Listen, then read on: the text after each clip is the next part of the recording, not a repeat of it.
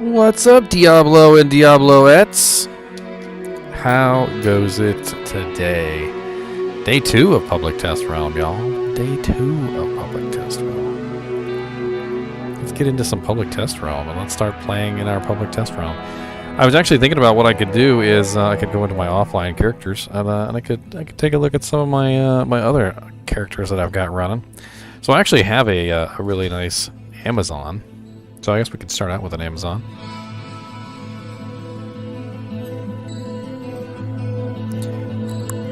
Test Realm.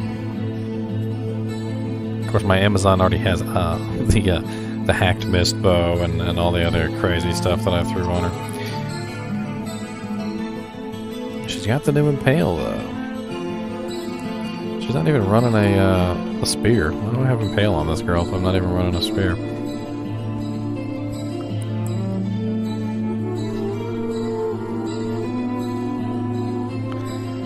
I might be a vampire. Or that, or my lights are just configured too high. A lot of the times they are.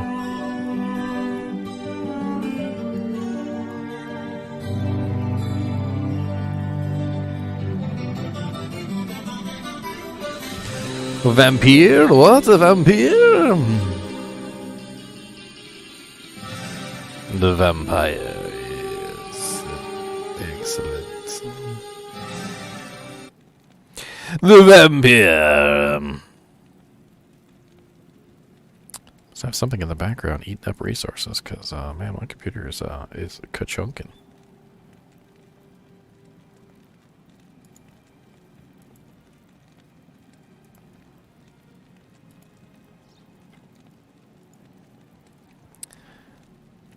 Sorry, I'm just trying to see what it is that's eating up all my resources.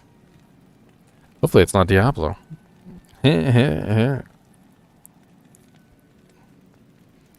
Firefox is eating up all my resources. What the hell? Die, Firefox.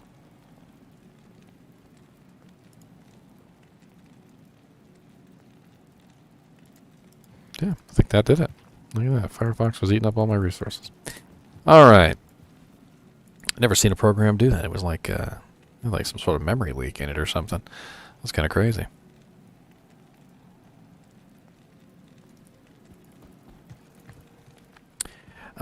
This girl's actually probably not the best one to start out with. Let's see what else I've got here. I've got so many characters. I believe this is my Oradin. Let's go check him out and see how broken OP my Oradin is. He should be running Dual Dreams, I believe. Yes, he's running Dual Dreams, and he has an Asteron's Iron Ward, High Lords, Chains of Honor. So he's rocking some pretty hefty equipment. And of course, he has max level Conviction. Let's go play around with him for a minute. We can do stuff in offline that we couldn't quite do in online. So I can go to Players 8. Do stuff like that. Well, first I want to test out some of these zones without Players 8. So let's go see how broken OP this is. Just a holy shockadin, you know, essentially with Conviction. And of course, this is. Oh, I'm not rocking the Dream Shield.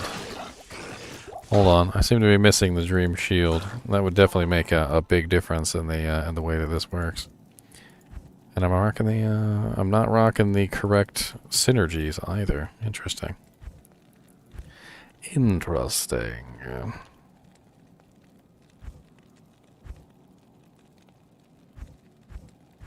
Let's see if we can't mess around with this, shall we? So there's the Dream Shield. Yeah, I don't have enough stats.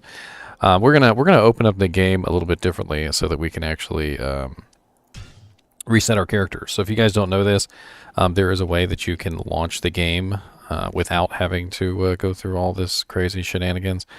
And what we're going to do is we're going to launch the game in the new way. So let's see here. Open file location.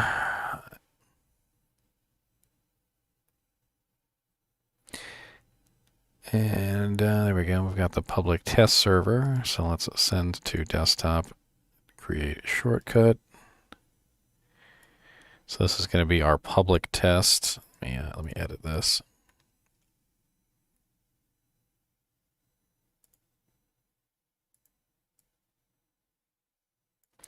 PTR. And we're going to add a special command in here, which is going to let us respec our characters at will. So if you guys are unaware of how to do this, I'll give you a short tutorial.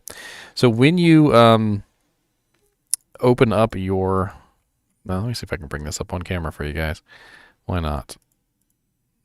So when you right-click on a shortcut like this one, and you go to Properties, you can add lines into the very end of the command. And in Diablo 2, there's a special command that you can add. Let me see if I can... I should already have it in one of these. I can't ever remember which shortcut I have it in, because there's like 4 of them. Here it is. Okay. So this is the shortcut right here. You notice how I have Enable Respec. So we're going to take this command right here, and we're going to add this into the line for the public test realm. And it should allow us to enable respecs on the public test realm. So this is the PTR shortcut. So we're going to open up the PTR shortcut, and notice how it says PTR, or public test, on there. So we're going to paste in the enable respec, and we're going to hit OK. And then we're going to open up the shortcut directly. And when we load into the game now, we should have the ability to respec our character. That way we can play around with all the various things without having to buy 18,000 tokens or put them in our inventory or whatever. You know, we can just do it on the fly. So here's our test Pally Brave.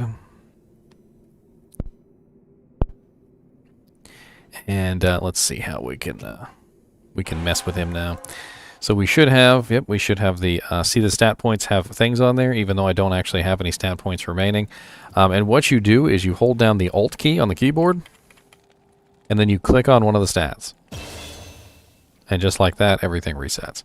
And this is a way that you can reset your characters without having to worry about all that other crazy stuff. So so we're going to go ahead and build this as a Dream Paladin. So we need max resist lightning, we need max salvation. We need max conviction. And we probably also want holy shield. And then we can max holy shield. And then we'll grab zeal. Might as well max zeal for the attack rating. And let's go ahead and play around with this, shall we?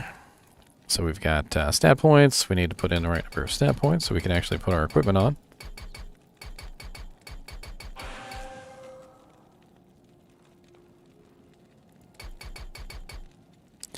Alright, we need a little bit more strength for the deer haunches. Okay, there we go.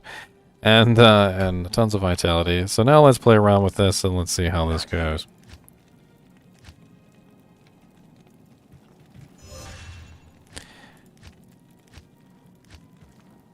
So this is just Holy Shock for right now. I do have the dragons, and I'll bring those in. But we're gonna play around with just the Holy Shock for the moment. I just kind of want to see how the Holy Shock is doing.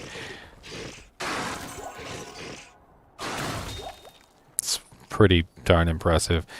That's actually really kind of broken. So I wanted to talk a little bit about this this kind of brokenness. So I don't think they're going to take away the changes.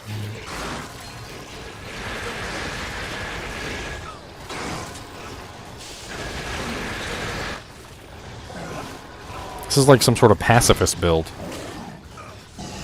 Are these guys immune to lightning?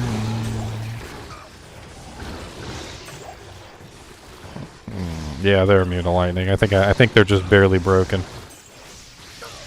Probably be better to have a crescent moon on this particular build. Yeah, we were playing around with Holy Fire and Holy Shock on test day, and it was pretty darn broken, especially in PvP. It was absolutely terribly broken in PvP. Like literally you could just stand outside and you could one-shot or two-shot just about anybody that came out to try and fight you, and all you had to do was pretty much just kite and let the aura do its job. It was pretty impressive. And very impressive. So I was going to talk about this today because it was kind of an interesting topic. So the dream items, the dragon items, Hand of Justice, the ones that have Holy Fire, Holy Shock, etc. on them. I have a feeling that they're going to get nerfed. So they tried to balance Holy Shock and Holy Fire and Holy Freeze properly so that they work. Like for instance with the Fire Golem, which is a character obviously that is not a Paladin, and I have a feeling that they're going to take a look at these items, the Dream items, the Dragon items, the Hand of Justice, and they're going to look at them and they're going to go, okay, well the level of the auras on these items needs to be reduced.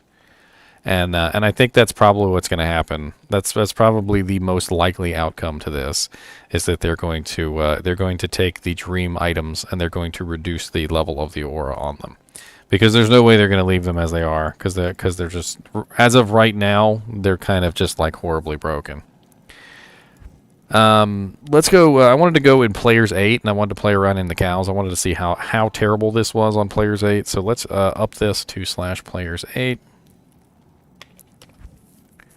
And we're gonna go into the cow level. We're gonna play around with this. I just want to see how bad the Holy Shock is by itself, and then we're gonna move to the others.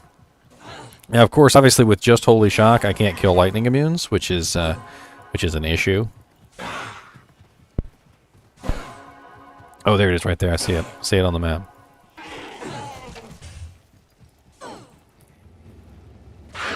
See, I think what the issue is I don't think they balanced out Conviction. I think that's what the issue is. They balanced out the Holy Shock, they balanced out the Holy Fire correctly, probably. But they didn't account for the fact that you could use Holy Shock and Conviction together. They didn't account for the fact that you could use Holy Fire and Conviction together. And they definitely didn't account for the fact that you could use Holy Fire and Holy Shock together with Conviction.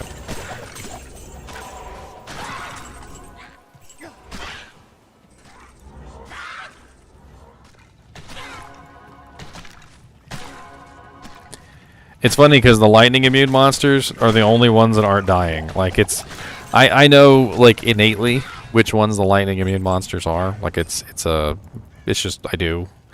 Like I'm like, okay, yeah, that's usually a lightning immune. That's usually a lightning. And so I already know which ones are not dying because they're lightning immune. Like these guys right here are usually lightning immune. So if I switch off my Conviction aura, yeah, they popped a lightning immune. So there's a reason why those aren't dying specifically, is because they're lightning immune. But I want to see what it is like in Players 8 with cows. I think this is going to be interesting. And then we're going to test out the Holy Fire Den too, because these are both hot topics right now. What I mean by hot topics is I mean they horribly broke them, and I really I really want to see in my mind what it is that they're going to be doing to fix this. Because they're going to have to. They're going to have to fix this. This is something that they need to address. They can't just leave this alone.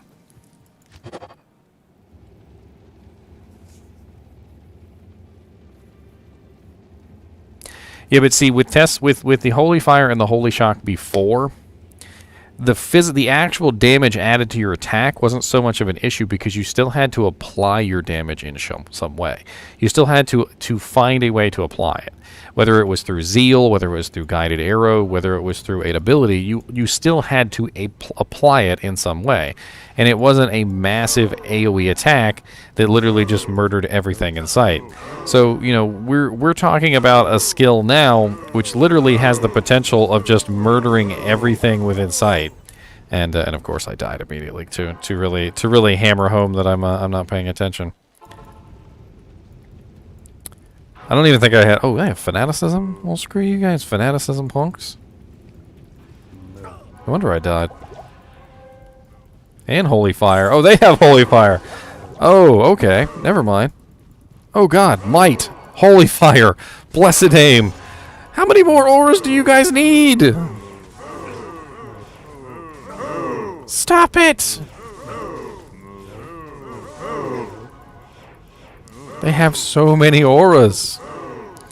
So not really that broken, the Holy Shock by itself. It's actually not bad. I mean, granted, it's still pretty strong. I could literally just run around here and let everything die. But it's not as strong as Players 1, that's for sure. If I drop this to Players 1, I'm sure everything would die in like one or two hits.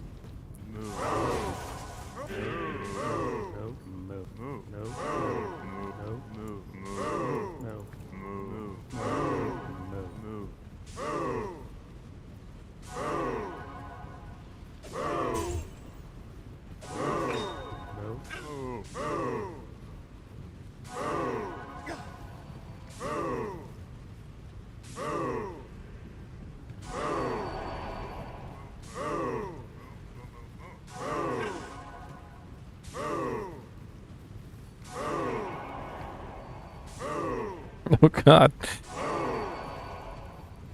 God, they got so many auras. There's Holy Freeze in here too. They've got Might, they've got Blessed Aim, they've got Holy Freeze, they've got Fanaticism. Good lord, talk about the deadly combo of the ages. Deadly combo of the ages. Those are German cows. Moo.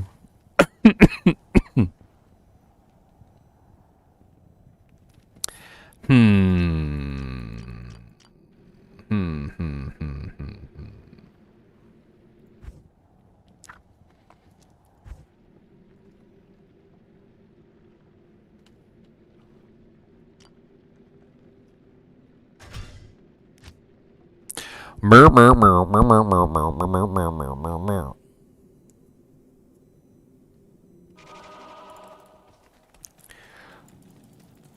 This was a build I made a long time ago, specifically for shapeshifting, or sorry, summoning.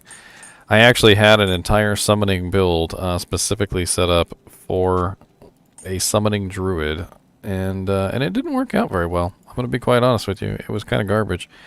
But I kind of want to give it another shot, and we're gonna see if we can give it another shot. So it looks like the only thing I'm missing off of this build is the spirit shield, which I'm sure is probably over on the Sorceress. And let me go grab my Merc. Afternoon.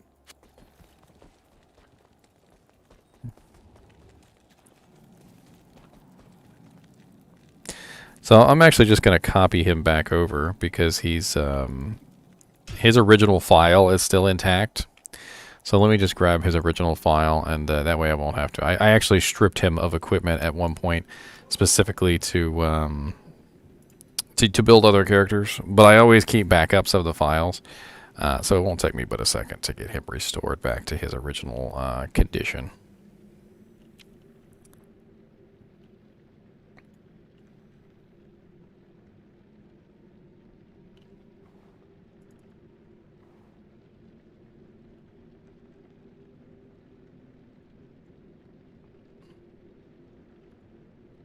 And we're gonna give him a little bit more too than he had before. So he actually didn't have a torch last time, and he didn't have a Nihilist charm. So we'll you know what, we'll edit him in real quick, a Nihilist charm and a torch.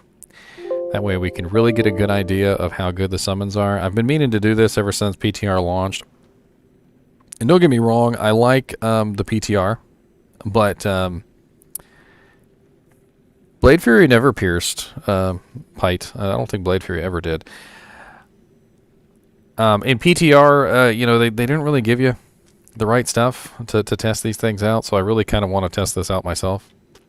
I know that might sound silly, but I really just going to want to test these things out myself. The what they gave us is not good enough in my opinion. They gave us a bunch of crap to work with, and we're missing a lot of the really good items that we need to make these builds work. The specific items, like for instance, I need a Death Rune Word for my my Blade Fury Assassin to really get her to work properly, and I just can't. I can't do that on the test server. So let's see here. We're going to give him an Annihilist Charm really quickly, and we're also going to give him a Druid Torch. Those are the only two things he was missing last time I built this guy. So let's give him a Druid Torch. Don't yell at me. There we go. And, you know, let's give him a Jawless Mane. He doesn't really need anything super special.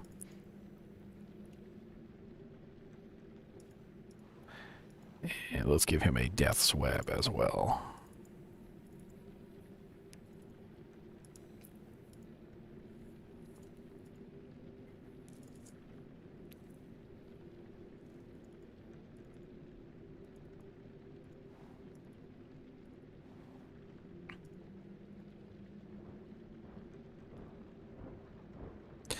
Alright, so he's ready.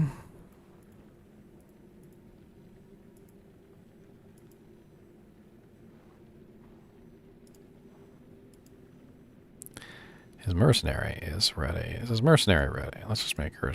No, his mercenary's not ready. Alright, he needed a specific mercenary, so let's give him the Nightmare Desert Mercenary.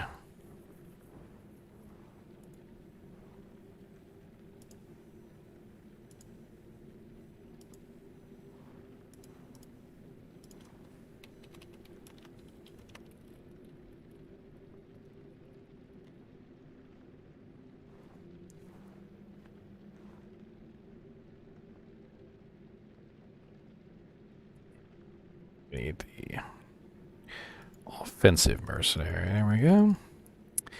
And specifically for the offensive mercenary, we're going to give him some specific equipment. So he was actually supposed to have a pride weapon, which was pretty sweet. That was supposed to give us the aura that we needed, and then he was also supposed to have some pretty nice armor too. Let's give him a fortitude, and let's give him a...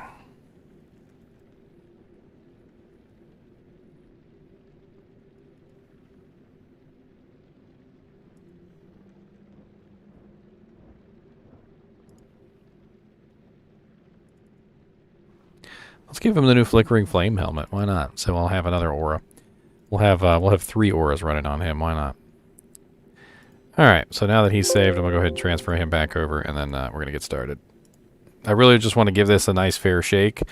We're trying to test the Summon Druid, and I don't want to give the Summon Druid a bad testing.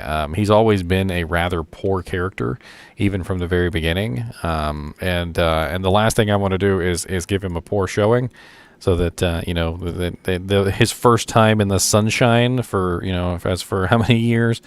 I don't want it to be a bad one. All right, so I just need to reboot the game so that the save file takes into effect.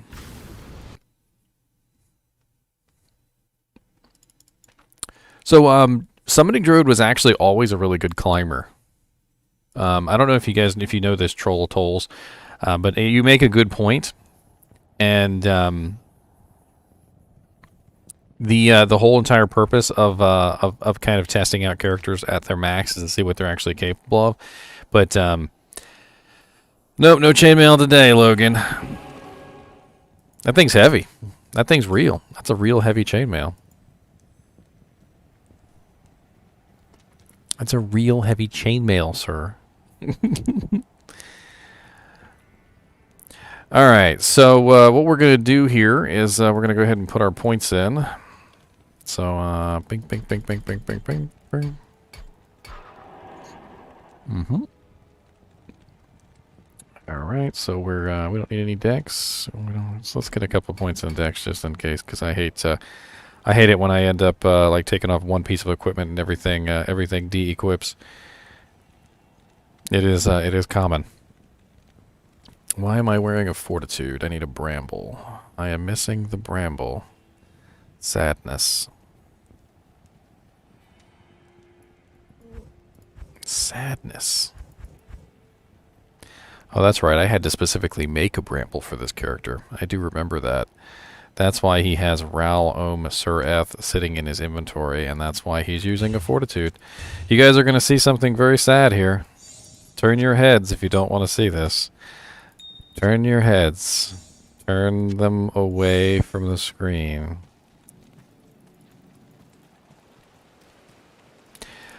Turn them away. Don't look. Turn your... I'll tell you when to come back to the screen if you're squeamish. I'll tell you when to come back. Alright, now you can come back. Now you can come back.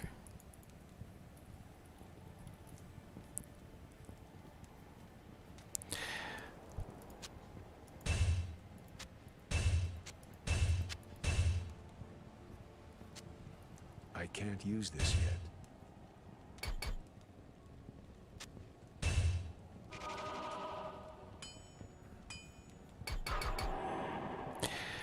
All right. right, so there we go. We've got our bramble on. So now, all right. So this was a build that I originally made a while back. It's called the Rabid Wolf Pack, and the idea behind this build was to create a summon druid who was capable of immense summoning power, but who also was a shapeshifting druid who used Rabies. And the general goal behind this was to beef up as high as possible the summons, and also to beef up as high as possible the Rabies druid aspect of this. And it did not work. It was not a success. And I tried everything I could. I gave my mercenary pride. I was running bramble for the thorns. I also have the might mercenary, so I have might plus pride. I also have the beast weapon equipped, which is for the of course the fanaticism. So I'm rocking fanaticism, might, and concentration, and then now I'm also rocking resist fire, because why not? I figure I'll just throw that on the mercenary, let him have fun with it, and then of course bramble, which gives me the thorns. And the entire idea is to beef up the army as much as humanly possible. Get the wolves as strong as they can possibly be, and see what they're capable of. And that's really all there is to it. What are my wolves capable of, and can I support them with the Rabies? So so now that we've got the public test server and the summoning druid has been enhanced, we're gonna play around with this enhanced version, shall we? So let's start off with just the summoning side for right now. Let's not go into the Rabies just yet. So let's go ahead and grab all of the summons. And I'm really kind of like torn between Heart of the Wolverine and Oak Sage. Do I want to make them attack faster and hit harder, or do I want them to live longer? And I'm kind of leaning more toward the faster and hit harder, because last time I had a lot of issues with their damage output. I don't know. But we're gonna go ahead and beef these all up to level 20. So let's go ahead and beef up all 4 of these. That's 20, 40, 60, 80. That's 80 points right there. That's a lot of points, especially considering I'm going to be using the Ravens now, because they're part of the synergy. So now we only have 30 points left to deal with, which is not a lot. We could put 1 point into Heart of Wolverine, so we could swap over to damage. And we don't even have enough points to max out Rabies at this point, which is interesting. So if we really wanted to only max the summons, if that was our only goal, was to max summons, we could take our next 20 points and put it into to Heart of the Wolverine, and maybe beef up one of the vines that go along with it.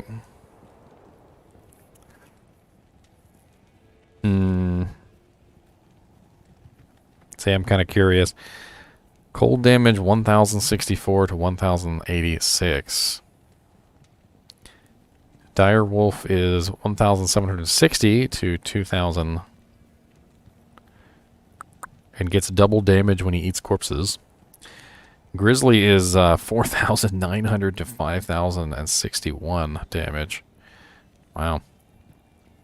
I would like the extra damage from Heart of the Wolverine, I feel like, but we'll play around with it. I want to see exactly how much damage they can put out, especially in Players 8. I want to see how they do in Players 8. All right, so Heart of the Wolverine it is. We're gonna beef up Heart of the Wolverine. So let's just go ahead and put our pets on here. So we've got F1.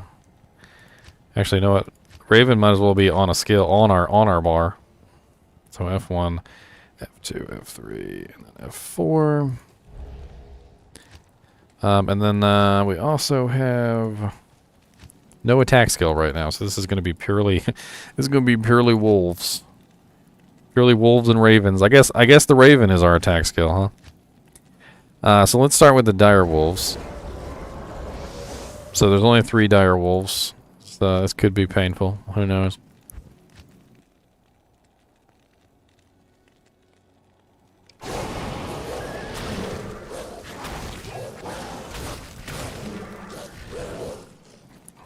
Wow. I mean, those guys have ridiculously low HP. Let's go test Eldritch up here.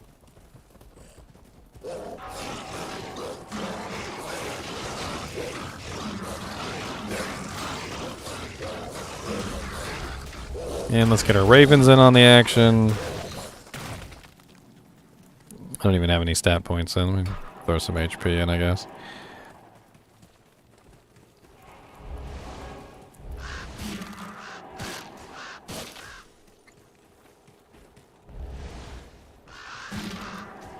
Those Ravens hit hard. The Ravens are hitting for 3,886 to 4,239.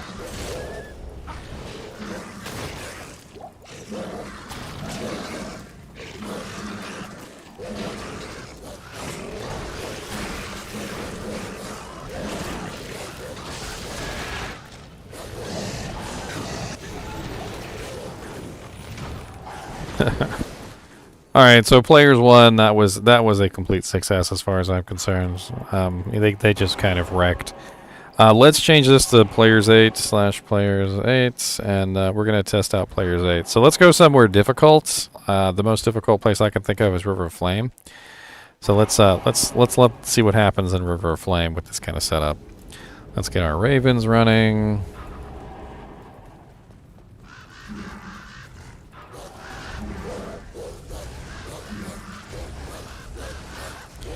So players 8 River of Flame, a little bit more of a slog. I mean, they're killing the Pit Lords, though.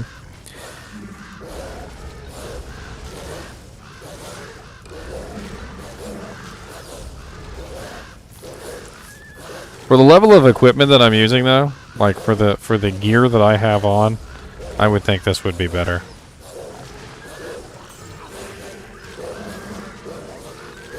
Like you got to understand that right now I'm rocking Fanaticism, Concentration, Might, Thorns, all of which are adding damage to this variable.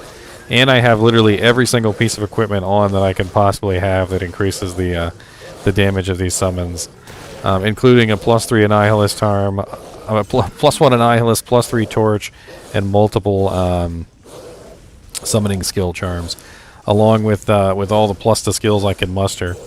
And so I'm rocking literally level 42 summons.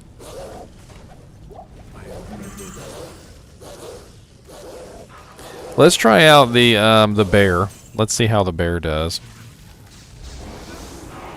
So the bear, he hit really hard. He says, looks like he's doing like 5k a hit at this point.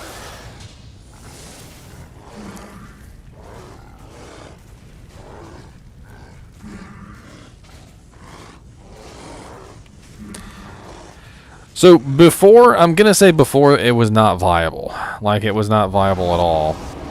Now, maybe it's viable, but it's not great. Like, even with the best equipment here, I'm not really liking kind of the kill speed that I've got on Players 8. It's relatively slow. Oh, the Spirit Wolves are kind of nice. That cold damage on the Spirit Wolves is actually kind of beast. Let me make sure I keep casting my Ravens, though, because that's one thing going on here that I got to make sure I'm doing. Because this is part of the equation, right? I've got to make sure I keep my Ravens up. I've got to make sure my Ravens are in the attack range here.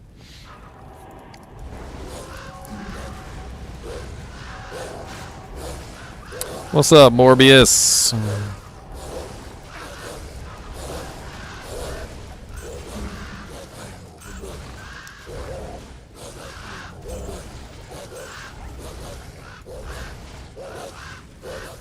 So right now the wolves are getting bottlenecked because of the small space. So as you can see, only like 2 wolves are actually attacking, which is certainly not a good thing.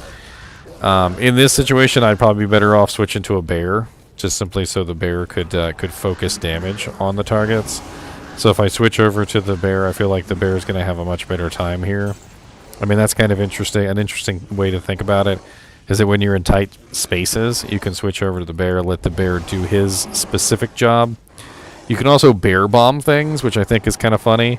So, like, you don't necessarily have to wait until a monster comes to your bear or your bear goes to the monster. You can just summon your bear on top of the monsters, and you can just, you can just do it that way.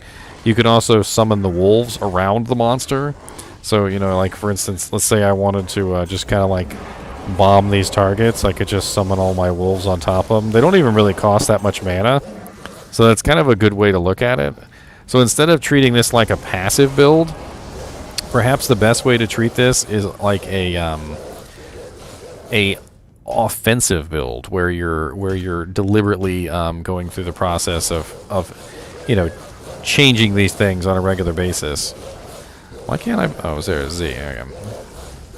So you're min-maxing where your wolves are, trying to make sure that they're where they're supposed to be, when they're needed. You know, spawn them directly on top of a monster, let them take them out, I guess. At this point, though, like, I'm really getting the feeling that they probably do need to let the Druid have all of his summons out at the same time.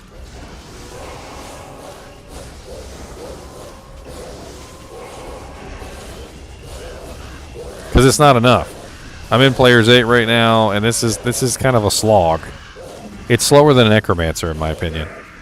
My Necromancer goes much faster than this. Where the Necromancer has a ability like Corpse Explosion. So the Necromancer is actually able to continue here. And my Merc just died, which means I now have lost like the majority of my damage. Because the Merc was providing the Might Aura, he was providing the Concentration Aura, all of which was beefing up the damage of these guys considerably. So now there's no Aura. Let me get my Heart of the Wolverine back up, because he died.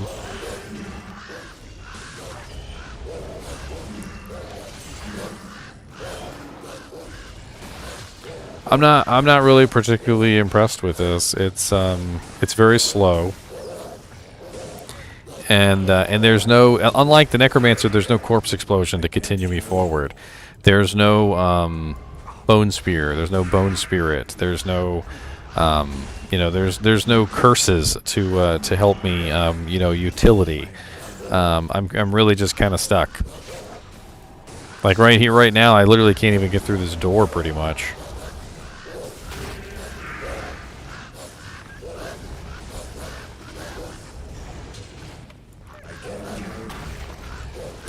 I kind of like the bear bomb. The bear bomb is kind of interesting, just dropping the bear on top of a target. Like, the bear really does do a lot of damage, but it's only to one target. He's a very single target monster, obviously. And so when you bear bomb something, when you drop the bear on top of a target, that target usually dies. So, I mean, at the very least, we're looking at one target usually dies when the bear gets bombed on top of it. The bear would probably make a pretty awesome tank, in my opinion.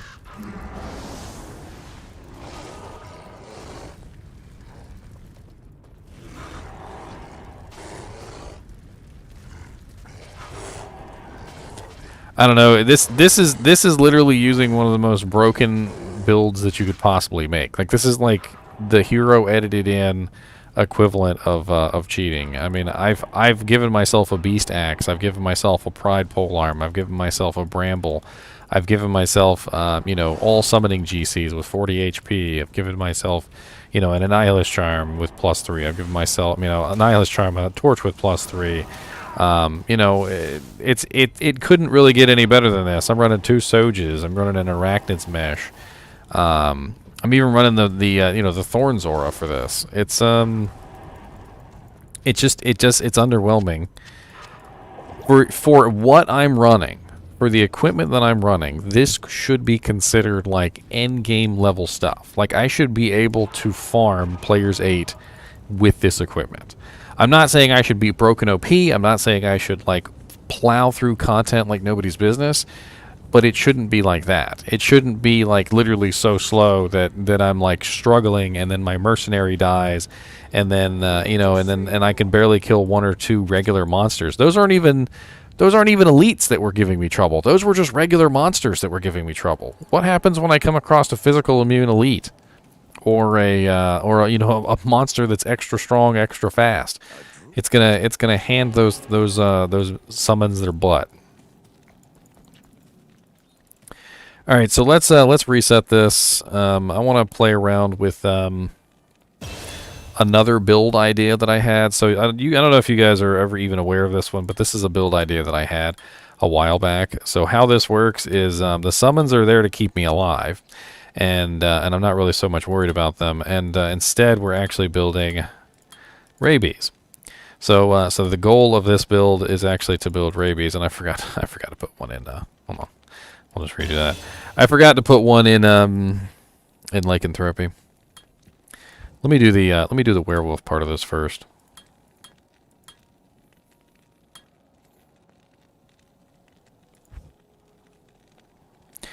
Boom, boom, boom, boom, boom, boom, boom, boom, boom, boom.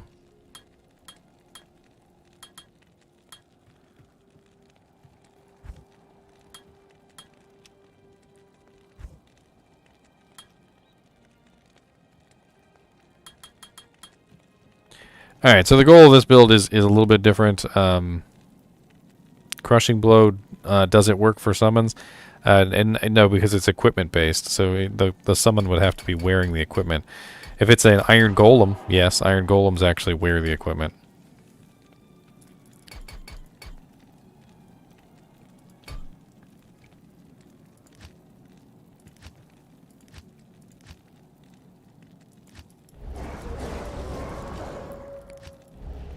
Alright, so this build is only slightly different. It involves the same summons.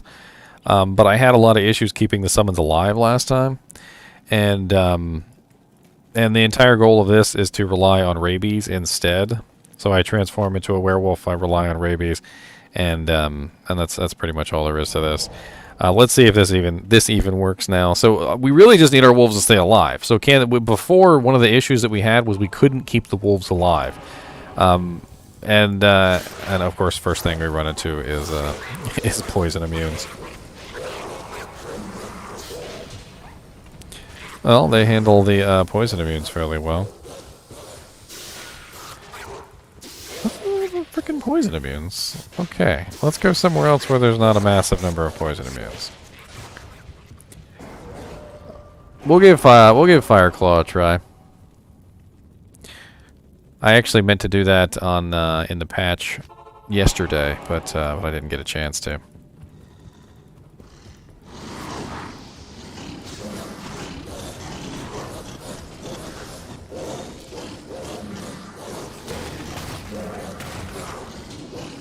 So the entire goal of this was just simply to give myself a place to stand, essentially just kind of like a Valkyrie.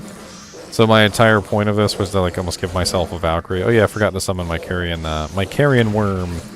7,523 to 8,008. Not bad. That's actually not bad at all, and he's part of the little summon crew. So my goal with this was literally just give myself a place to stand while I'm biting things and applying my Rabies damage. I thought this could be an interesting way to build a Rabies Druid. Just have a little kind of an army to back you up.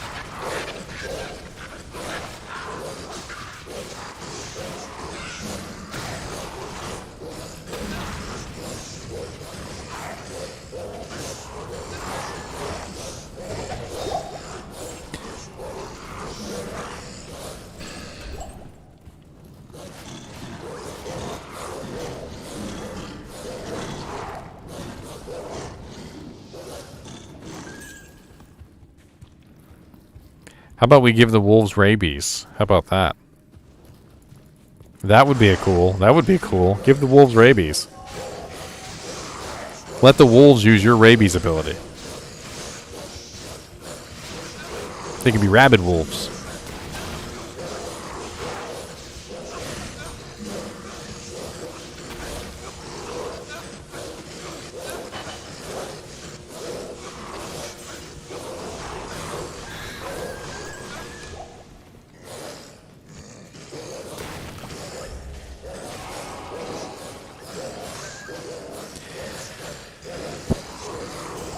So, this is kind of an interesting idea, and it does kind of work a little bit. Obviously, I would replace the summoning skill charms, I think, with Shapeshifter to really up the Rabies damage. And, I am still running Bramble, I'm running Trangules, and I'm running Death's Web. So that's pretty good as far as Rabies is concerned. You're not going to get much better there. I could be running like a multi-poison faceted shield or something.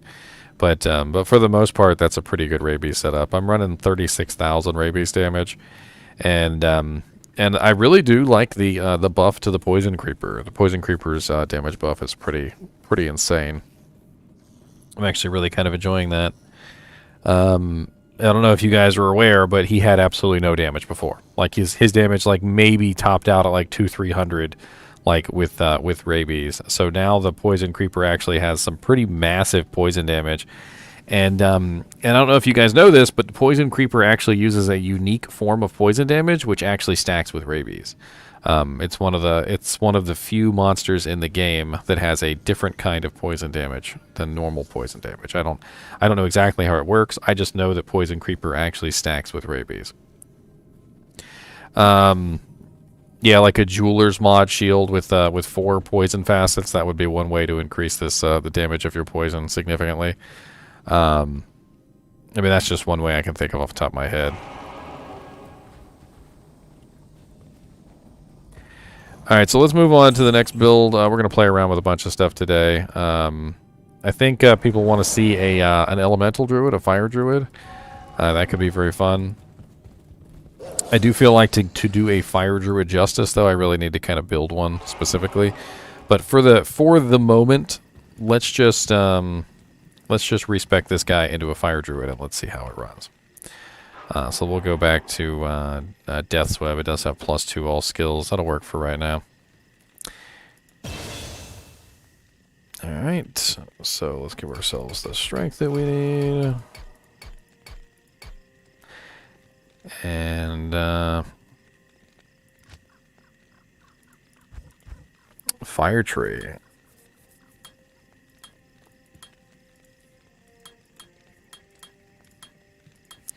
Might as well get Armageddon while we're at it, too.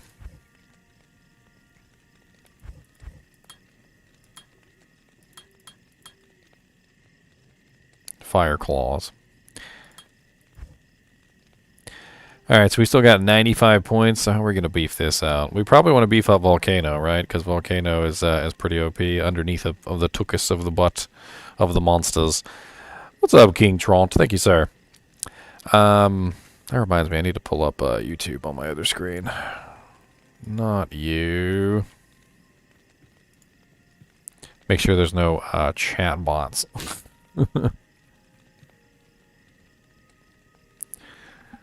Oh, well, thank you, Just Druzen. I appreciate it, man.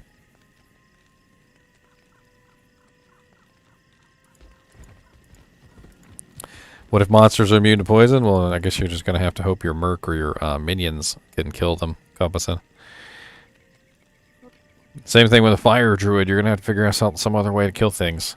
You're going to have to figure out another method. Alright, so if we want to beef up Volcano, we also get damage from Armageddon, which is, so we might as well just plink points into Volcano. And I actually was kind of excited to test out Molten Boulder because they had increased the, or decreased the delay and increased the speed of Molten Boulder is what they said. So that should be interesting. And if we want to beef up Molten Boulder, we're going to have to beef up Firestorm. And then we also need to beef up Fissure. And then I guess what points are left are going to go into Armageddon. We're really not, we really don't have a lot of points here. We've also got Fire Claws. And we've got our little Doojanks here. So let's see here. So let's grab Armageddon.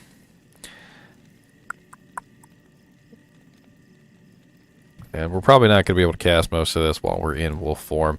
But at very least, what we can test out just for fun is we can test out the Armageddon slash the Armageddon slash Fire Claws Druid, which should be interesting. I want to refresh it.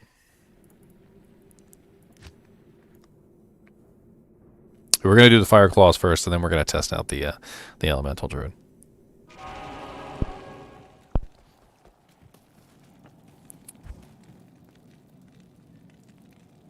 Actually, the way we have it set up, we have to test out the Elemental Druid first, don't we? Because we kind of messed it up.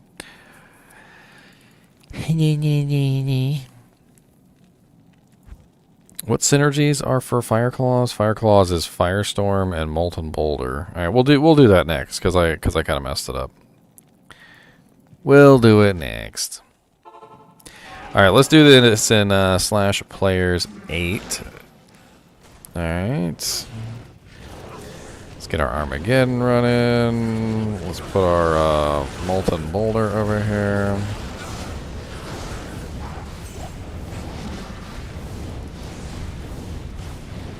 So many effects. So many graphical effects. Oh, those guys are immune to fire. But Molten Boulder has a rather large physical damage as well, which is interesting. Quite an interesting knockback on that, too.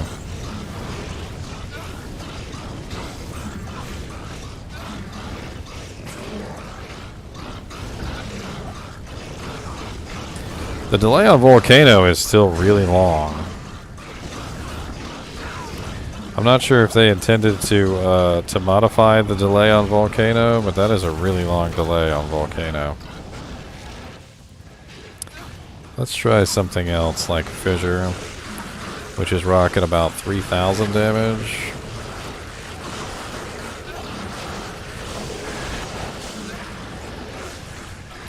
Some of these guys are immune to fire, but most of them are not.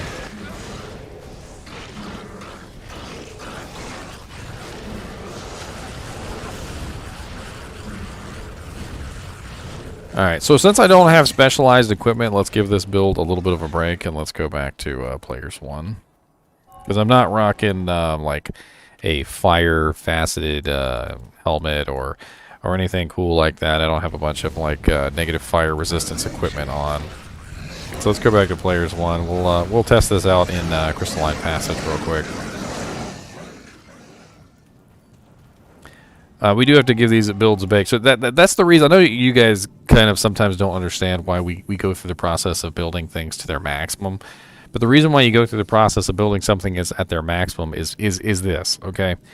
If a build at its utmost is not capable of taking on players 8, then it's probably not going to be able to take on things in its not utmost. So in its when it's in its inferior form, which is how you usually play it, if it can't even take on players 8 in like its ultimate Super Saiyan blue god mode form, well then it's definitely not going to be able to do it when you're just in like Super Saiyan 1 with a spirit shield and a rickety sword that you found on the ground.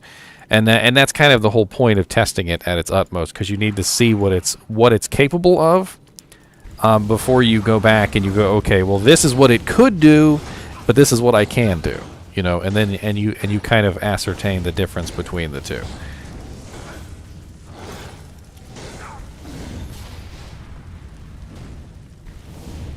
I don't even consider it meta, just so much as what is this build capable of. So I'm seeing a lot of like not very nice high damage here. Where's my volcano at? Right under the Tuchus. Of course, a lot of these fire skills are half physical damage. So what they said they did with a lot of the fire skills was they upped half. It's like half physical, half fire now. And of course, these bloodlords are immune to physical. And these guys are immune to fire. You know, it's no matter what you do with a fire build, it's like it doesn't really matter because they're still immune to fires all over the place. Let's go to Glacial Strail instead. Maybe we'll get lucky. I would have thought that the ice zone would have had the least fire immunes, but I guess we're not in luck there.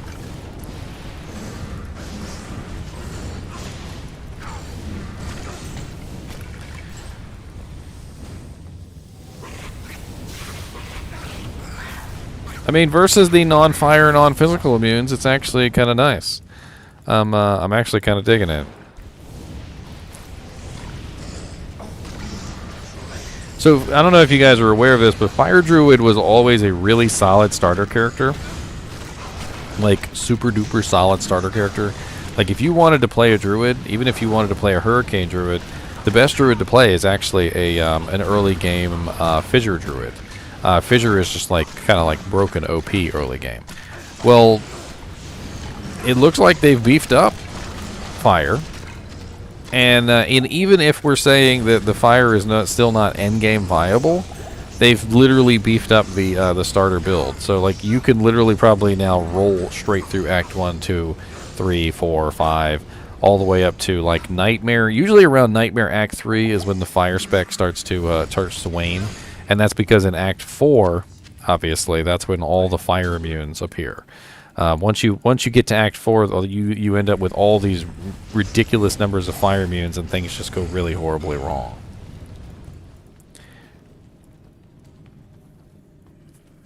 I mean, the physical damage aspect of this would be kind of nice to have some kind of amplify damage, decrepify maybe, or unfortunately, because you're not actually attacking things, you can't proc it yourself, which is an issue. So you would have to have your merc proccing it.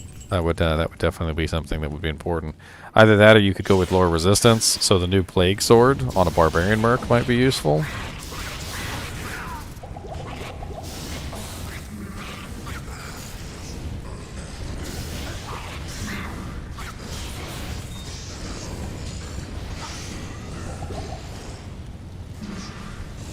I don't like the really long cooldown on Volcano. Volcano's not so broken OP that I feel like it needs this giant cooldown on it.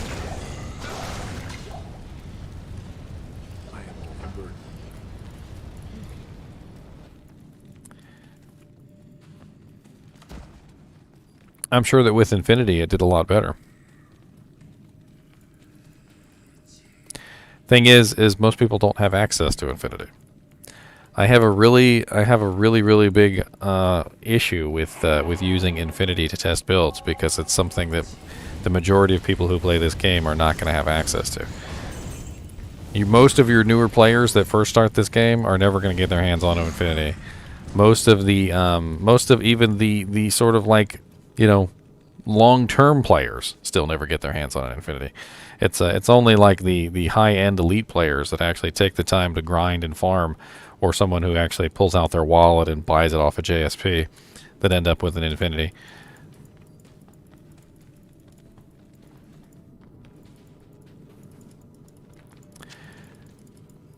But I'm not. I don't know. I feel like it's not going to be viable. I don't really like the way that the skills are set up. Like the Volcano being on the really long cooldown isn't really useful. The fissure damage isn't really high enough. Like it's okay, but it's not really that high and hell difficulty.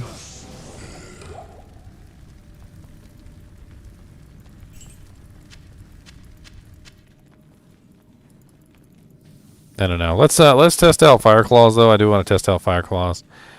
So let's start a new game. I'm gonna respec into Fire Claws. We'll have some fun with this. So Fire Claws is all about speed, so we might as well use the beast weapon that we have sitting around.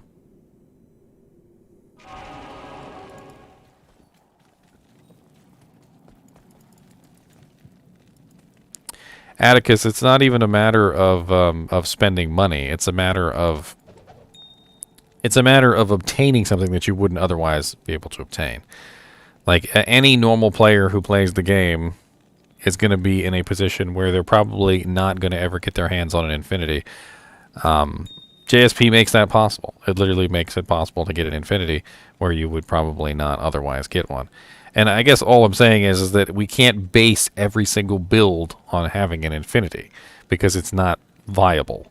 Most of the people who come to me literally and ask me questions about why their build isn't working, and I ask them a question and I'm like, well, where did you get your build? And they show me the video, and they're like, well, the video says that I need an Infinity, but I don't have that. And I'm like, and that's why the build isn't working. I was like, you can't run this build without an Infinity, and you're probably not going to get an Infinity. and I try to explain to them that they need to actually learn how to play the game, as opposed to just simply following like a cookbook character. That's what I like to call them, cookbook character. So we can touch on another topic while we're doing this Fire Claws build, which is apparently the IAS table for the Druid is completely messed up. So that's interesting.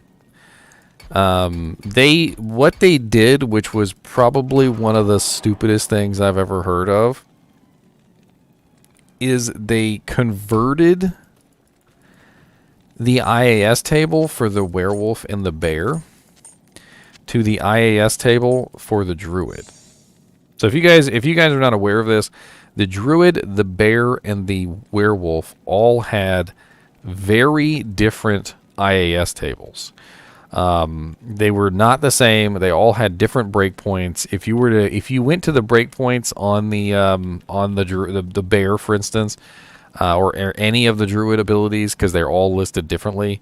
Like, let's for instance take the block frames for the druid. So the human block frames start at 11. The bear form block frames start at 12, and the werewolf block frames start at 9. They're all different. Every single one of them has different frames. Well, they took the worst frames, literally the human form frames, which was the worst IAS frames that the druid has, and they gave it to the bear and the werewolf. So the bear and the werewolf now literally have like one of the worst IAS breakpoints in the game, which was probably the stupidest thing in the world to do, and they've got to fix it. There's a lot of people who are pretty upset about it. All right, so let's get our Fire Claws. Do we want to do Fire Claws Werewolf, or do we want to do Fire Claws Werebear? What's the verdict on that? I kind of feel like Fire Claws Werebear would be more fun with Shockwave, but I'll leave it up to you guys.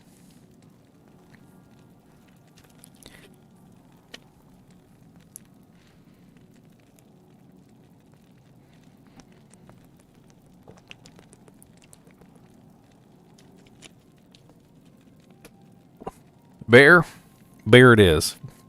I see a bear. All right, so let's grab. We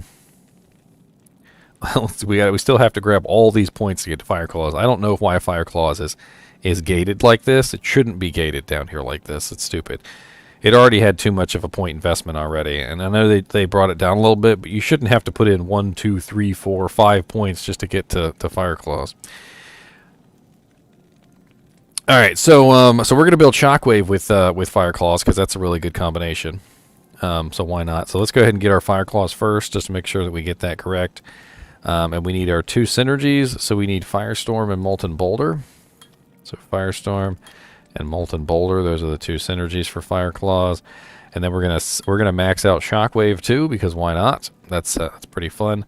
And then we're gonna grab a summon. So I would actually like to make sure that I'm hitting. Fire Claws has attack rating, right? Yes, okay. So let's so instead of doing Oak Sage, let's go Heart of the Wolverine so we get more attack rating. And then we'll also grab, what's the mana cost on that? 4, so practically nothing. So in that case, let's go with the Carrion Vine. Why not? So we'll grab HP on regeneration. So that should be be a pretty boss tanky kind of a character, right? So we'll grab our Heart of the Wolverine, not our Poison Creeper. Grab our Carrion Vine. They beefed up the Carrion Vine too, by the way. Let's turn into our Werebear form. Put our Fire Claws on the right click and our Shockwave, or sorry, Fire Claws on the left click. Fire Claws, Shockwave on the left click, or right click. Left click, right click. And F1 for that. All right, so let's go play around with this in Players 1 first, and let's just see how it works. So we're looking at 15k Fire Claws right now. Are we rocking? We're rocking Fanaticism, and it's relatively slow, of course, but that's because we're not rocking any increased attack speed equipment other than Fanaticism. And I'm already out of mana. I'm guessing that was a mana burn monster.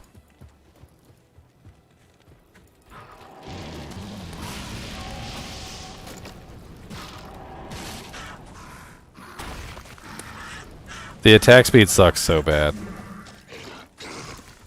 I mean, the damage is nice, don't get me wrong. The Fire Claw's damage is actually pretty insane.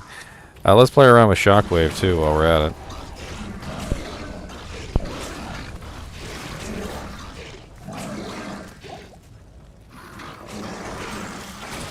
So is there, like, no physical damage to Fire Claws at all? Because I feel like I'm completely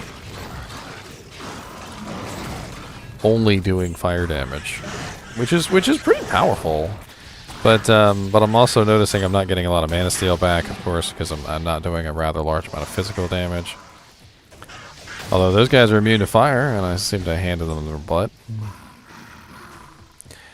All right, let's put this on Players 8, and we'll go into Crystalline Passage, where hopefully there's not a lot of fire immunes, and we'll play around in there with this. This build could obviously be a bit better, but players 8. Crystalline Passage. Hopefully there's not 8,000 fire immunes in here. Physical immunes, which we should not technically have any issue with. Oh, but he's also fire enchanted and stone skin. My poor bear. I will stun you all into oblivion. How about that? Get out of my way, Bloodlord.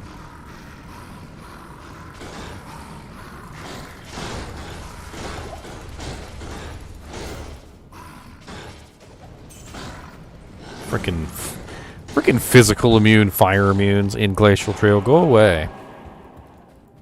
This is part of the problem of running a spec that is very, very specific to one particular damage type. Is you end up with situations like this where you're just like, okay, I guess I'll just go die in the corner.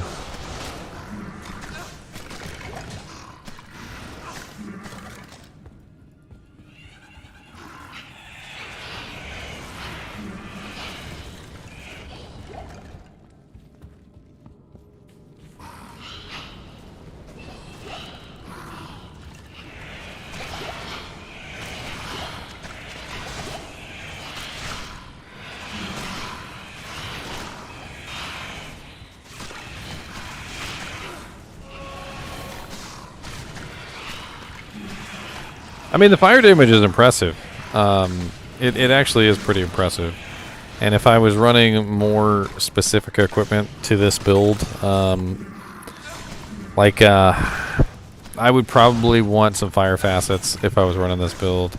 I would definitely, I could definitely go with a Plague Sword. I think Plague Sword would be a much better choice than this, just so because it has the lower resistance on it.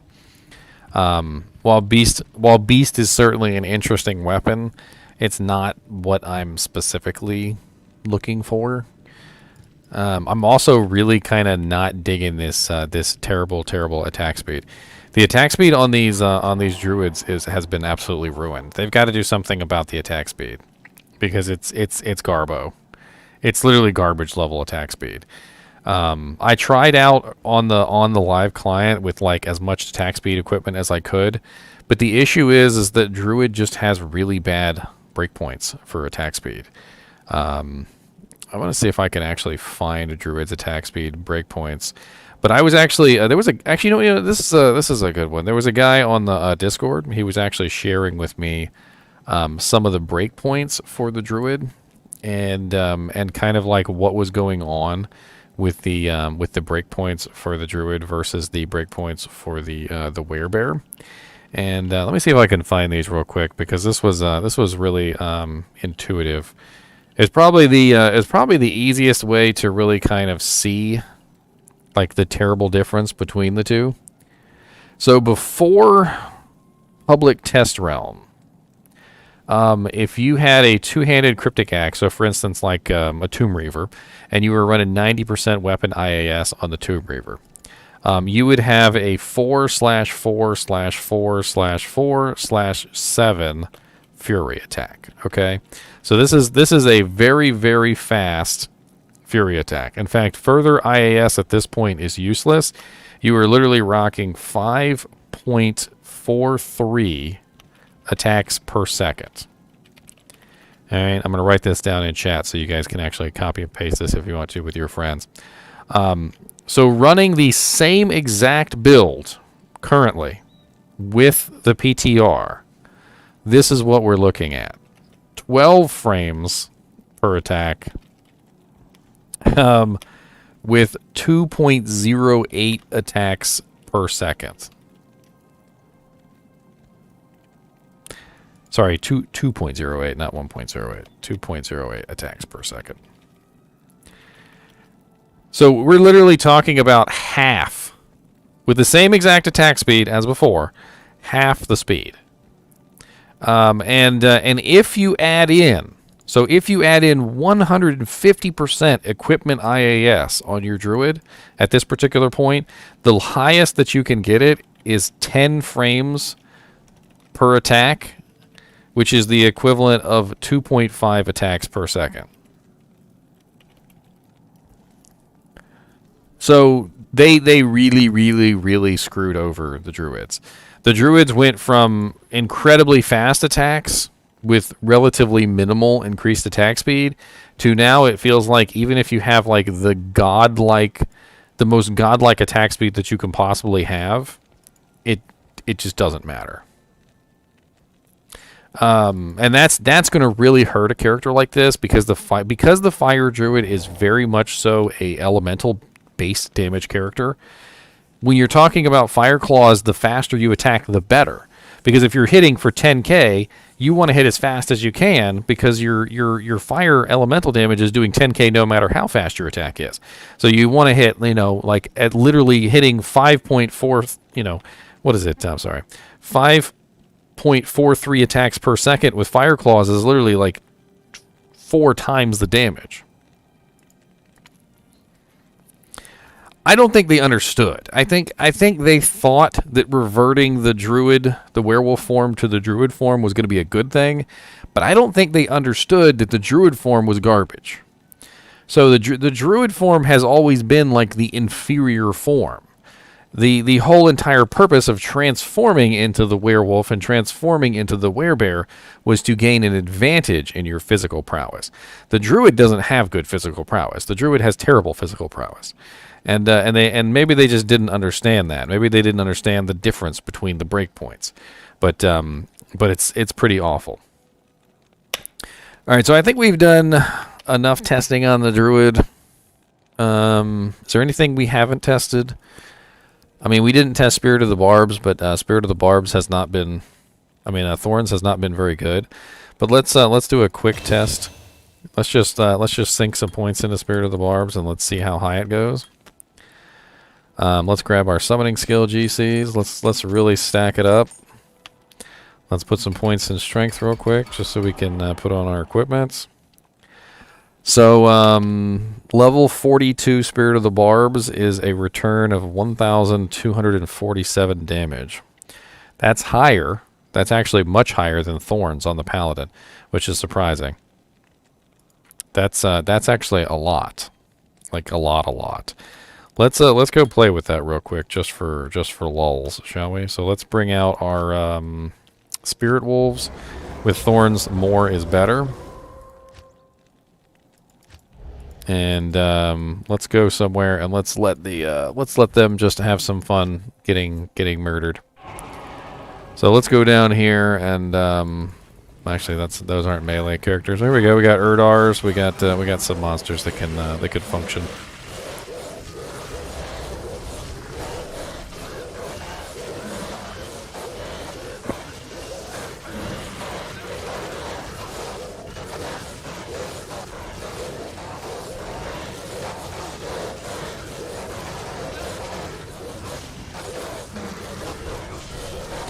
So my experience with this new Thorns, and this is pretty similar to my experience with the new Thorns. Let me just make sure I'm not on players 8, because let's give this a fair shake in players 1, just for fun. So let's go to Canyon of the Magi real quick. My experience with these new Thorns is that it doesn't work very well in Hell difficulty. Still, it's unplayable due to dog sounds. So I think the physical damage reduction, combined with the relatively low damage of the Thorns, especially in players 8, just doesn't really work out very well. But I am noticing that Thorns is like busted in lower difficulty settings. So like, whereas I would definitely not recommend using Thorns in Hell difficulty at this point unless they beef it up. If you take a Thorns character, like a max Thorns character, and you bring him to like Nightmare difficulty or normal difficulty, everything dies. Like anything that touches your army just immediately dies. Like for instance, if I were to run this particular build in like Nightmare Cows, for instance. Let me go to Nightmare Cows real quick.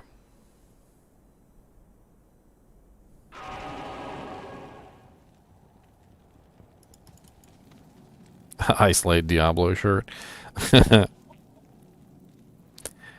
Isolate Diablo shirt. Let's play around with this real quick just for fun, because I do want to show you guys that the Thorns does seem to be kind of broken in lower difficulty settings. You know what? Let's just go to Frigid Highlands real quick just so I can show you.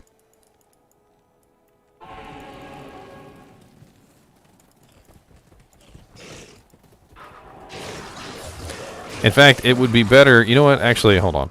It would be better if I don't summon the minions. Let me actually get rid of the minions for right now. They'll just be me. I'll just be there, and you can just see me getting murdered. And I'll take away the pride from my merc too, because I don't want him murdering anything either.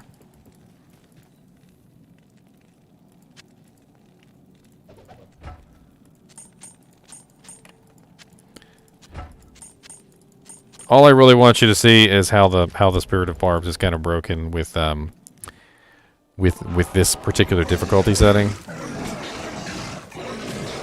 Notice how in Nightmare difficulty, the monsters just kill themselves on you. Of course, you know, if the monsters are not physical, it doesn't work. But if I go into the middle of this group of monsters, I mean, you'll notice that the monsters are pretty much just murdering themselves on me. I'm not actually doing anything, and my merc doesn't actually have a weapon at this point, so he's not doing anything either. And you can literally just kind of stand there, and you can just get beat down. This isn't really useful though. Like, I don't really know what they were thinking with the flat damage number, because the flat damage number has issues. It has two issues actually. So the first issue is that when you have the flat damage number, you have to bring it so high to make it useful in the higher difficulty settings that in the lower difficulty settings, it's broken. So you could literally run around with Thorns in lower difficulty setting, like max level Thorns, and everything just dies. Very similarly to the way that Holy Fire works. You know how like the Holy Fire and the Tesladins, you literally just walk around and everything dies? It's exactly the same thing. Anything that touches you with Thorns on at this level is getting a massive, huge, just murderous attacker takes damage of. There's my attacker takes damage of right there. So attacker takes damage of 1,525. In Nightmare difficulty, 1,525 is enough damage to usually kill just about anything that touches you. I mean, I can literally walk around in River of Flame, and most of the monsters that even attempt to make an attack on me will probably just kill themselves immediately. I mean, the Udar literally just killed himself in 2 hits. It seems to me like if they leave it this way, that Thorns is going to be literally broken to the point where if I was like a low-level Necromancer running through normal difficulty in Hell, I would want Thorns. Or sorry, normal difficulty in Nightmare. I would want Thorns in normal difficulty in Nightmare. But I'm probably not going to run Thorns in Hell because it's not really going to work. Yeah, Diablo will probably even kill himself in Nightmare difficulty. It's probably busted as all get out.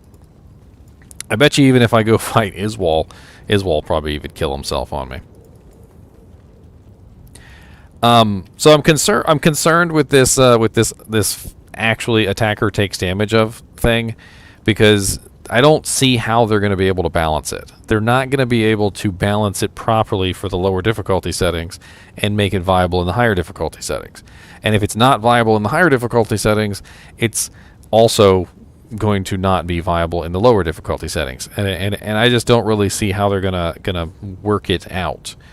They're probably going to have to actually split the Thorns damage up into difficulty settings amounts, where literally like the Thorns only does this amount in this difficulty setting, this amount in this difficulty setting, and you know, like an increased amount in Hell difficulty setting or something, because as it is right now, they don't have it balanced properly. Like it's just way too much in like normal difficulty and Nightmare difficulty, and it's not enough in Hell difficulty.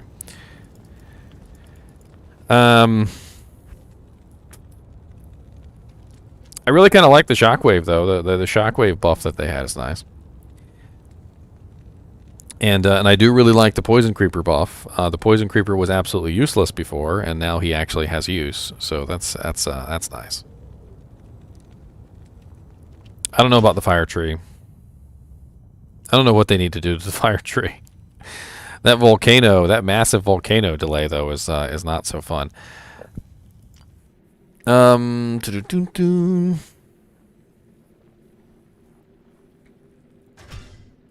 Let's take a look at the Paladin real quick.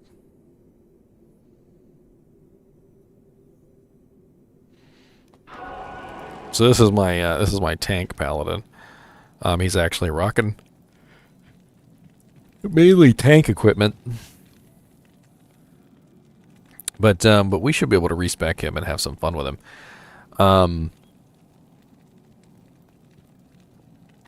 One of the things that they did do was they beefed up Holy Bolt, and I actually kind of wanted to play with Holy Bolt just to see how much damage it does. I thought it would be kind of funny. So we need Fist of the Heavens and yeah, we need max Fist of the Heavens to make this work. So let me just go ahead and beef up Fist of the Heavens just for fun. I want to play around with Fist of the Heavens anyway, so. So let's cap Conviction. Let's go ahead and run that. Let's go ahead and put our stats in real quick.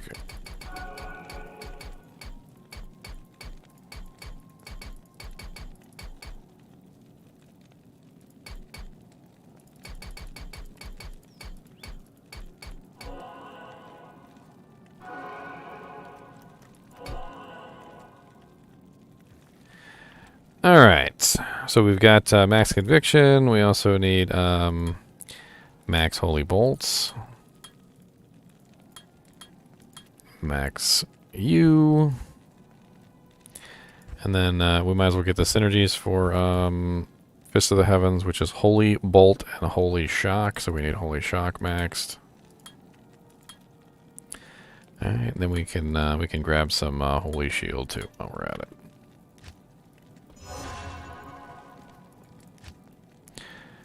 So I first want to play around with Holy Bolt, and then we'll play around with the other stuff. So let's go to Canyon of the Halls of the Dead. That sounds like fun.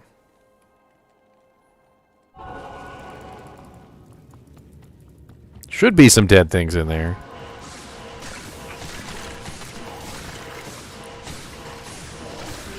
Okay, well the damage on that is kind of insane.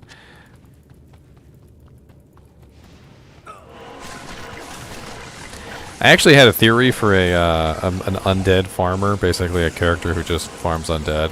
That'd be his whole goal in life. And one of the things that I wanted to do was build like max Sanctuary and then combine it with like a Holy Bolt and Fist of the Heavens. And the Holy Bolts are actually kind of broken OP versus the undead at this point.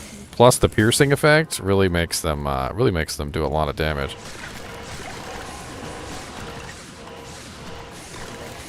That's actually not bad.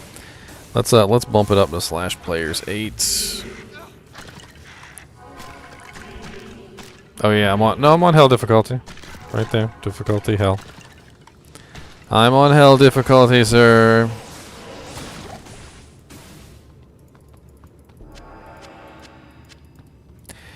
Alright, so let's go to Fist of the Heavens. Let's play around with that too. I like Fist of the Heavens. And so Fist of the Heavens is literally just massive numbers of Holy Bolts. I mean, if you're going to use Holy Bolt, you might as well just use Fist of the Heavens. Then, like, the whole thing about it is that, like, if you're firing Holy Bolt, you're firing it at undead. And if you use Fist of the Heavens, you get multiple Holy Bolts, depending on how many undead are nearby. It's kind of nuts.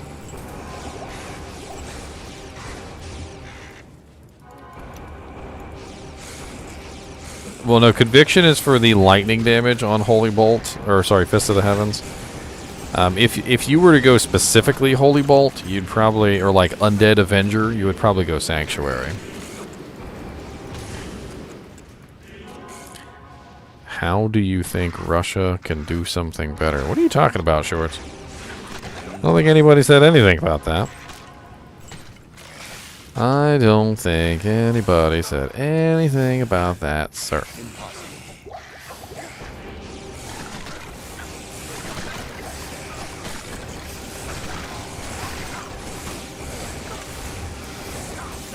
Is this guy immune to lightning or something?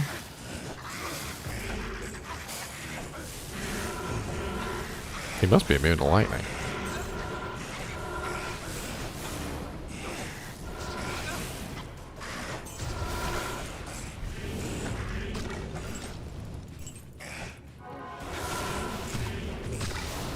Well, yeah, they're immune to magic, but Fist of the Heavens also does lightning damage. So he must have been immune to lightning also. That must have been the issue.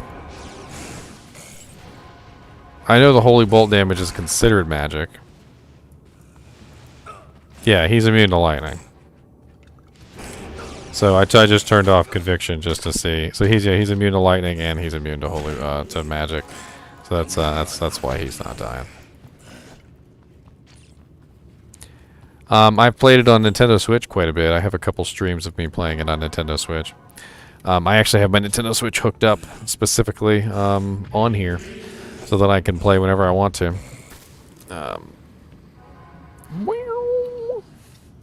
I know you don't see me play on my Nintendo Switch as often, but it is always hooked up, and I do play occasionally. I usually play my Nintendo Switch when I'm in bed. You know, like it's a lot of fun to play the Nintendo Switch while I'm in bed.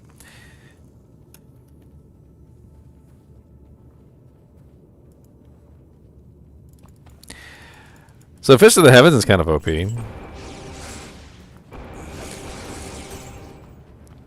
I mean, this character is definitely not even built for Fist of the Heavens, and he's doing just fine in player's aid.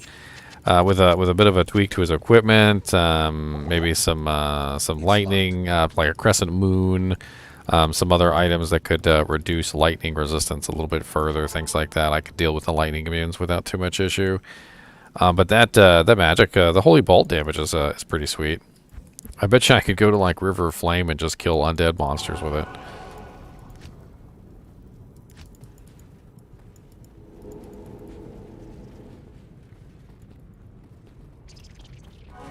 Aw, no undead monsters here. Well, fine. Have that. Urdars. You guys immune to lightning too? I definitely like the decrease in speed though, and I feel like I would probably need meditation to go along with this, because it does cost 25 mana per cast. But the decrease in the delay was definitely very, very welcome with the Fist of the Heavens, and might actually make for some decent Fist of the Heaven builds. It might actually make for some decent builds. Oh, playing on the Nintendo Switch is always fun. I mean, you basically just get to sit there and you just get to, you know, like move around the house, go to where you want to go. You can play outside if you want to. Like, especially when it's a nice summer day. It's not summer now. But sometimes I just go outside and I just play in like a, you know, a nice little cozy spot. Nice little cozy spot.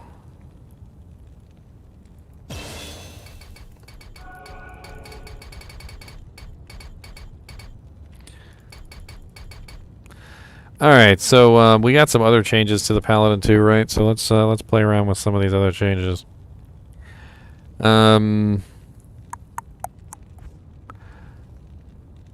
to remember what the other changes were.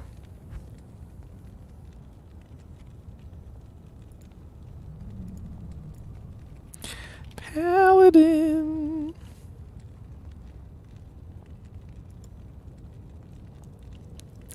Oh yeah, Sanctuary got a huge increase. So Sanctuary got a big buff, just like Holy Freeze, Holy Fire, and Holy Shock did.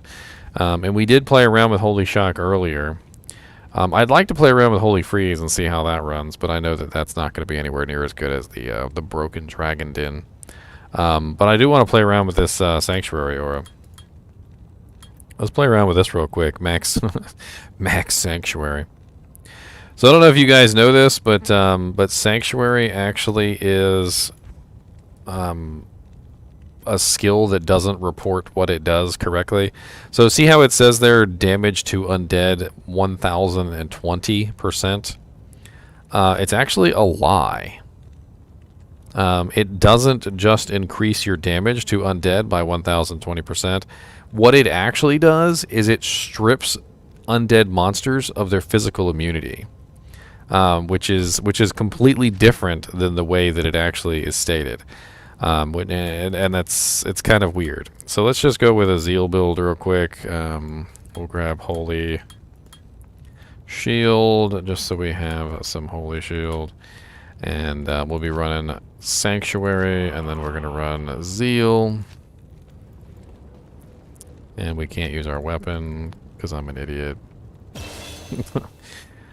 Hold on, respec. It's a good thing I have this ability to respec at random.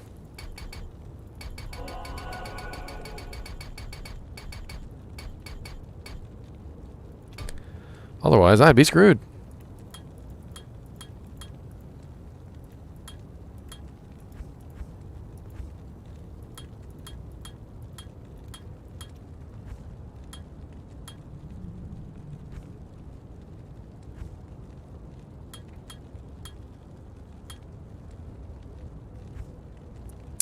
Still got so many points left. Even after beefing up Sanctuary to max, and even after beefing up Zeal to max, so many points left. Okay, now I only have 1 point left. What else can I throw points in? It's not really a lot. There we go. Alright. Holy Shield. Sanctuary. Zeal. Let's go somewhere where we have lots of undead again. Let's go to the Canyon of the Magi this time. A dual-wield Azure Wrath. Well, you're definitely going to get a lot more use out of it now with the buffs to Sanctuary. So we'll see how this runs. What is this outside I speak of? We're gonna do a Necromancer next, Father Son. We'll play around with that.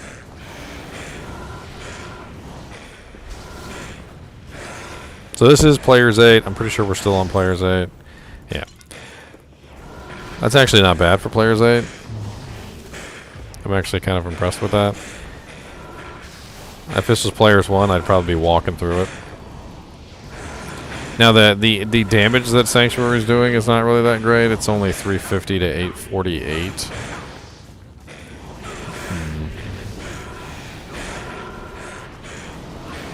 I also could be running a better weapon. What else do I have on my other hand? I have another weapon on my other hand. Damage on both of these is actually kind of similar. Yeah. Could always steal his.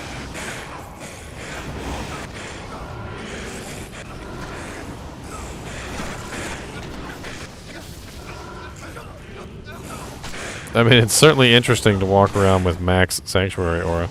Can they even make it to me? Like, if I just stood here and I just didn't do anything, could they actually make it to me? I'm kind of interested.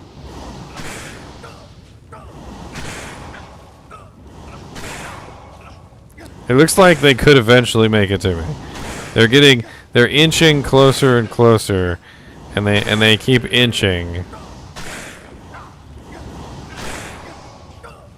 They're inching. Stop the inching. Stop the inching. No, they're inching closer and closer.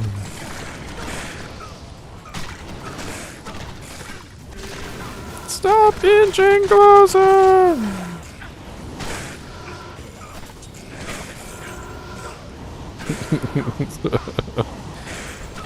Alright. I also want to see what Max Holy Freeze is like. I'm hoping that they beef that up a little bit because I actually really like Holy Freeze. I've always wanted to build a Holy Freeze character, like specifically, but I know it's just not something that's viable. Like end game anyway. It's kind of fun early game.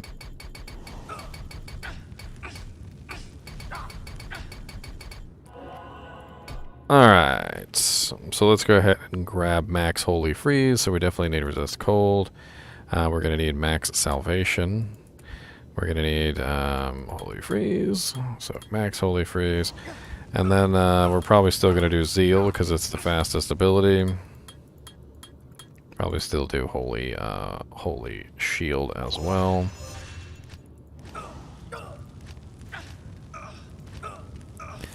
So Holy Freeze is now doing 2,213 to 2,240 with a cold damage of 442 to 896, which means it doubles in close range. So we're looking at, what, 1,700 damage per tick. 1,700 cold damage per tick. And then we also get the 2,240. Of course, this guy's immune to cold.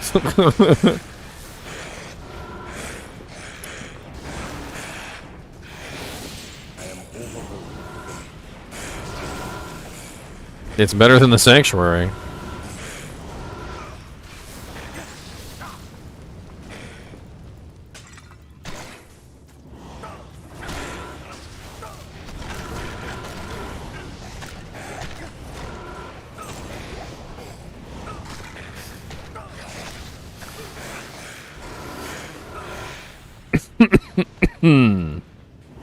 Why does it seem like they brought down the enemy slow percentage?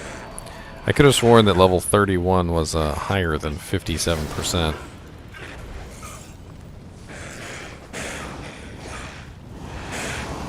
Of course, all these cold immunes here doesn't really make this a worthwhile challenge here.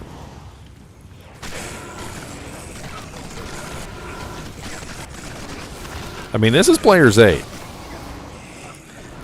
And I feel like it's not even doing that bad in player's 8.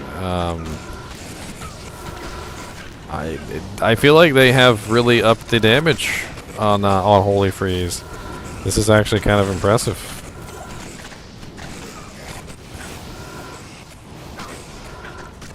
For players 8 specifically, and running, you know, full synergies for the ability, that's actually kind of impressive.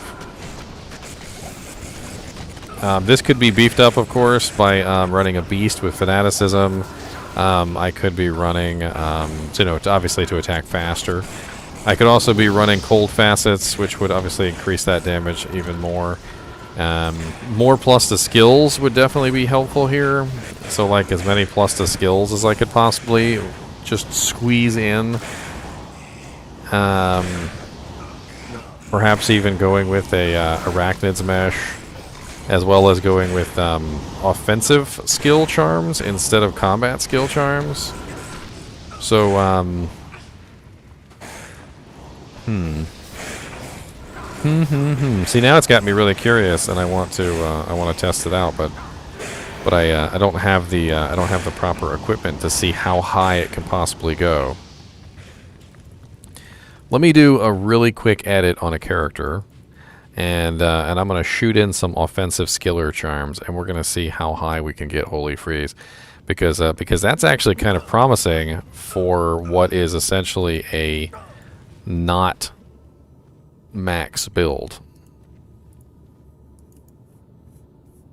So I'm just going to grab a character real quick, doesn't even matter who it is, and I'm just going to edit in some offensive skill charms. He already has a torch and an Annie. Okay, good. I feel like at the very least, if a character like this was running Holy Freeze, he would be running max offensive skill charms. That's probably like a given, right? So let me just take you.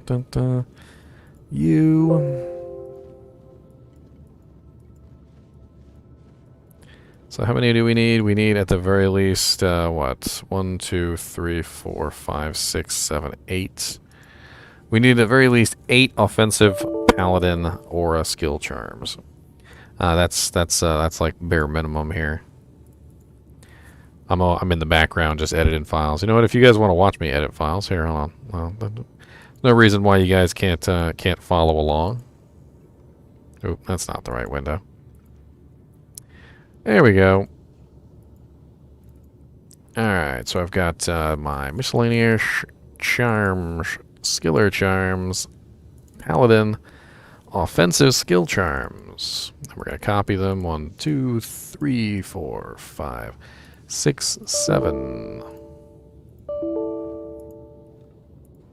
And then we're also going to give them a beast, because if I was running something like this, I would probably make myself a beast, because I wouldn't be too worried about damage, and I would be more concerned with my what's the term?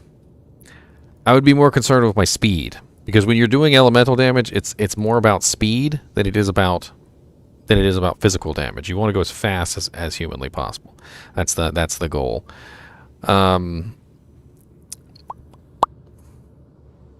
Instead of a Corona, let's grab a different helmet, something with +2 skills, so like an Andy's Mask or something. That would probably be a better choice, because it's increased attack speed, and it's also +2 to skills, which is a better choice. More plus to skills is better. So we'll grab it and Ariel's Visage. And that switches us out to Beast and Dariel's Visage. Oh yeah, Nightwing's Veil. Yeah, that's a good choice. You know what? Yeah. You're right. Nightwings, because that's the cold damage. Look at you remembering stuff. Let's go with Arachnid's Mesh too on the belt, just so we have some extra plus to skills. And I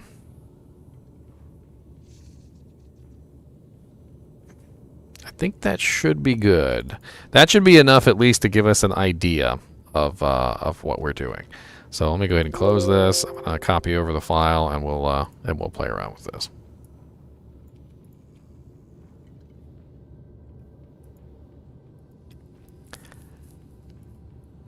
We're just gonna see if we can get Holy Freeze to a point where it's viable. That's all we're gonna do. Maybe Ormus. Ormus. I mean, Chains of Honor would probably be better than what we're rocking, but at some point you've got to stop giving up survivability for a little bit of. I mean, stop giving up survivability for damage, otherwise you'll just die. All right, so I got to close this, and we got to reopen it, and then we are good to go.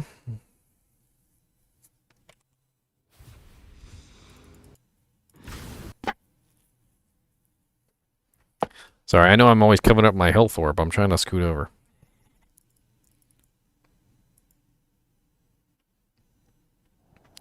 Alright, so I threw these in a character named Video Items, which is specifically for my videos.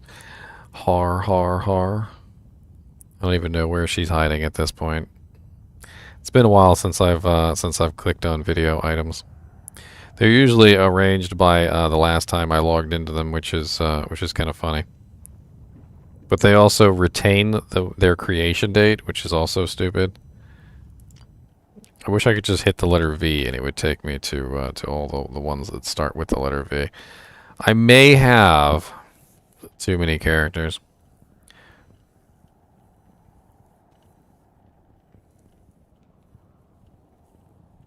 So that would actually be good, Morbius. You're absolutely correct. But I don't usually like to test with those particular things. Specifically because of where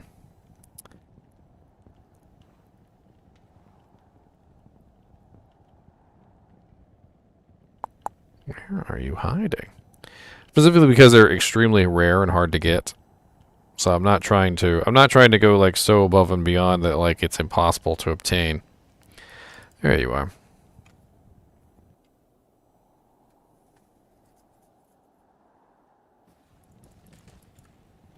Ah, okay, hold on. I need to I need to copy the file to the PTR directory. I forgot there's two different directories, my bad. There's a PTR directory, and there's also a Diablo 2 directory now. So now I've got to go to the public test realm directory, which is here. Open file location.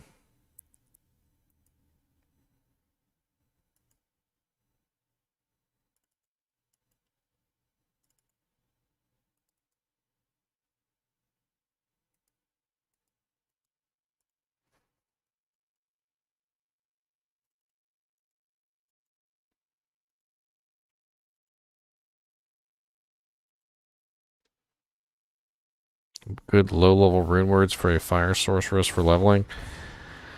Stealth, mage fists.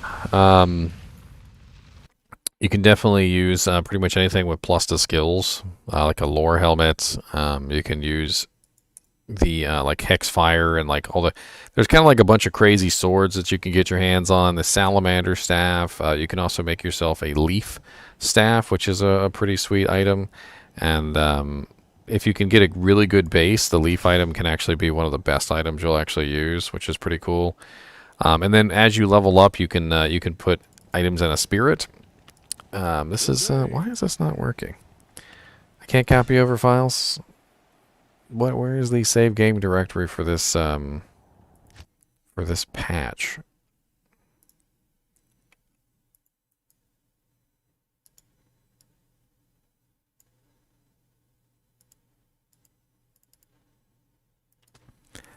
Huh.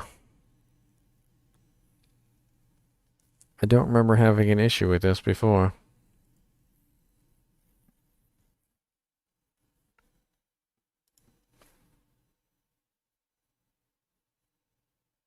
Yes, Rhyme Shield is also very good. I would definitely grab a Rhyme Shield.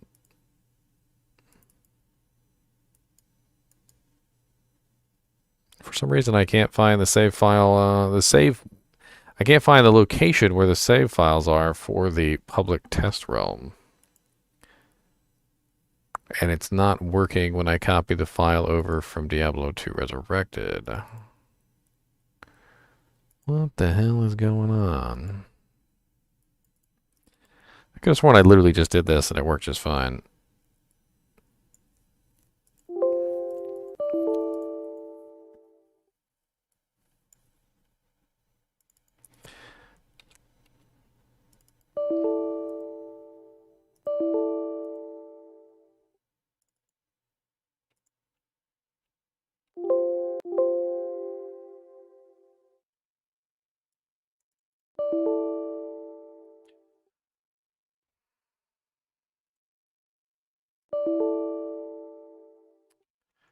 I think I know what happened. Yay! Terribleness.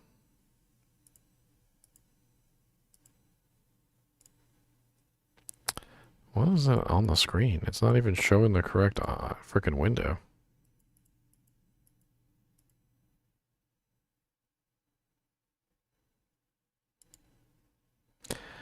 I know what happens. I'm going to have to redo it, which is unfortunate. But that's just the way the cookie crumbles sometimes.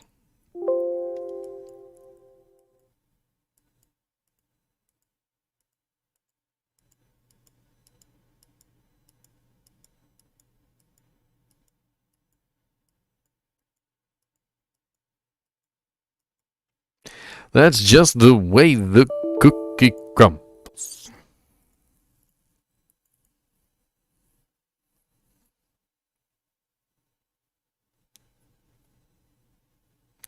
A web-based editor for Diablo 2. That'd be nice.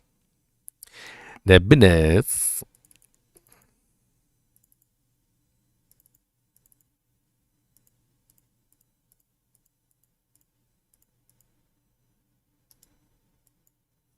Let's grab that Nightwing's Veil.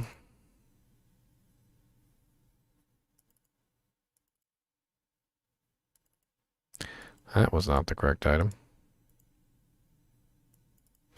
And let's grab the Arachnid Smash.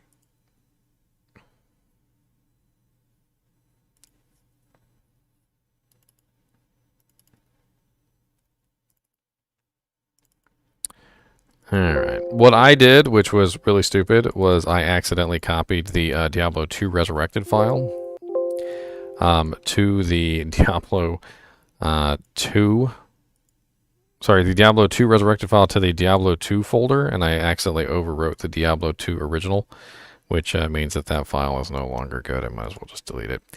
And when you do that, it doesn't go backwards, by the way. You can't take a Diablo 2 Resurrected save and put it into the Diablo 2 folder. You can't go backwards, which is unfortunate.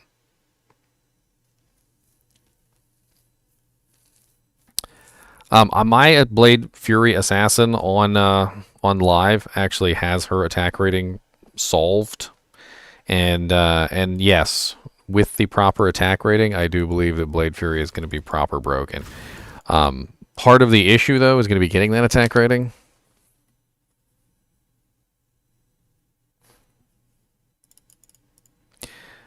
Do we know when ladder officially starts? No, we don't. They still have to figure this stuff out. They're not going to launch ladder while they have super broken stuff like this. It's not going to happen. They are not going to do it. Not going to do it. Not going to do it. Not going to do it. Not Gonna do it. Bing, bing, bing, bing, bing, bing, bing.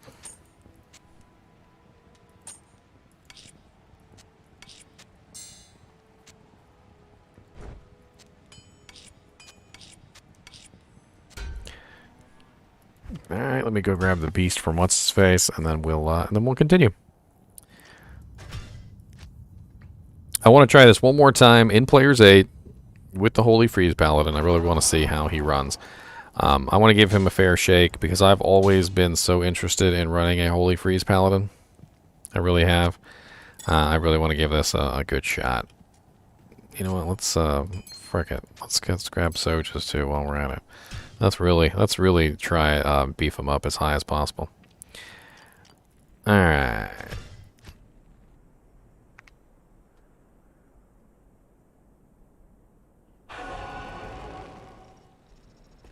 So they didn't just beef up Blade Fury, they beefed up Blade Sentinel, and they also beefed up Blade Shield. And all of them now do pretty much the same thing. Blade Fury also procs Crushing Blow, it procs Deadly Strike, it procs other effects, like on-striking effects. There's all sorts of things that you can do with it that is kind of broken. I'm not really going to go into like all the details around it. We can play around with Blade Fury Assassin later.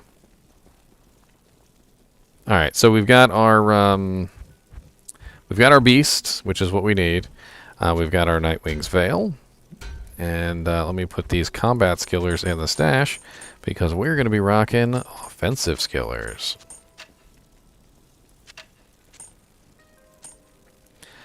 Alright, so with the offensive skillers, we are now rocking level 39 Holy Freeze. We also have Fanaticism now, which means we're going to be attacking much faster. And not bad. Our attack rating is kind of low. That's really actually quite low for our attack rating. Is there any way we can beef this up even more, just out of curiosity? Oh, you know, let's put a Soj on. Why not? Let's put a Soj in there. And kind of wish we had better gauntlets than that. So 10% increased attack speed, blood fists. Some triple upgraded blood fist gauntlets, boys. Now that's where it's at. 30% faster hit recovery, 10% increased attack speed. Alright, let's test this out. Let's see how this works. Let's go somewhere where there's no cold immunes. I don't know. There's cold immunes in River Flame, but there's not like a super large amount of cold immunes unless we hit the mother load of hell spawns.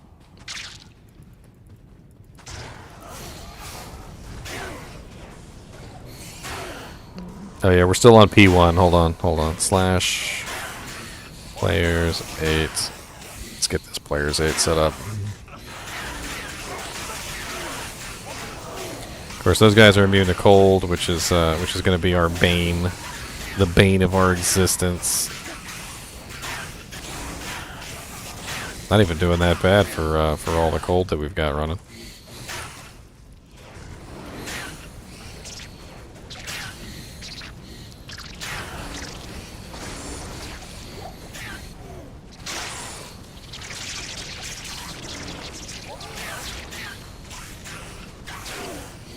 That's actually kind of impressive. So, not the best equipment that I could possibly have. Let me go throw arachnids on here instead of Verdungos. I get one more plus to skill. I forgot about that. Good evening. There's arachnids and anything else I could do to beef this up even further. I don't know. I don't have a Chains of Honor on. I could be running a +2 chains as opposed to the Guardian Angel Hellforge plates. I got Arachnid's Mesh on now. I did forget about it.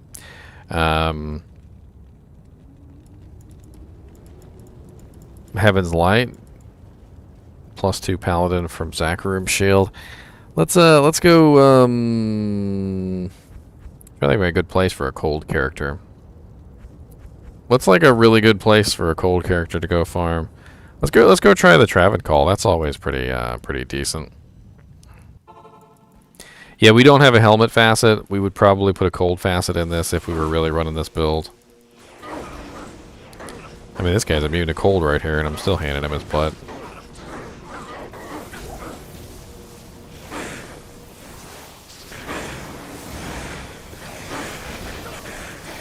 All these immune to cold monsters. I'm trying to be a Holy Freeze Paladin. Yeah, my Holy Freeze would override the weapons.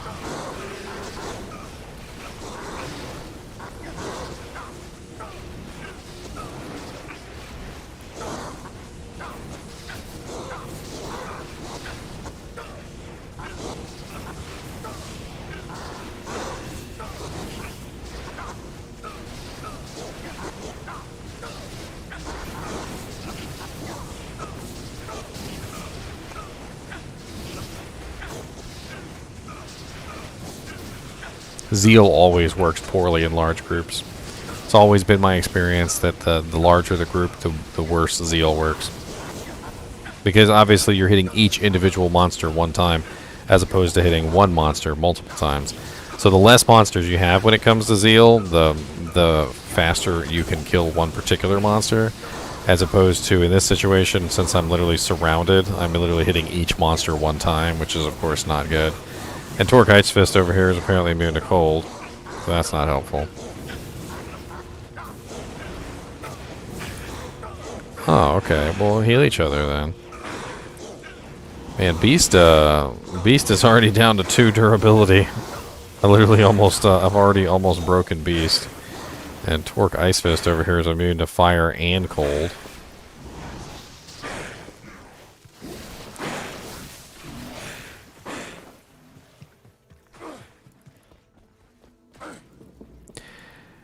I don't know, I like it. I actually kind of like it. I don't want to say that it's like super viable. Just the same way that an entirely cold sorceress is not super viable, but it has its moments and it's not bad.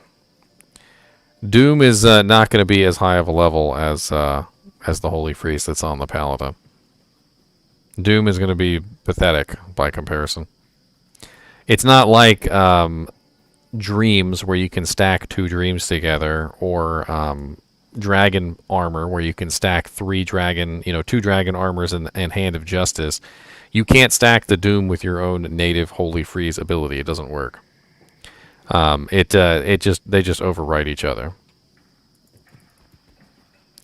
So at this point we've got level 41 Holy Freeze. We're rocking 3,563 to 3,590 cold damage. It would be nice if we could stack on, like, for instance, Lore Resistance, Conviction. Any of those things would definitely be nice.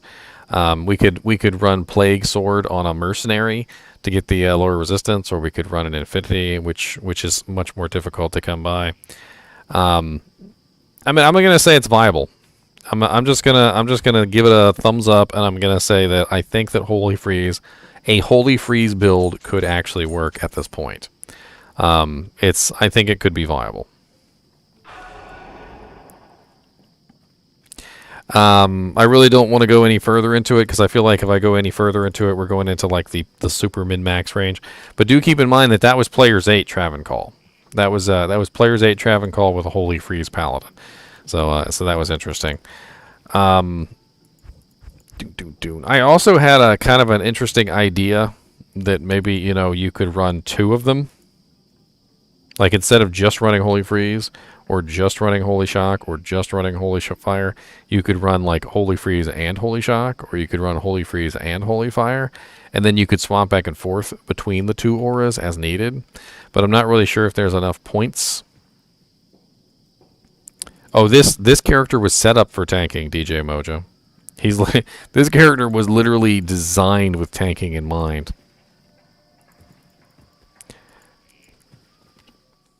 Yeah, plague would be if monsters hit you, and it actually procs all the time. It's pretty cool. I've been testing around with that ability for quite some time. All right, so let's mess around with some other characters. I feel like we've done enough on Paladin for now. I know we've got tons and tons of other characters we can play around with. Tons and tons and tons. Sonic the Hedgehog got a big buff. I don't know if you guys have seen my Sonic the Hedgehog video. But Sonic the Hedgehog got a huge buff. If you guys are unaware, Sonic the Hedgehog, our fast master run walker, got a huge buff to his frenzy speed. So now his frenzy allows him to run even faster and for even longer if he beefs up increased stamina to go along with his build. So we're gonna have to respec him real quick just for the laughs. And God, man, he runs so fast. This isn't even with frenzy. This is without frenzy, guys. He literally just runs around like Sonic the Hedgehog. But he's Sonic the Hedgehog, not Sonic the Hedgehog. So don't mix him up. Let me reopen this game so I can actually respec him real quick. I forgot to run it from the respec executable. I don't really know. I just wanted to see what was the highest number I could possibly get to. A lot of the times when it comes to breakpoint, there always is a higher breakpoint number that is something that's like insane. So like, let's say if the highest breakpoint number was 200. The next one would be like 800, and the next one would be like 1600, and the next one would be like 32,000. So like they just keep increasing the number. Like it doesn't actually have an end. They just keep going higher and higher to like ridiculous extents.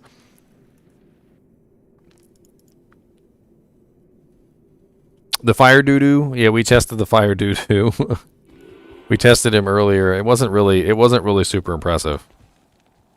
They're probably still going to have to do something with that.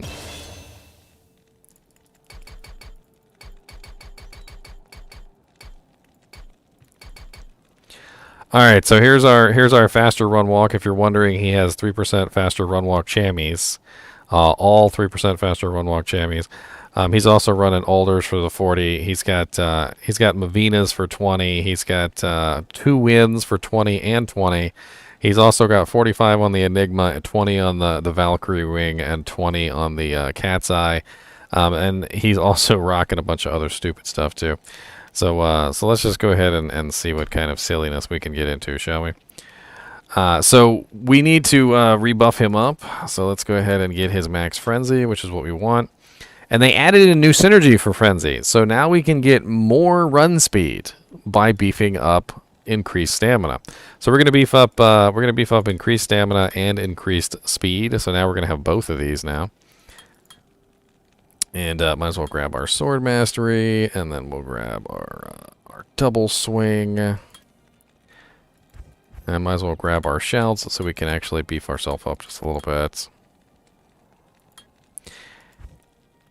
Sword mastery. And we also need taunt. Alright, so it has massive diminishing returns. I know it has massive diminishing returns, Chad. This is not about proper gear, Chad. This is about going fast, okay? Gotta go fast.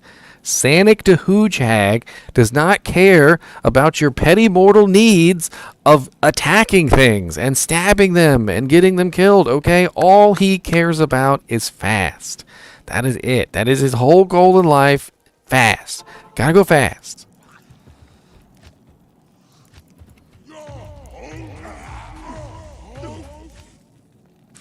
Look him here, sirs.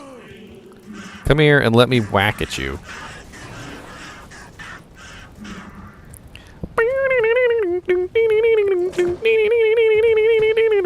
God, the freaking buff to frenzy is insane. I would usually run out of frenzy buff almost immediately because it's not even very long. Get out of the way, door! You can't stop me from going fast! Get out of the way! Get out of the way!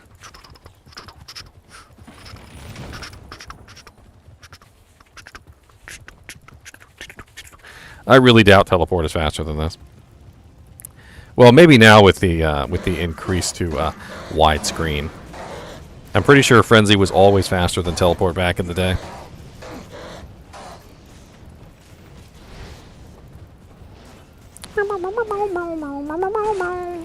Oh, you're just jealous. Don't be jealous of Sonic the Hedgehog. Don't be jealous. I literally just cleared the entire frigid in like 10 seconds. And that was with killing multiple doors. If only I had... oh, God. You know what really gives it away? Let me show you. God, I can't click on anything! You know what really gives it away? Check this out. Check this out. This is Worldstone Keep, right? Watch me run around Worldstone Keep and marvel at how fast I run around Worldstone Keep. This jank is nuts. Get out of the way. Gotta go fast. Aw, my frenzy wore off. Come here, give me another frenzy stack, sir.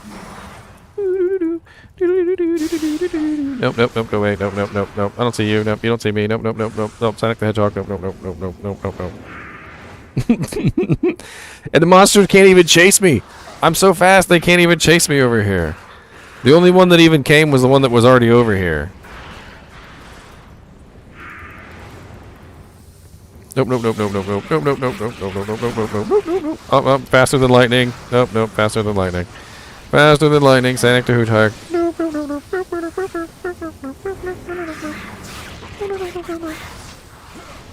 nope,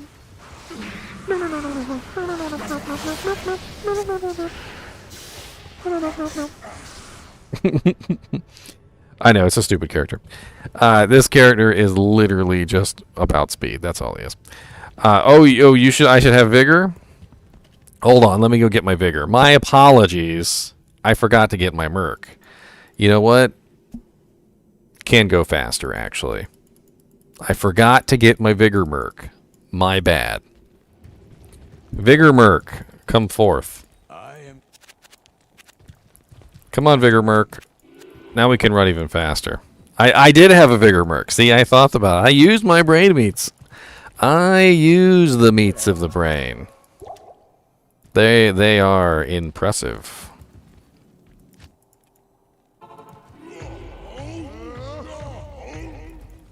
Oh, this wasn't about hacking it to as fast as I could possibly go. This was more along the lines of just simply trying to get like as literally fast as I could within the bounds of the game.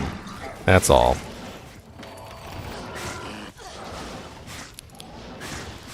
Try going faster than teleport and max frenzy barb. Try going faster than that, sir. I can cover the entire map in seconds.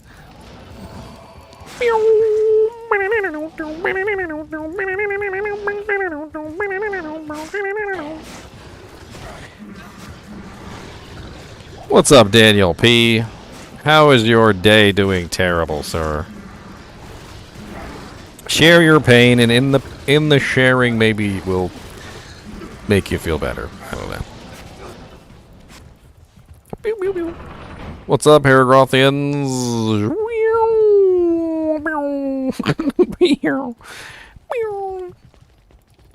God, I'm so fast. Why am I so fast? This is nuts. Running around in town, like, really shows it off. You're just, like, running around in town like a freaking madman. Nope, nope, gotta go fast. Can't click on the portal. No. Gotta go fast. Gotta go fast. Gotta go fast. Gotta go fast. Gotta go fast, fast, fast, fast, fast. Gotta go fast, fast, fast, fast, fast, fast, fast. Wife in jail, about to be homeless. That's freaking terrible.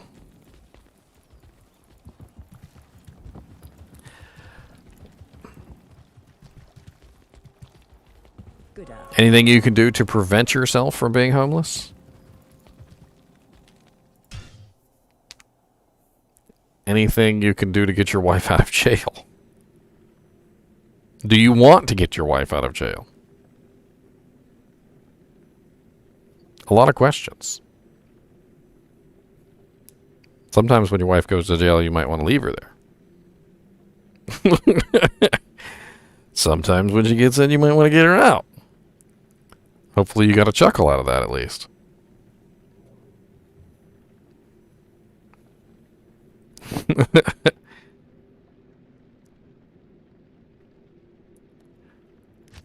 All right, let's play around with Leap, shall we?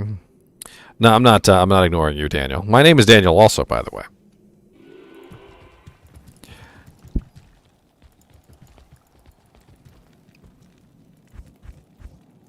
Well, one piece of advice that I can give you, Daniel, when it comes to being homeless, is that obviously you need to eventually increase your position in life back to obviously having a home.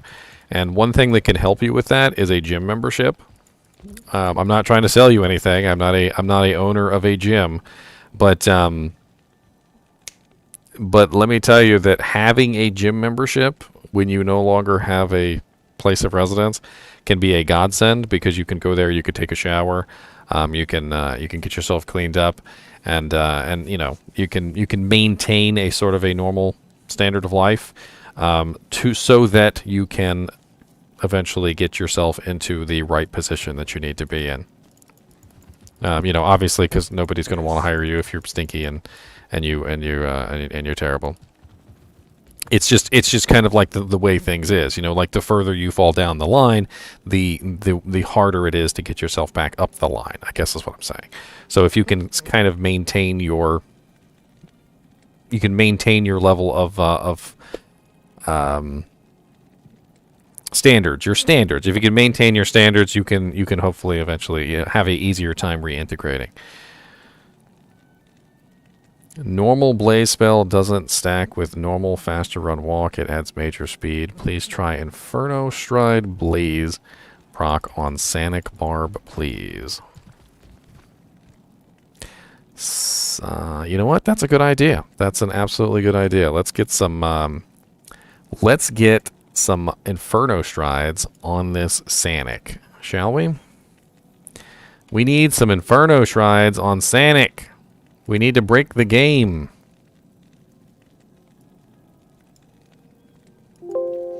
Breaking the game is important. This is what we do. I want to break the game with you. So let's take out the alders and let's put in Inferno Shrines.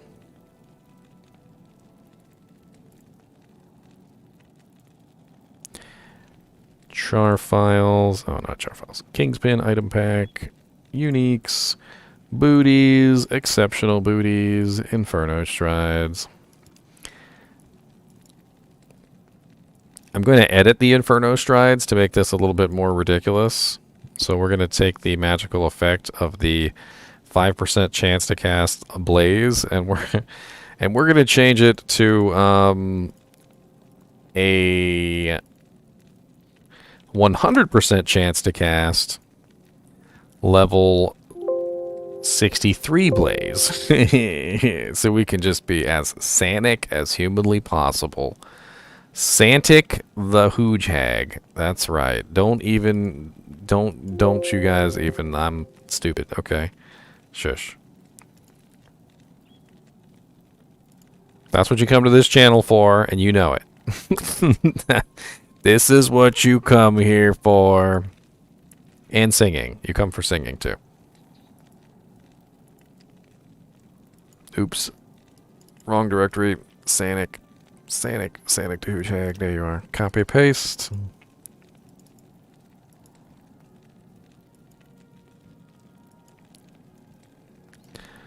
Well, Daniel P., I hope everything works out for you, man. I really do.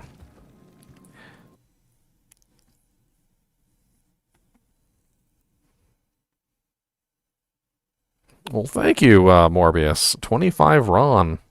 I also got Keith Range over here with $5. You guys are raining it on me today. Thank you. Rain. Oh, look, the little thingies fell in the little tip jar. Oh no, you knocked out all the little doodads.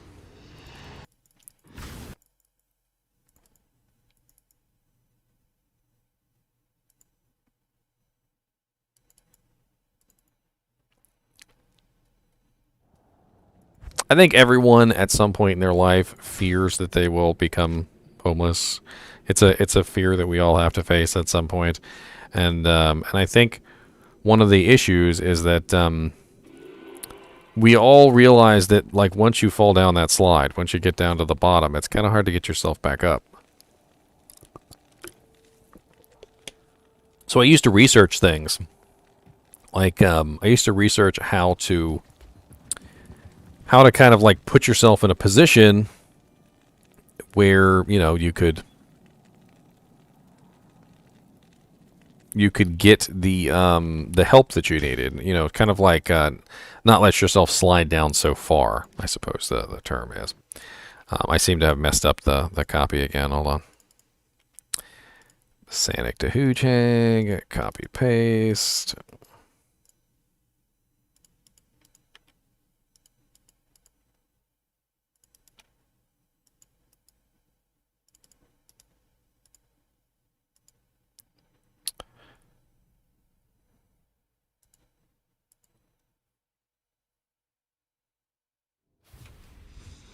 True words of a Chad.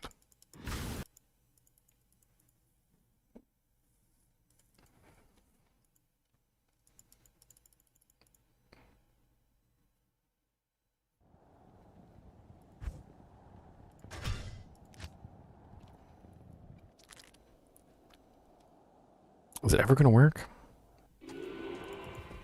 Ah, there they are. 100% chance to cast level 63 Blaze when struck. Suckers. Oh, we gonna be Sonicin now. I mean Sanikin, sorry. We gonna be Sanikin. Not Sonicin. Sanikin. Sanic the Hoojang.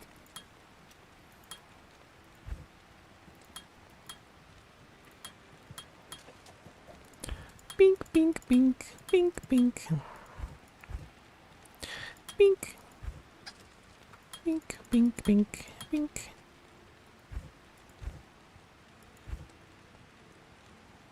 Bink. We'll do Necromancer next for you, Palantas. We'll do Necromancer next. Oh, God. He's already so fast, though. Like, he's already really fast. This might crash the game, guys. I have actually been told by somebody that if you break the max run speed, the max run walk speed buff, it actually breaks the game. Or we go back in time to when I had long hair. Who knows? Maybe I'll just, like, my hair will just start growing back from the tachyons and that are bursting out of my Sanic to Hoojang.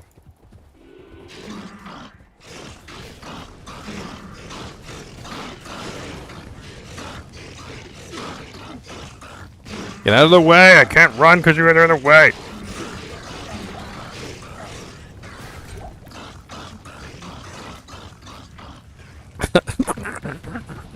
I literally have a trail of flame coming out from behind me. Oh, I'm not even using Frenzy! I'm not even using Frenzy! Oh, God. And I'm not even buffing myself. No.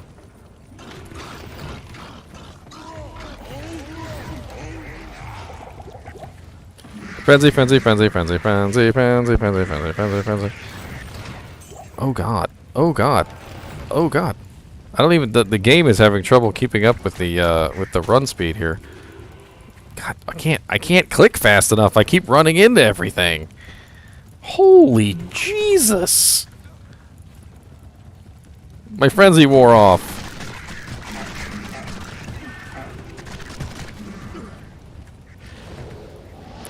I can't... It literally runs to the place where I click, and I can't click fast enough to get to the next place before he stops.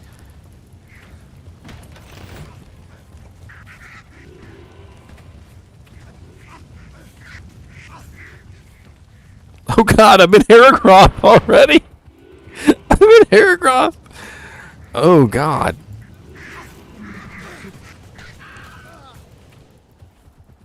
Let me run around in town with this blaze buff. Hit me. Hit me.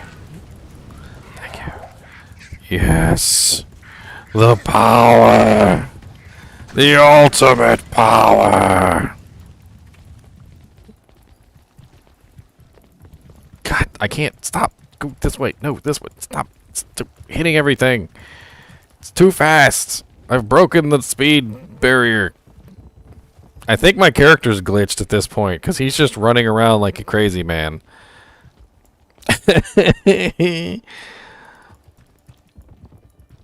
God bless it. I don't even know what's going on with my character anymore. I think I broke him. I think I broke him. He just kind of like is jogging now constantly, even when he's not jogging. I wonder how fast my walk speed is. Let's go to walk mode. Here we go. Now we're in walk. We're walking. Okay, we're walking, guys. This is walking. This is walking. We're walking, guys. This is just walking.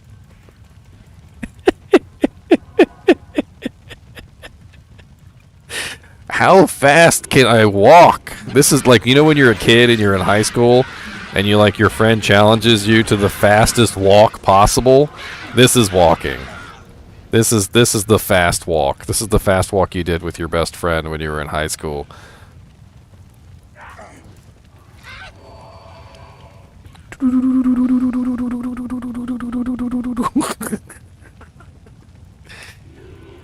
Oh god, and when Frenzy hits me, I go even faster, but she can't keep up with me. She can't keep up with me, so the Frenzy's not on me all the time. I need to just give myself Frenzy. Or, sorry, Vigor. I need to just give myself Vigor.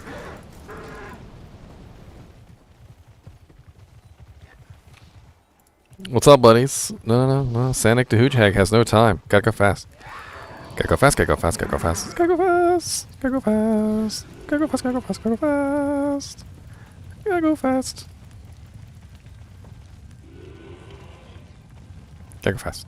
Gotta go fast. Oh, speaking of fast. Speaking of fast, we gotta check out Leap. Okay, we gotta check out Leap. So we're gonna respec. Sanic to Hoochhag is still gonna go fast. Don't worry. He's a fasty. Let's see here. I think I have another barbarian we can check out for Leap. We'll have some fun with that. We'll go to my Immortal King set. Immortal King.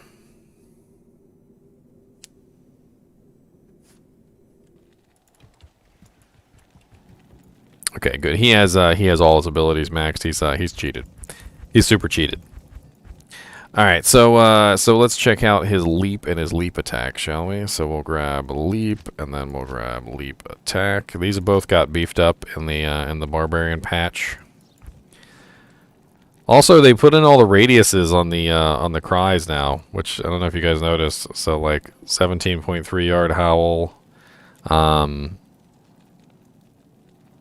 battle cries 3.3. 4.6 yards for war cry. They put in all the radius effects on these, which are pretty cool. We also can test out Grim Ward too. We'll test out Grim Ward.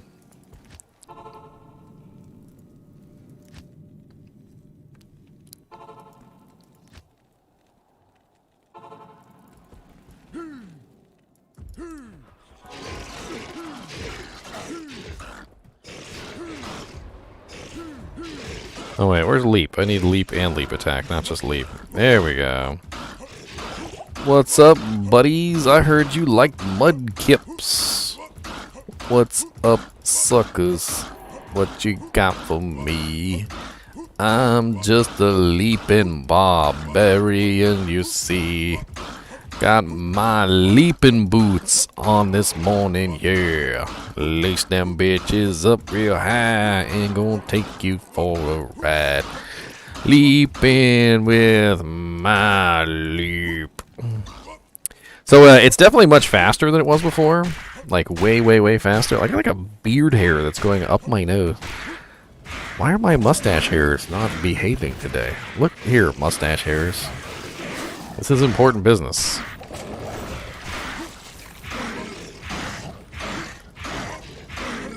So leap has always been OP. I don't know if you guys know this, but you can literally just leap and everything gets knocked back.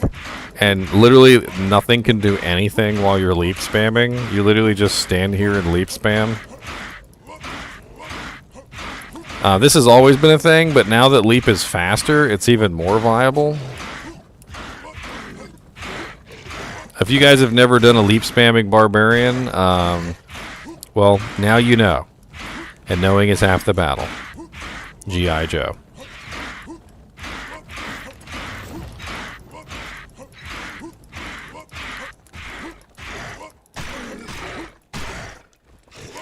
Alright, now we also have Leap Attack, and Leap Attack is, of course, a different skill.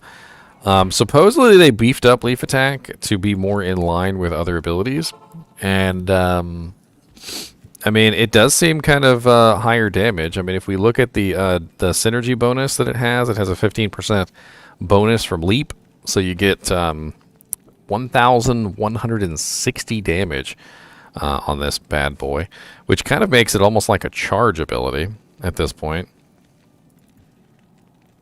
Let's put something really nice in here for damage. I've got a couple items from my unique item videos. I don't know if you guys have ever seen my unique item videos, but I do have quite a large number of unique item videos where I go over unique items. And this is one of them. This is the Hellslayer Decapitator Axe with the 1,018 top-end damage, which is just freaking ridiculous. So let's combine that with our Leap, which is now rocking 17k on the top end. And let's go see what kind of damage we can do with a 17k Leap.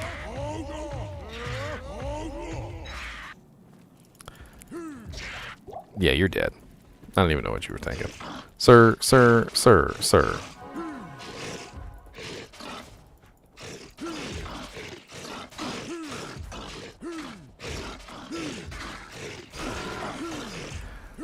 It doesn't really do as much damage as I thought it would do. I mean, it is hitting really hard, but it's still just a single hit. Let's go Leap Attack Shank. Oh, Shanky Boo!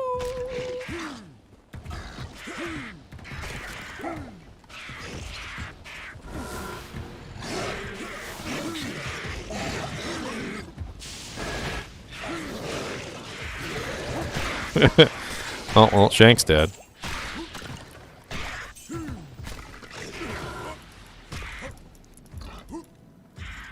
So I'm going to say conclusively Leap has been effectively fixed. I feel like Leap, without a doubt, has been effectively fixed to the point where it's viable now. I don't know if you specifically want to build Leap Attack, but it has only one synergy, and for a meager 40 points, you've got a really high-hitting single-target ability. So, I mean, it's kind of interesting. You could also build a really slow weapon, so something like a Hellslayer Decapitator Axe would definitely go really well with, you know, just a massive single-target hit. I mean, you could beef that up even more. I mean, I'm running gold skin and like half a IK set, so the damage that I'm outputting right now is not even anywhere near as good as it could potentially be. So, you know, keep that in mind. It could be a lot higher. It's 18k with another +2 to skills. And we really don't have any other good armors in here. I guess I could throw IK armor on. Get some combat skills. And now we're running 19k. We're running 13,000 attack rating right now for Leap with max combat synergy, so max combat mastery and max Leap, which is not bad. 13,000 should be more than enough to hit most targets. Maybe for PvP that might not be enough. I know in PvP that could be an issue.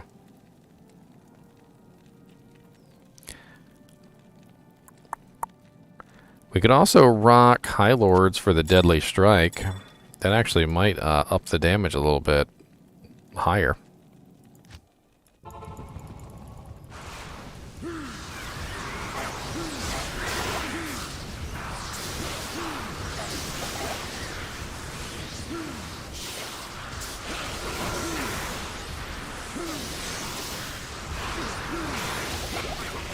Let me out of here. Lord. Talk about Gloam City. What else did they change? They also changed the Grimward. So the Grimward is kind of broken now, and I'm actually thinking about building Grimward. So let me move my my dip cup out the way here. Hold on. My outside dip cup. Tip cup. Sorry. Move my tip cup out of the way. So Grimward has a enemy damage taken bonus of 120%, which I would assume is a physical damage resistance reduction that probably works very similar to Amplify Damage, which now puts Grimward above Amplify Damage. So Amplify Damage is plus 100% damage, and Grimward is now 120% damage. So Grimward actually could potentially be a really viable option for builds. It also has a slows enemies by 66% at cap, which is huge, and it has a radius of 20 yards. So let's go play around with Grimward, and let's see what kind of silliness we can get ourselves into with Grimward. I want to see the silliness. Let's go to Craven Call. That should be interesting.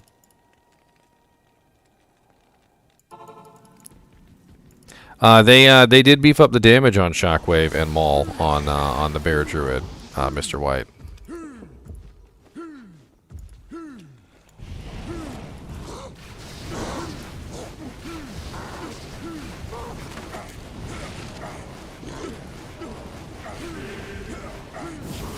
Alright, so I went ahead and I procced the Grimward on the first target, and as you can see, all of the non-elites are just hugging the wall. So every single non-elite monster is hugging the wall and they can't do anything. This is extremely powerful. Like, just extremely, extremely powerful for certain builds. Certain areas, especially.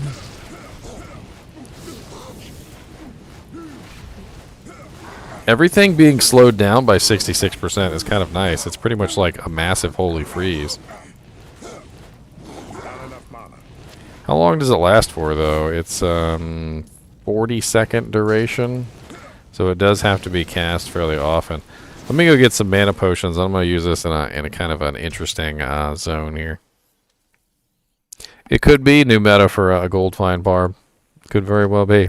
Let me show you this on the Shank pedestal, because I think the Shank pedestal is really going to show it off a little bit better than I can in Traven Call. Let me get a couple potions from Olmus.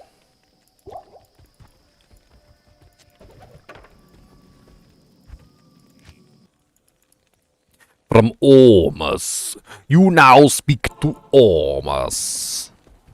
Olmus was once a great mage.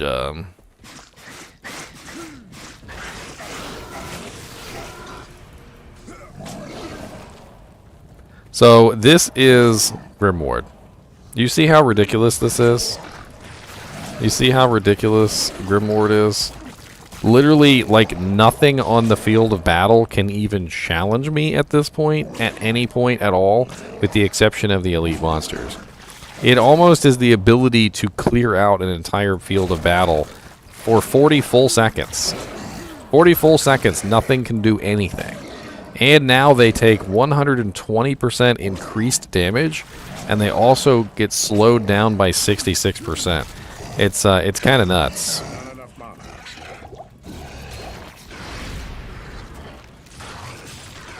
And you can make as many of these as you want out of as many corpses as you want.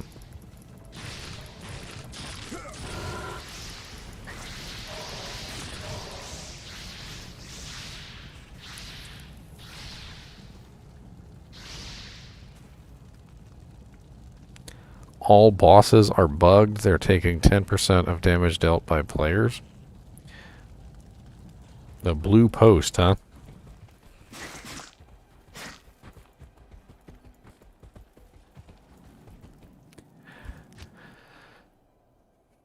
Kind of blue post. I like blue posts. Blue posts are nice. They usually have good information.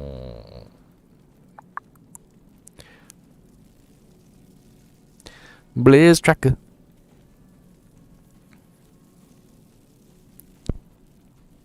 We are aware of some of the act bosses being a bit more difficult to take down.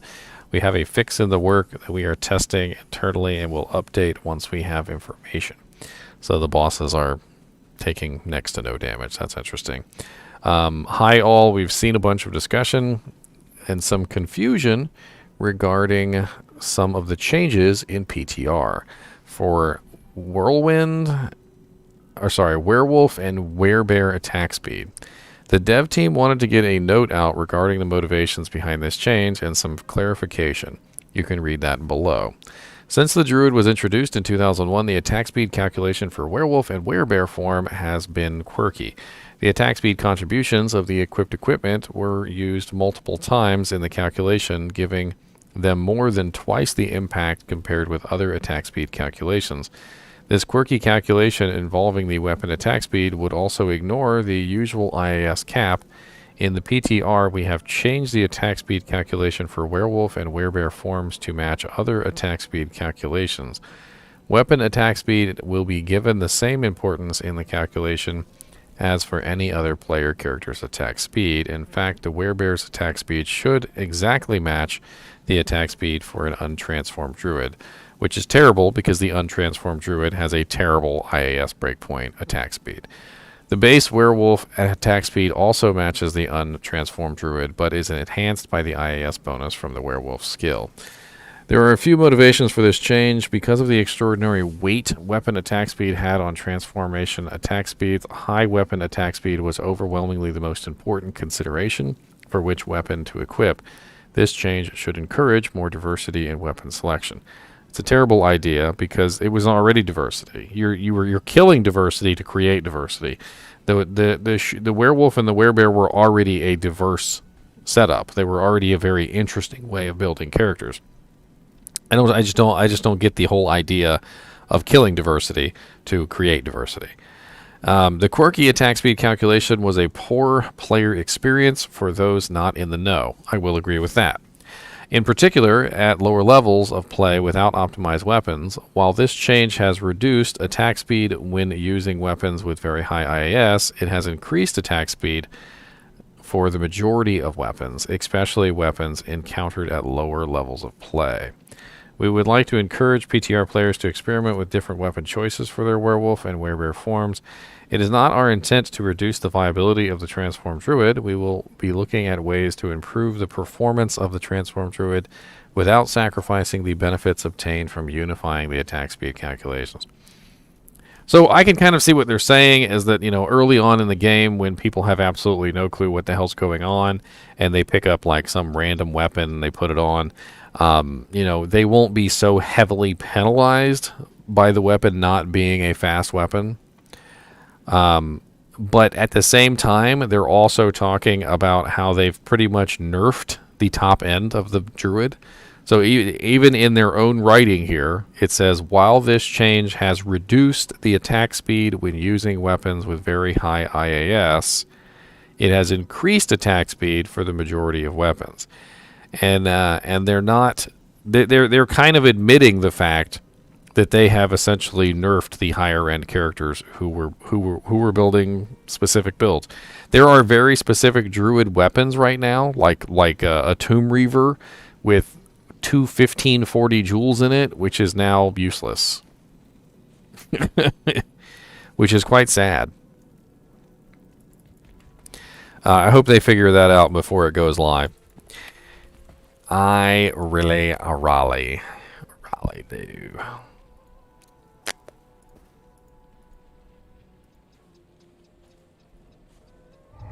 Not even death can save you from me. All right, so what else did they change on this barbadardadardadin? They increased the duration of the battle commands and battle shouts and stuff, so they're the same duration now. So that was interesting. Oh no, it's been tested, Morbius. It just doesn't. It's not the same no matter what. Like it's terrible. The difference between the two is ridiculously high. We're talking about a 5.4 attacks per second was the current achievable amount for Druid, and now like the highest you can get with a Druid is like 2.5 attacks per second. It's literally half the speed. It's literally half the speed now that it was before. Like, even with, like, the best OP level equipment, you can only get, like, 2.5 attacks per second on the Druid. Which is terrible, considering that you could get 5.4 attacks per second previous.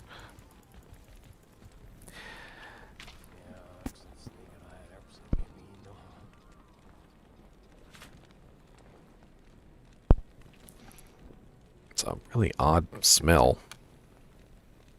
Give me 1 second. Don't like odd smells. Must check and make sure odd smell is not odd. It's burning. Burning, not good.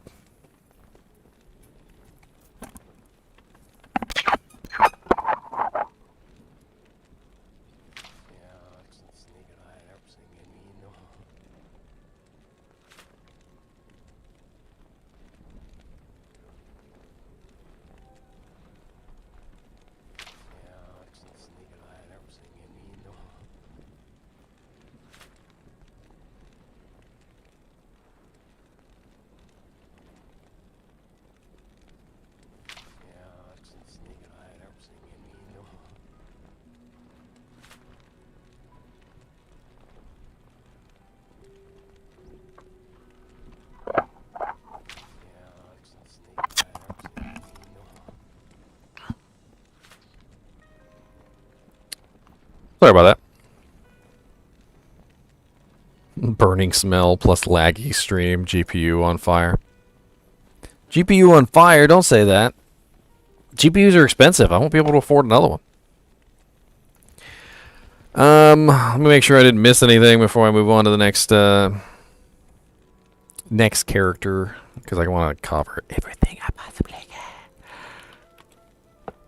Barbarian. So yeah, there really wasn't a whole lot with the Barbarian. The Barbarian didn't get a lot of love. Didn't get a lot of love.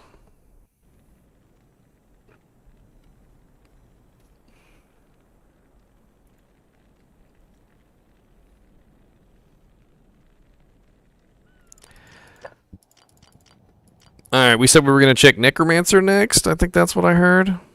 I heard Necromancer. I heard the Necromancer. The monster of the Negro. Do I have a good test Necro? That's the question. I've got a level 65 test Necro. Is he rocking all?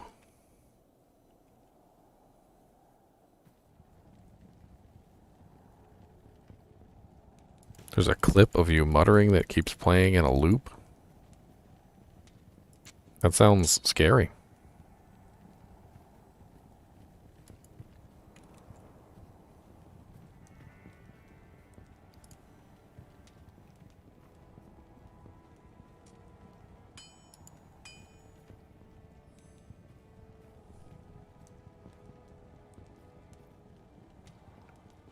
I'm running a GTX 1080 right now that I purchased many years ago. It was a solid purchase.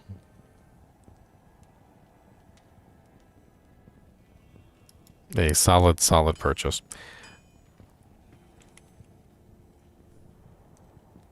The Cursed Wizard Spike. No, that's the Cursed Gull Dagger. Gull Dagger Bone Knife. Level 81 requirement. Indestructible. Zodded. Gull Dagger. Upgraded to a Bone Knife. Okay? Don't judge. You judgy judgersons. Don't you be judging. Don't you be judging, don't be judging no one. No, don't you be judging. Let me do a little bit of editing on this character real quick, because he's not exactly up to spec for a summoning druid, but he does have the spirit. I was summoning druid, I mean summoning necromancer. Let me very quickly edit him in some correct level equipment. Something that's not garbage, hot garbage, because he's running hot garbage right now. He's running a bunch of hot garbage. Oh, Mr. Necromancer, why do you run such hot garbage? Your equipment is really trash, and you need better gear. I think you know what we have to do. We'll take you to the tailor. And we'll shove some stuff in your slots, Alright,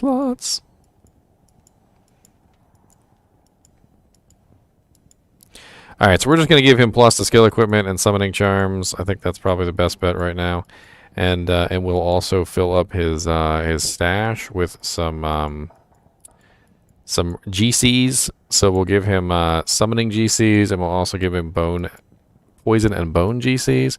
That way we can really stack him out with skills, so we can get a good idea of how good he's going to be in particular characters. We're going to test him out pretty thoroughly, so I hope you will join me for the Necromancer. Miscellaneous, charms, skillers, Necromancer, poison and bone. So 1, 2, 3, 4, 5, 6. How many do we need? What is it? 1, 2, 3, 4, 5, 6, 7, 8. We need 8. All right, 6, 7, 8. All right, and then we also need summon GCs. 1, 2, 3, 4, 5, 6, 7, 8. And then we'll also rock him a couple rune words. So we'll go ahead and we'll give him the armor. Chains of Honor should work just fine, right?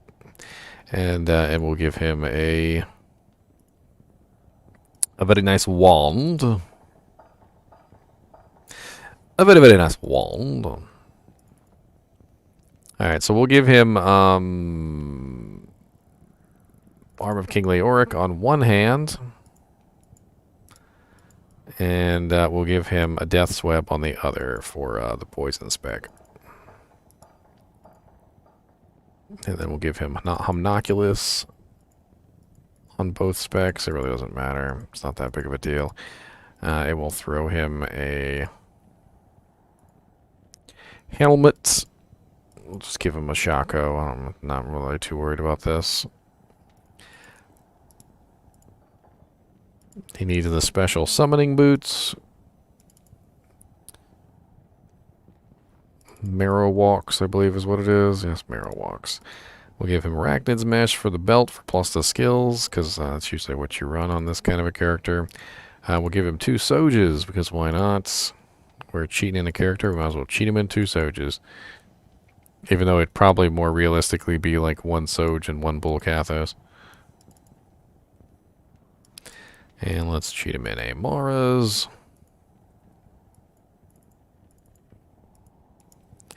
And then we'll also put him in a... I just want to give him a Mage Fist. I think Mage Fist would be more fun here, so we could try out the Fire Golem. I want the +2 to skills and the all resistances. I guess we can do it Enigma. Why not? You twisted my arm. You twisted it. That's all I got to say about you, sir. Your twisty methods of twisting.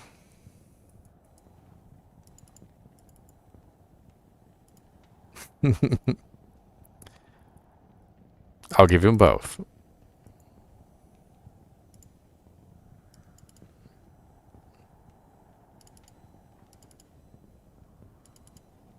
There, he has both. Alright, he also needs a Merc, so we gotta give him a Merc real quick. Mercenary, Nightmare difficulty. We'll give him the Might Merc, so offensive.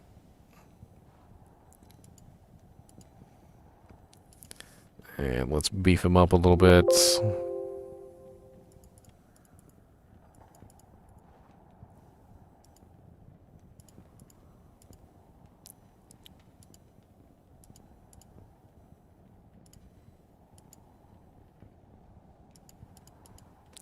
Sorry, I'm just making sure he actually has equipment.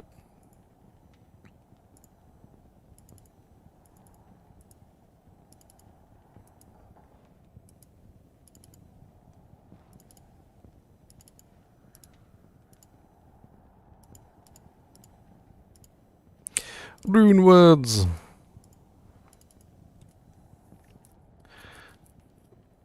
Just put 5 all res charms in his inventory. He'll be fine.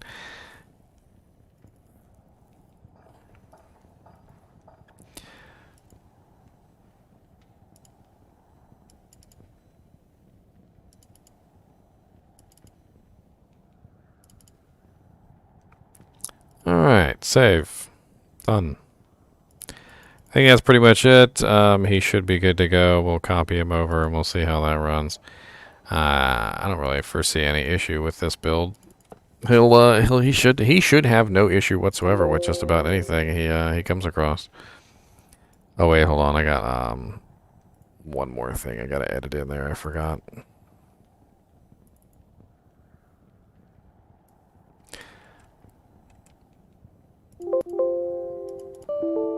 His level can't be lower than the mercenaries. It could cause some sort of catastrophic failure inside of the game and delete the character. I've seen stupid things like that happen. I'm gonna edit in some of his values here too because he's I don't think he actually had his stats properly inputted.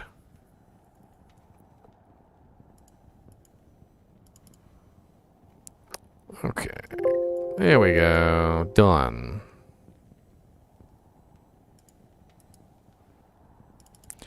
Test Necro. Let's go, buddy. It's time for you to shine. Your day in the sunlight has come.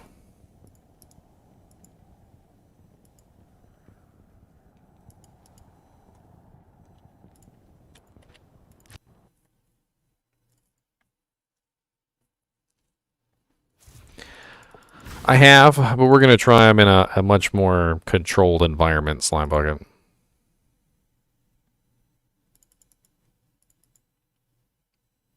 Because you know what they say?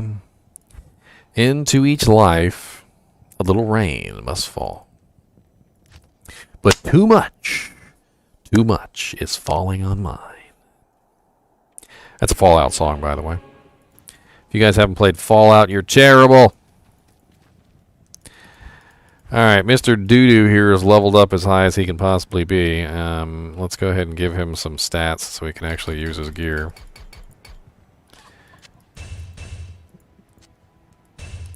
Alright, so first we're going to try out the summoning tree with max abilities.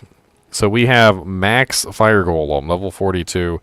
And he is beefed up to the brim. So he is as high as he is possibly ever going to get. We're going to test him out, and we're going to see if the Fire Golem can actually do anything. Yes. Like, if we were to play a Necromancer and only put points into the Fire Golem and the Fire Golem synergies, that's what we're looking at right now. So we have the strongest Fire Golem that you could possibly ever obtain. And by the way, he costs a whopping 460 mana points and literally stole half of my mana pool just to cast him, which is freaking ridiculous. Let's go see how he does against Eldritch in Hell difficulty on Players 1. Come on, buddy. Come on up here. Come on. Come over here and fight these guys.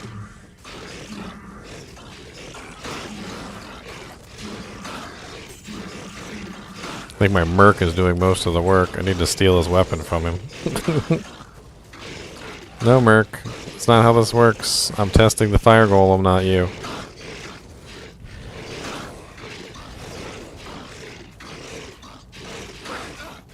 I mean, is he going to die? Probably not. Is the Fire Golem actually doing anything? Not really.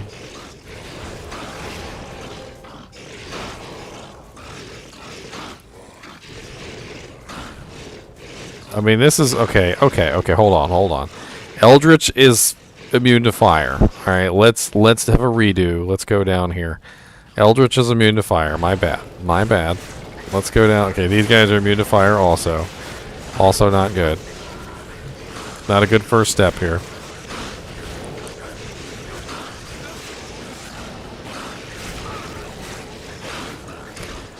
Alright, let's assume that we've spec'd specifically to help out the Fire Golem.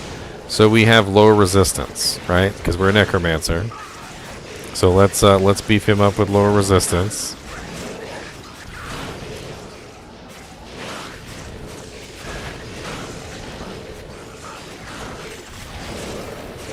He's terrible. He's absolutely terrible.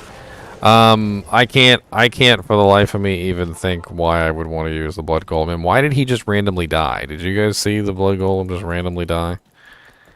Did he actually die from that? With max everything? He actually died from that. So Fire Golem, it's still not good. It's not good. It's not good. I mean, it does 2,357 to 2,720 fire damage. Has a Holy Fire aura of 311 to 357, which is of course doubled when he's in melee range. So you're looking at what, 600 and so 700 and like 14 or something like that in melee range. He absorbs 97% of all fire damage. He has 10,000 life. I don't know. He's not doing great. Let's test out the Blood Golem next. So the Blood Golem, where you at, bloody? Where you at, bloody blood? The Blood Golem now has 52,743 life. 52,000. Okay. And that's a lot. That's a lot of damage.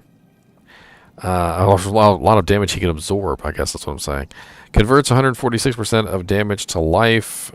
He does 242 to 653 damage. So, I mean, he has a gimmick. I mean, they all have a gimmick. The fire one has a gimmick that he absorbs fire damage. But the Blood Golem's gimmick is that he's, like, super duper tanky and can, like, heal you and stuff. So, I mean, I guess technically the Blood Golem should be, like, just in there restoring my hit points.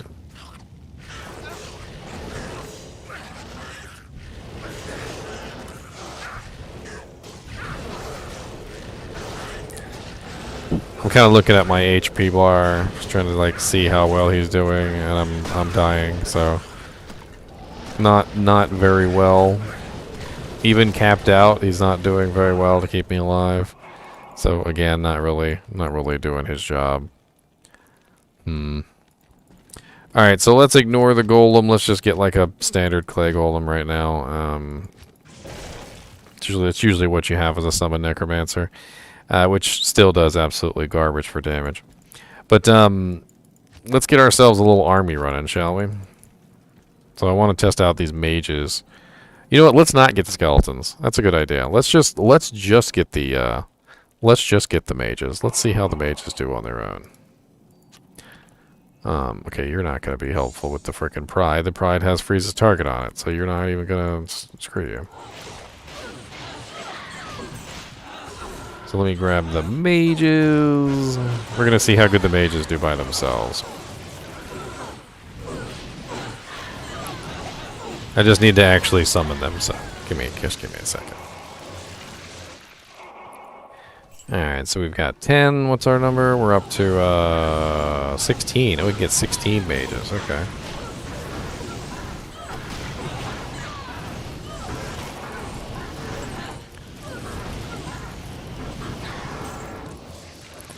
Alright, and we're going to beef up the mages with lower resistance, because mages could be a viable option for instance, a poison necromancer.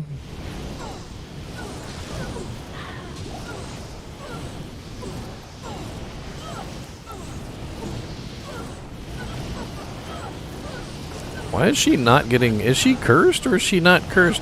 I can't curse her?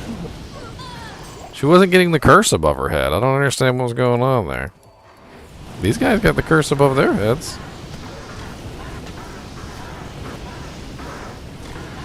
Yes, this is currently Players 1. We're going to test it on Players 8 as well. Now, of course, keep in mind that the mages aren't really meant to be by themselves. They're meant to be augmenting. They're meant to augment the army, the total, right? So we're just testing them by themselves right now just because I kind of want to see how much their particular damage is. But you're definitely going to be using them in concert with the skeletons. You're probably never going to use just the mages. You're probably going to use the skeletons and the mages together. So we'll test them together too. I just want to test them by themselves so far. The mages don't really seem too shabby. No, they don't. Alright, so let's bump this up to /players8. Let's bump it up. I know I'm like in the way, and I just realized that you guys couldn't see when I bump up to players 8. But see, I've bumped up to players 8. I have bumped it. It has been bumped. The bumping has occurred. I forgot to give myself a torch and an Annie, by the way, but whatever. That's only +4 skills. It's not really that big of a deal. Let's try him out in Worldstone Keep, shall we?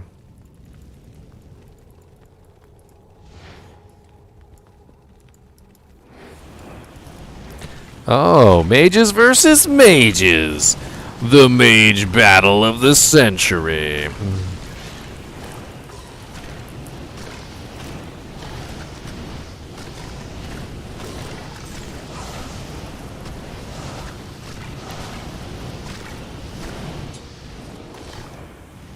So my takeaway so far from this is when they focus on a target, when they all focus on a single target, the damage is actually kind of nice. When they don't focus on a single target and it spreads out over the entire battlefield, it's not so great.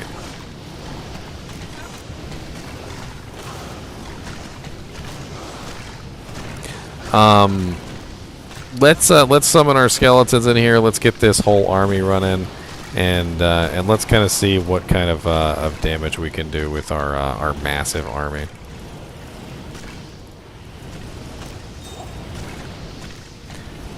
Oh yeah, they changed all the Druid summons to actually show their correct values. So a lot of people don't know this, but the Druid summons actually never had the correct value. Oh god, almost got muted.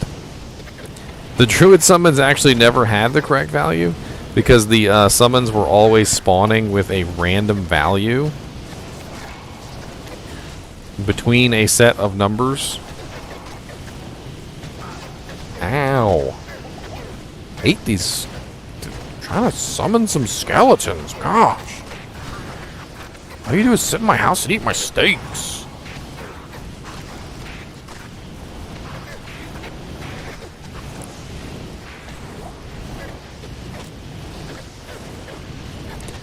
I don't know. Players 8 is a little bit rough.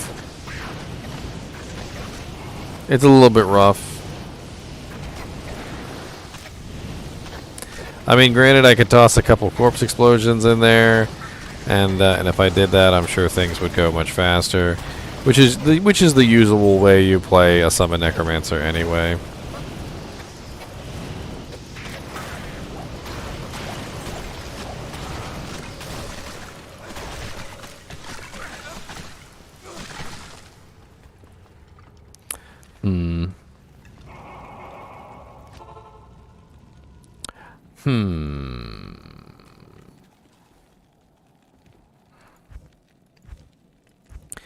They also supposedly beefed up bone armor, which is interesting. Bone armor is 1100 damage now.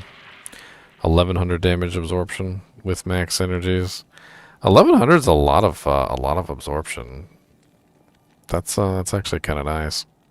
I mean, that's a whole health pool. It is only physical damage, of course, but that could totally save your life in certain situations. The only real downside to it is that to beef it up, you kind of have to be a poison and bone necromancer. There's really not enough skill points to go down the bone armor line, unless you're just like some sort of like massive physical damage bone armor necromancer.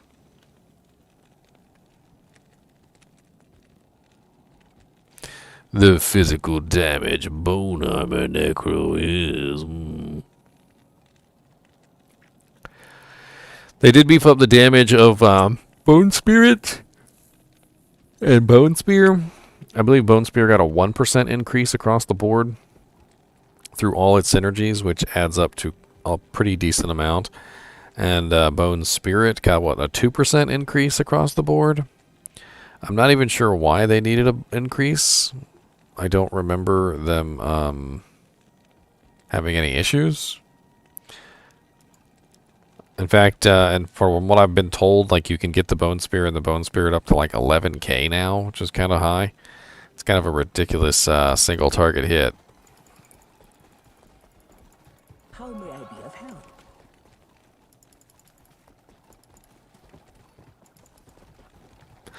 I mean, some of the changes are good.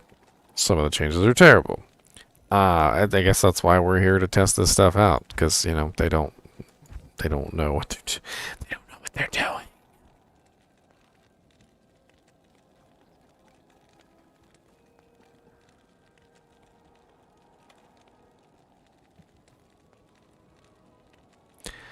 I'm pretty sure it's exactly the same as it's always been. I don't think there's any change to the poison tree.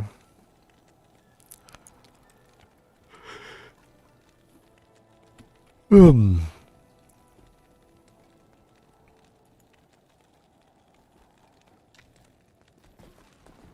of the character changes I like. Some of them I don't like.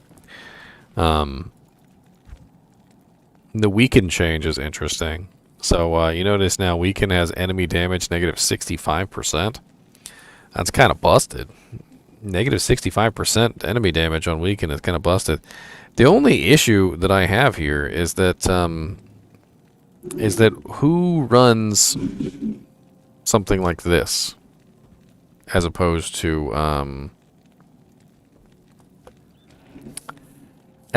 like amplify damage, which increases your kill speed, or decrepify, which increases your skill speed and also you know, like makes the monster, you know, more difficult to it's just kind of like I see what they were going for with weaken, and now that it's at like 65% negative enemy damage, it definitely does seem a lot more intriguing. And with a duration of 90 seconds, I mean, that's kind of ridiculous, right? But Decrepify also has negative enemy damage of 50%. And then on top of that, it also has negative 50% attack rating and negative 50% run walk. So it's like, I mean, they still didn't give like a comprehensive like reason to use weaken. But yeah, weaken, the buff to weaken also helps out the obsession rune word. And there's also a couple other items in the game that actually have weaken on them. I was actually looking at this the other day. If we go to the Amazon Basin, which is a pretty good place for looking for items that have specific effects, Black Oak Shield Luna has a 4% chance to cast level 5 weaken. We also have a couple other ones, like Doombringer Champion Sword will cast level 3 weaken at 8% chance. Soul Drainer Vambraces have level 3 at 8% chance. Ondal's Almighty Spired Helm has level 3 at 10% chance, and Black Leech Blade Bill has level 5 at 5% chance. So there's quite a few items in the game that have weaken procs, and now that they've beefed weaken up to actually be kind of useful, could be kind of interesting to run those on a character if you're just trying to make yourself extra tanky. I mean, running weaken as a curse would certainly make yourself extra tanky. Might help keep your mercenary alive too. I mean, the Black Leech Blade Bill could certainly go on a mercenary, and so can Ondal's Almighty Spired Helm. Both of those could be merc items specifically just to help keep your merc alive.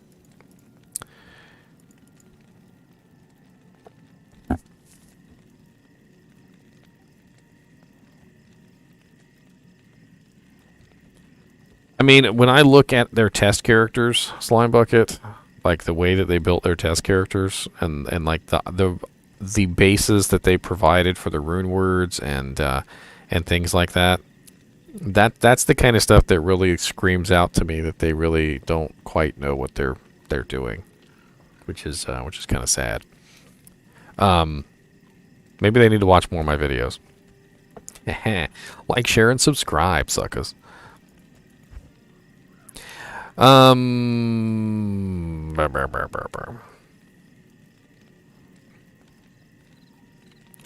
me do one quick check on the Necromancer changes. Let's look real quick through the Necromancer just to make sure I didn't miss anything. So the Iron Golem got a buff to his Thorns aura. So his Thorns damage is not listed. It's interesting. Why wouldn't they? They're all about tooltip. They're They're all about tooltip clarity these days, and they didn't add the Thorns damage onto the Iron Golem Thorns aura. We can grab an item from our stash, though, and turn it into an Iron Golem just for fun and go see what kind of damage he can put out. Here's a Gnasher Tomahawk. The Gnasher Tomahawk, boys. Actually, you know what? Hold on. Let me get rid of my army before we do this because I don't want the army messing with the testing.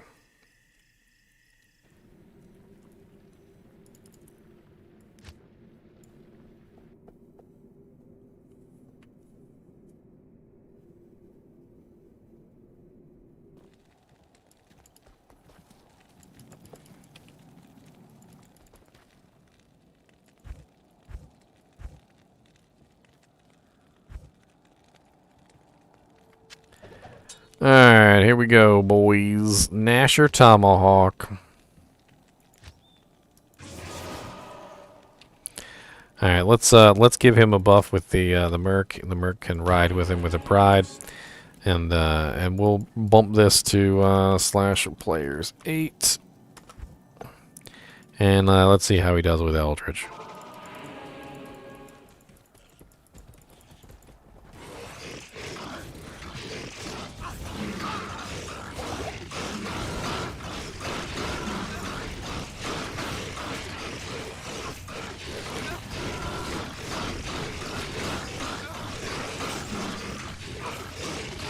I mean, my Merc is working it, and the Iron Golem isn't taking any damage, but he's not exactly dishing it out. The Thorns seems to be doing some damage. I mean, he's slowly sort of... Ow! Don't frickin' stop massively attacking the lightning enchanted monster and sending lightning bolts my way. Worst Merc ever.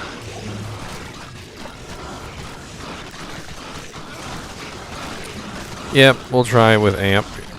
Absolutely. Let's bring him down here and we'll test with Amp.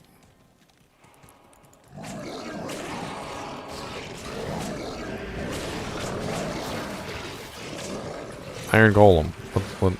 What? Iron Golem. Where are you at, buddy? Okay, there you are.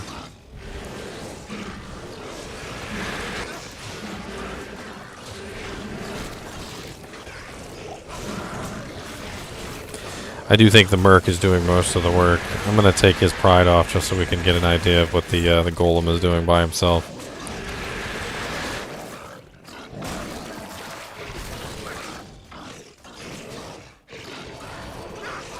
Can't tell which one he's attacking.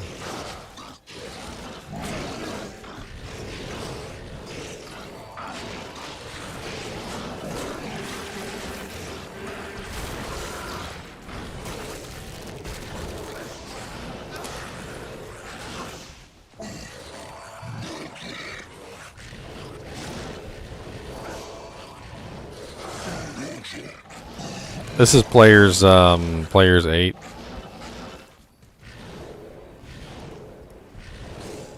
Players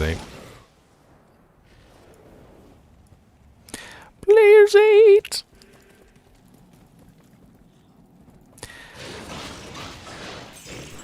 I mean, we could always just make him out of a freaking pride pole arm. Here, let's just do this. There. We've now sacrificed the Merc's weapon for a Golem.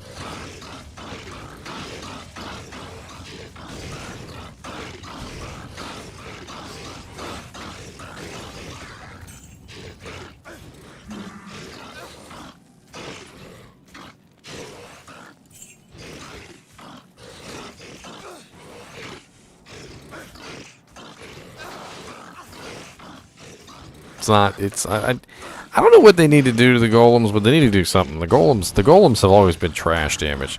The Clay Golem with like literally the max abilities in the game does a whole 48 to 113 damage. The Blood Golem with max abilities in the game does 242 to 653, which is terrible.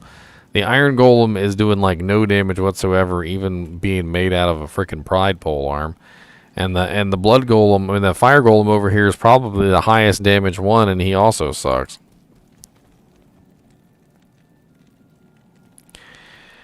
I don't know. I think we're done with the Necromancer. What do you guys want to check out next? We've already done the Druid. We've already done the Barbarian, the Paladin. We haven't done the Assassin. We haven't done the Necromancer. Or sorry, the Amazon, the Assassin or Amazon. We haven't done either of those. We haven't messed around with the Sorceress yet either, have we?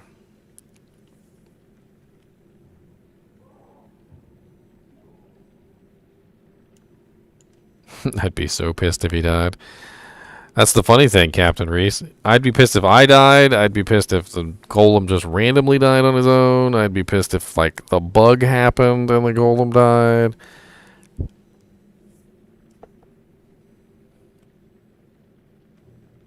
Orb Hydra, new meta. Orb Hydra, the new meta.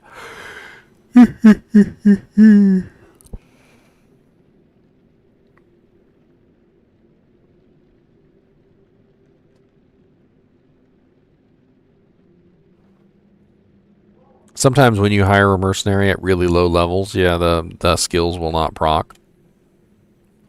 That's been known for a very long time.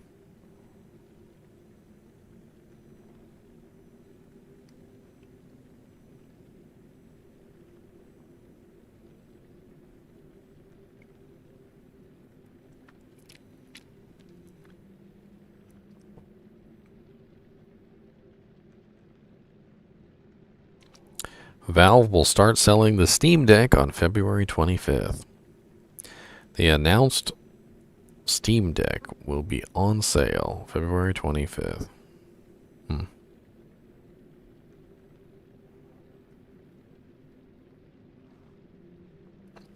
put a reservation in for that like a long time ago. A long time ago. Judging by the current state of PTR, I don't think 2.4 is going to be releasing anytime soon.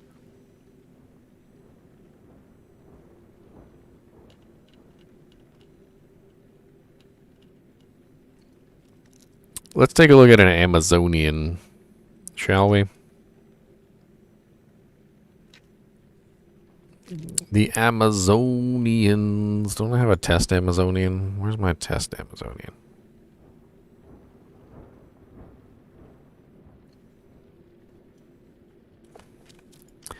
Test Amazonian. What's up, Test Amazonian?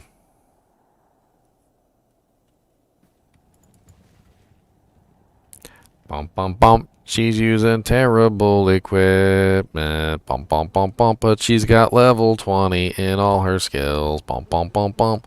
I don't know what to do about it. Bum bum bum bum. I can't use this yet.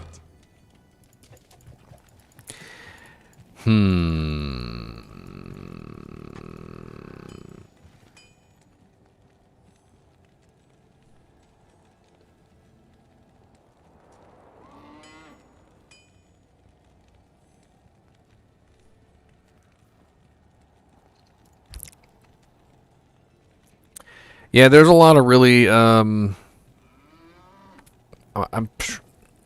guys are talking about not being in a hurry for it to release. I'm not really in a hurry for this to release either. Like, not in its current state. I definitely don't want this to hit live as it is. We're gonna, there's gonna be a whole bunch of crack cocaine monsters going on.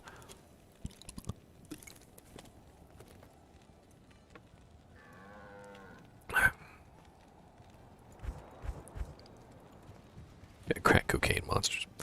I'm silly. All right, let's modify this test Amazon real quick. Let's get her decked out so she can actually play around with these the spear skills. I wanna deck her out. Deck the Amazon full of gear. Fa la la la la la la la. Let's put all the kegs of beer. Fa la la la la la la la. In the hallway with the rodents. Fa la la la la la la la la.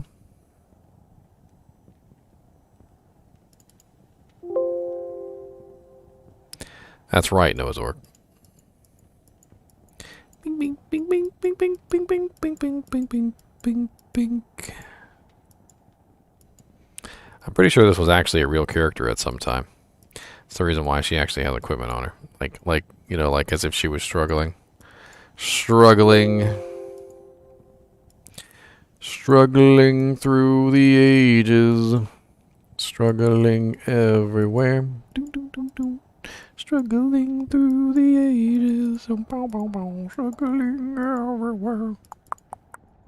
Struggling. Maybe flickering flame.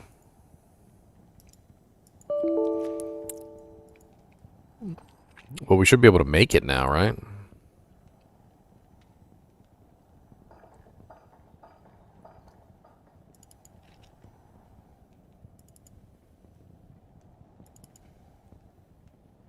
There's my mock flickering flame.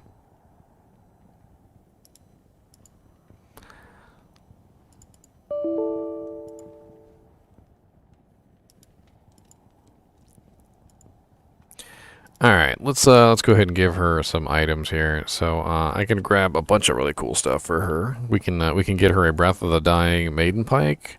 That would be absolutely great, right? Absolutely amazing.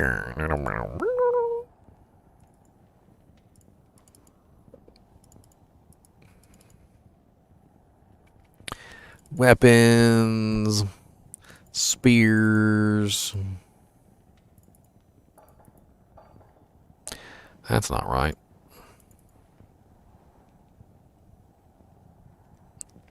All right, we're gonna have to modify an item. Unfortunately, we don't have the correct item that we need. Hate having to do this because it never really works out quite right. What's the elite version of the Maiden Pike? Because I really want to get her like the best possible.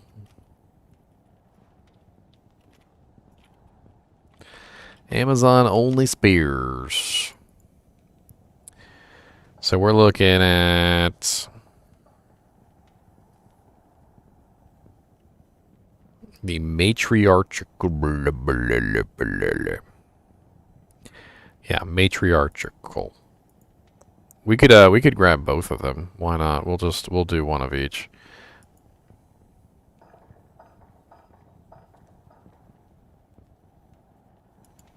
So we got the matriarchal pike. Save. Bink. And then we can edit in the spear as well. Bink. There we go. Now we've got both. And we're going to make sure they have +3 to skills on them. We need to make sure they have the +3 passive. So it needs tab levels, spear 3. Save.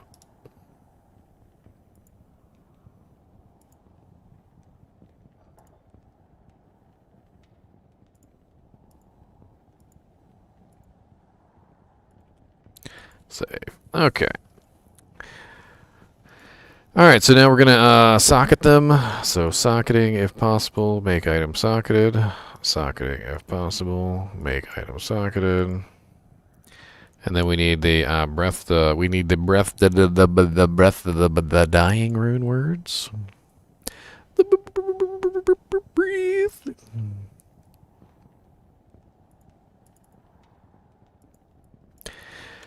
Exclamation point BOTD.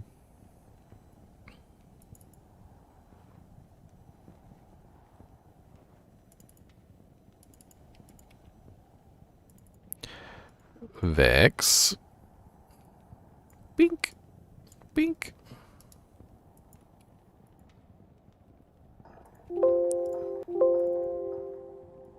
Hell.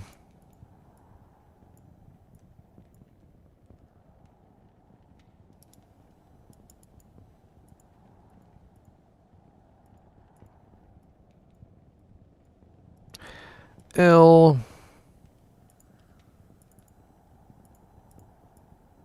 Eld. Zod.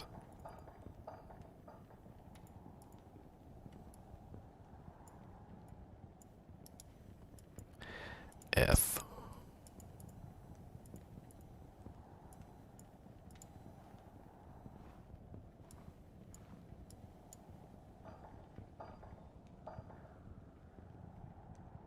Did I get it? I get it right. I messed up one up. Okay, hold on. I see what I did there. It's supposed to be Jav, not passives. Save. There we go. Alright, so we've got her 2 spears. We'll just go ahead and throw these on here real quick. Let me go ahead and give her a wind force bow too, just because. A wind force. The force of the wind. Yes. There you go. Nice little wind force bow. And we'll give her a mock mist. Might as well give her the mist as well.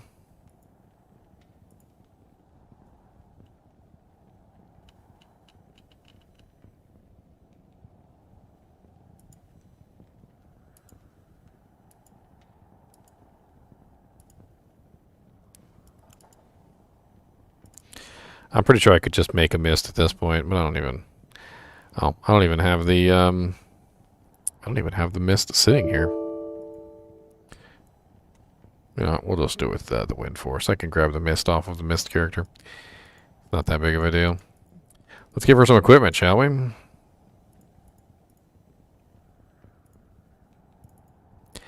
Alright, rune words.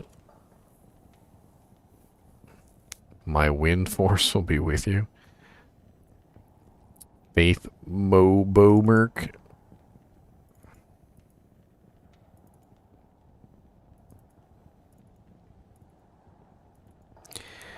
Alright, so I've got all the bows here to play around with. I can grab the Faith Grand Matron.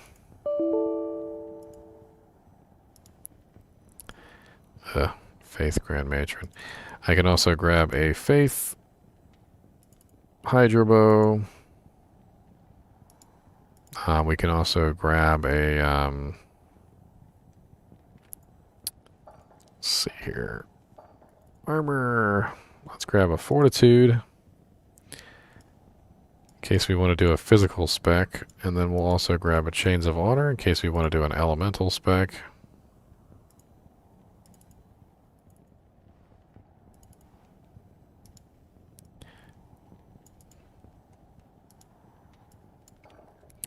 And we have the Flickering Flame Rune Word already. We need some good helmets. So if we're going to run an ice spec, like a really good ice spec, let's go ahead and grab a Nightwing's Veil for ourselves. That'll be decent. And then we can also grab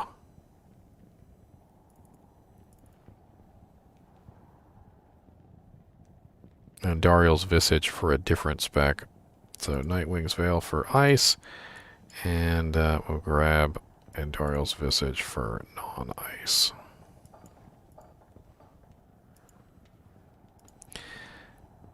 Let me put these bows in the stash too.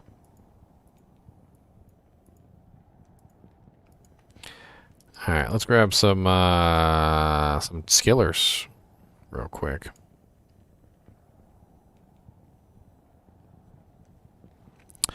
What are we razoring?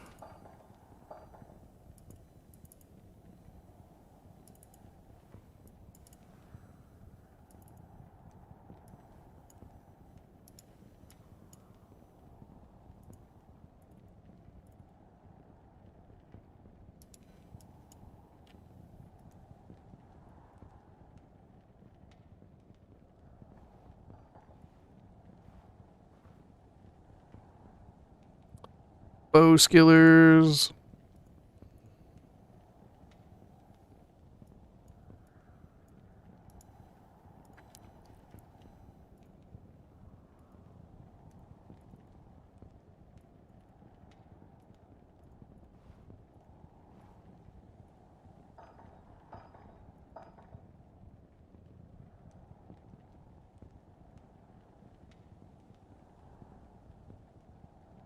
I was going to grab Laying of Hands, actually, is what I was thinking.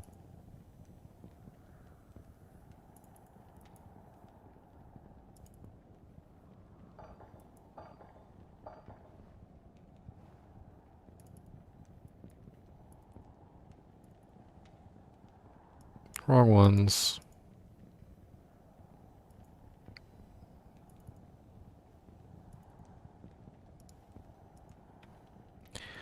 Alright, rings. Let's grab Bulkathos real quick.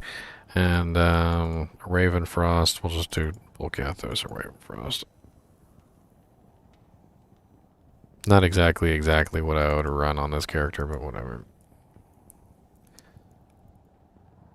And then, of course, we also have the belt. Let's just go ahead and give her Arachnid's Mess for plus to skills, since she's going to be running something like that. We'll also give her Silk Weaves, because she's going to be mana hungry. Or, you know what, let's just give her Gore Riders, why not? Just so she has some procs. And then for the amulet, let's give her a High Lords, and then we'll throw a Mara's in the stash.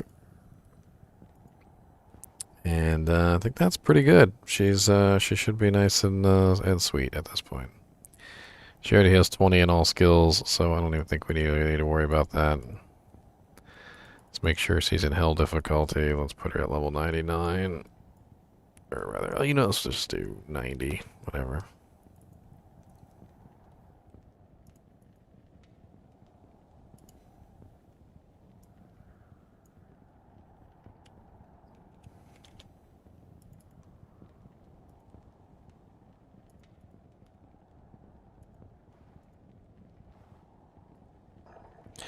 Alright, I think she's ready. Let's go throw her in here. And let's see what kind of craziness we can get ourselves up to.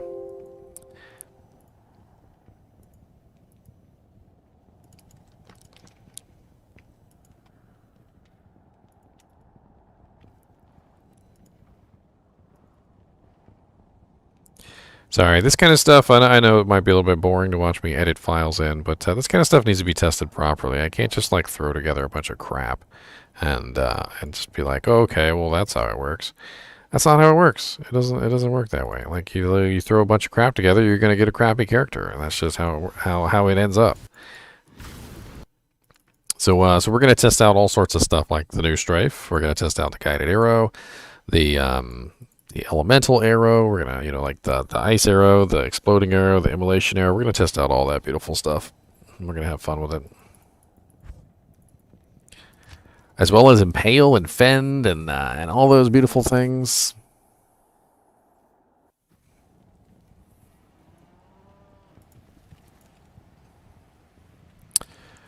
Beautiful Breath of the Dying.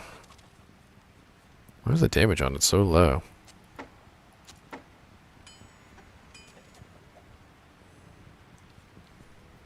I chose the Maiden Pike instead of the Matriarchal Pike. Hold on, that's a quick fix. Hold on.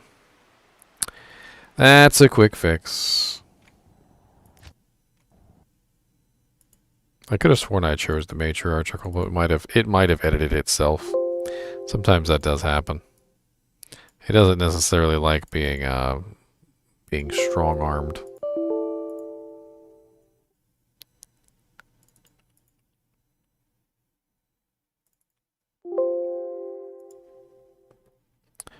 Oh, maybe I did choose the Maiden Pike.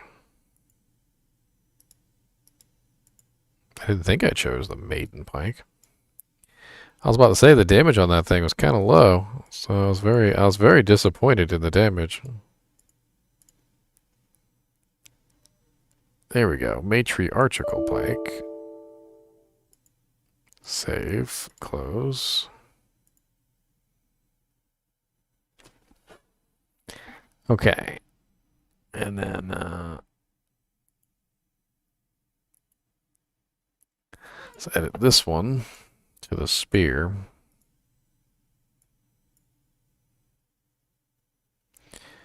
Matriarchal spear. There we go.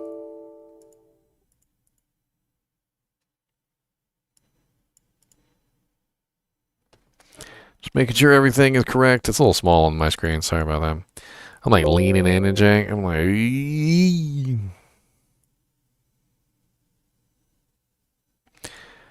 Man Catcher also. I mean, that's why I got the spear. So the spear and the pike have big speed differences. I felt like that would be the easiest way to do it. And Impale is a very slow skill, which makes me think that I'm probably going to need that faster weapon. As much damage as Impale does, it's just not fast. And despite the fact that they increased the speed of it, when I was testing it out earlier, it was still not very fast. I think part of the issue with it is it just has a really long. It's like,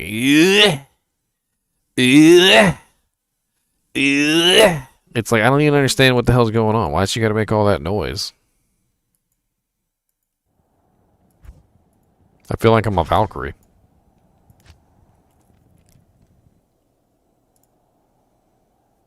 We're currently in the process of testing out a Amazon. We've edited in equipment for her, Joshua.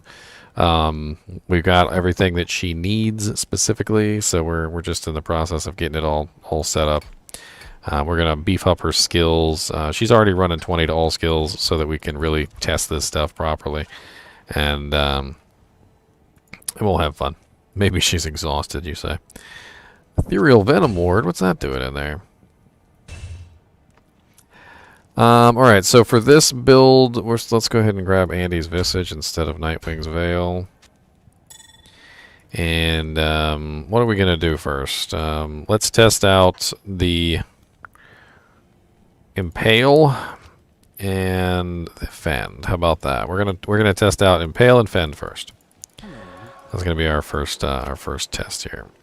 So rocking pretty good equipment. Nothing to be ashamed of here as far as equipment is concerned. Let's go ahead and stack some more into life. We would probably have a little bit more than this.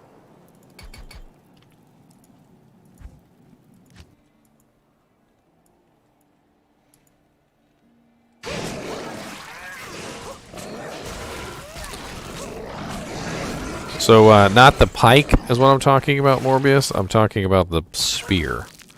Is the spear the same as the man catcher? So the spear and the pike have a huge difference in damage. There should also be a huge difference in speed. That's why I've got both of them. So this is the pike. And this is the spear. Let's hold on, let me get the skills set up properly. Alright, I know you won't be able to actually tell me switching between them, so...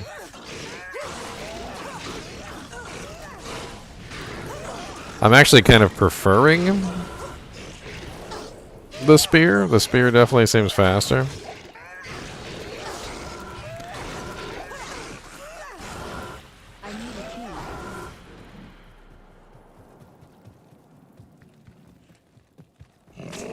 Interesting. I mean, I'm pretty much just one-shotting everything, though. Look at my damage. 20,000 damage on the top end. 20,000 damage on the top end there. That's a little high. And I also get, of course, the critical strike. So I'm rocking, like, what, 40,000 damage a hit when critical strike lands? So if I get a top-end hit, it's 40,000 damage. What's up, Shank? How do you like 40,000 damage in your face? Let's try out Fend. Oh god, what the hell just happened? I've got 12k damage Fend? Let me go somewhere.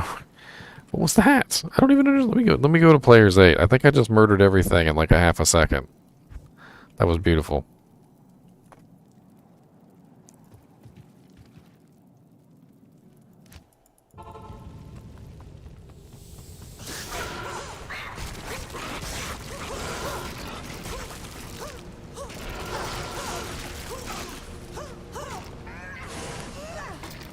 Physical immune, huh?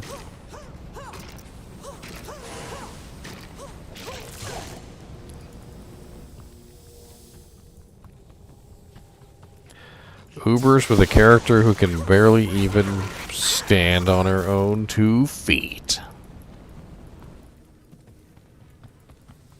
This is players 8. Or did I? Hold on. Let me make sure I've got /players 8 turned on. I'm just going to type it in again just to make sure. And let's go to a new zone too, because I know that the zones proc. So when the monsters spawn players 1, they're already players 1 and they don't change. So let me go to another zone just to be sure this is right. I'll go to Ancient's Way.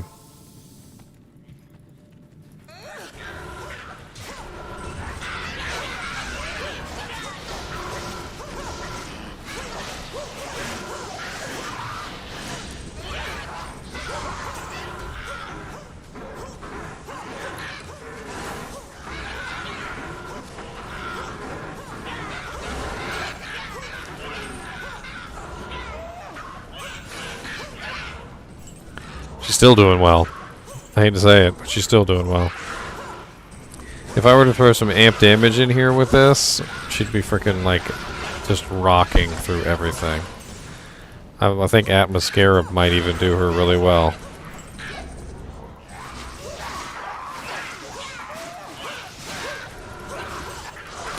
Let's try the faster weapons, so now we'll try the spear.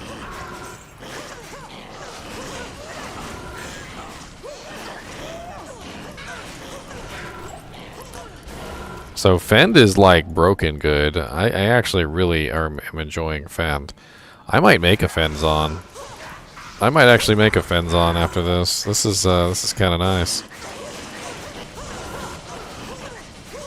So with the lesser damage weapon, you definitely attack faster, but you lose a lot of damage off your top end there. You notice I've got 7,162. With the spear, and on 12k with the pike, and honestly with the pike, the Fend works really well.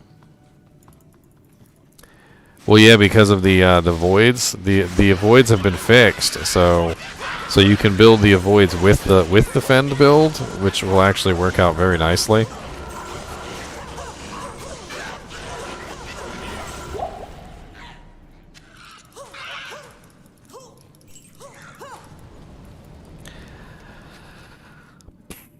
I don't really know what to say. She's kind of OP with that. That Breath of the Dying is kind of broken.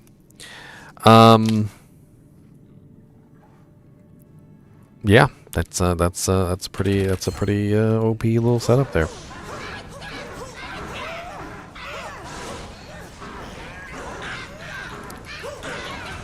Impale is still too slow, in my opinion. It's still very slow.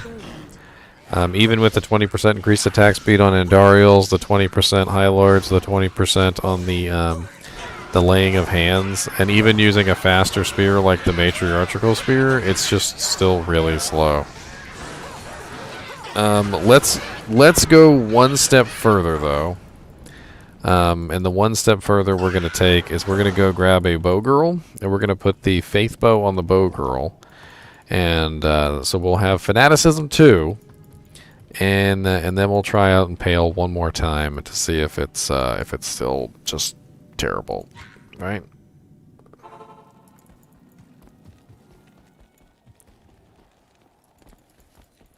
Can I help you? What's up, Fiona? Fiona's got a Hawkmail and a Coif of Glory, boys. Fiona is gonna tank the world, and now she's got a faith bow. Oh. Fiona, you can't. What? Okay, what?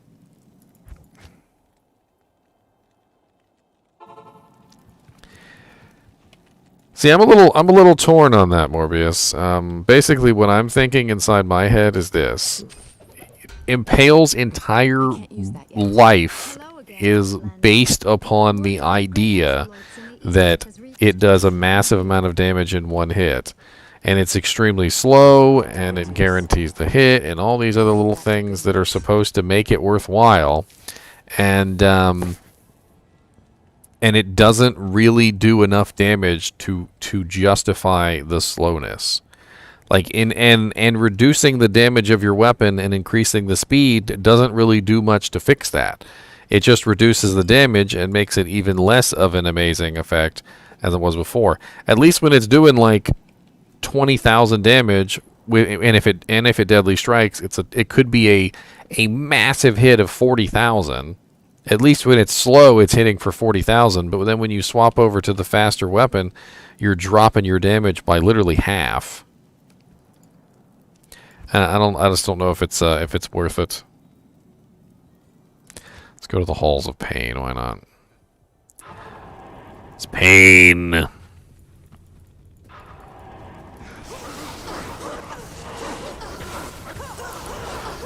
So that is Fend with Fanaticism. Fend is absolutely beautiful with Fanaticism. Well, that is just something to see. Just me stabbing everything in sight. Look at how fast she stabs. Good lord, the stabbing potential of a Fanaticism Fenzon is absolutely beautiful.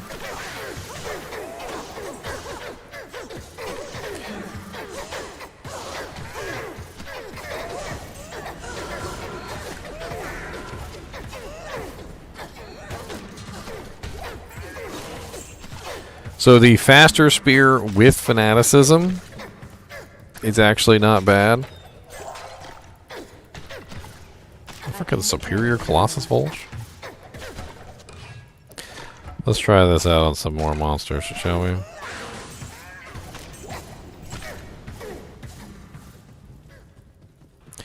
I mean, with Fanaticism, we're at a point where I would consider that mildly acceptable. But here's my thinking on this, though. Fend is attacking almost 4 times faster, it looks like, in my opinion. Like, it's kind of hard to exactly gauge how fast Fend is going, because it's going really freaking fast. Fend is going so fast that it kind of puts Impale to shame. I don't even know why you would need Impale. And Fend's attack rating is 12,731.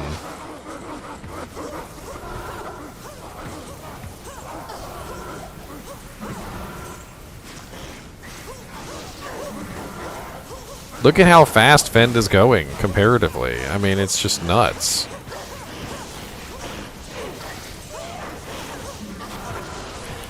Let's also play around with Jab here for a second. So Jab is not very much increased in damage, but it's a much stronger single target ability. Look at her speed. Holy Jesus. That is some single target massive spamming.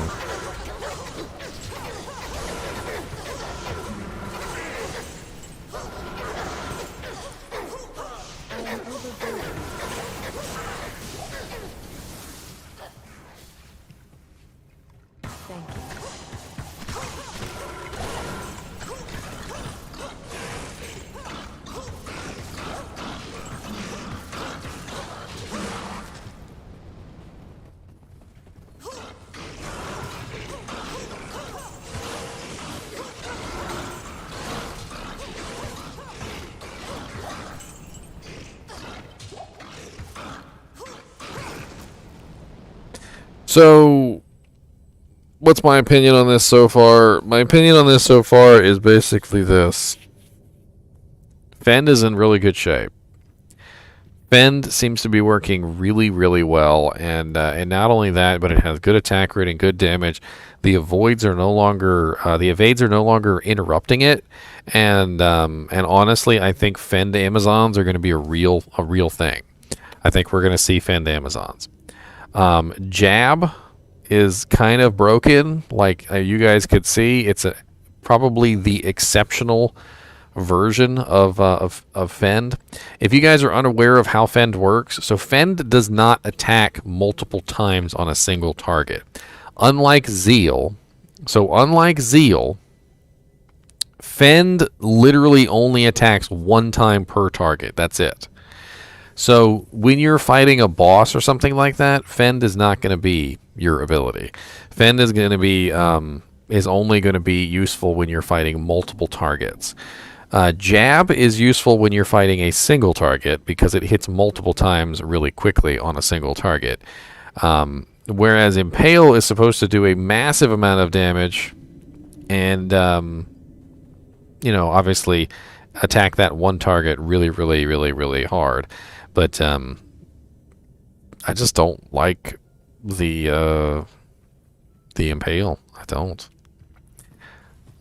Let's use the slower weapon. Okay, slower weapon it is with fanaticism.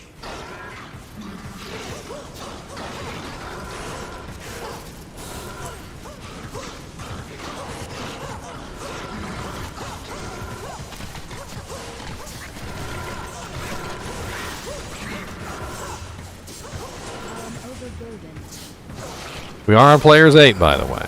Just a reminder.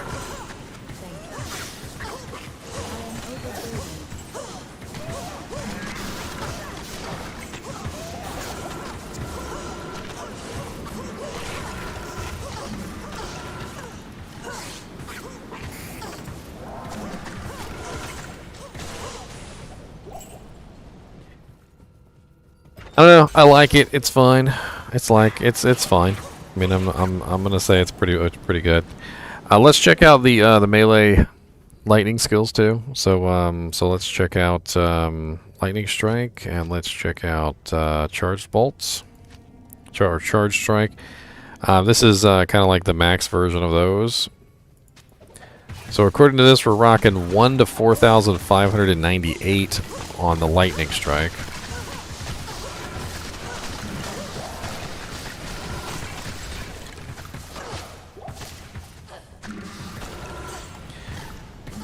I'm not even running the. I'm not even running jav skillers, by the way. I'm running bow and crossbow skillers right now. Thank you. Stop murdering my merc. Thank you. Leave her alone. Burdened.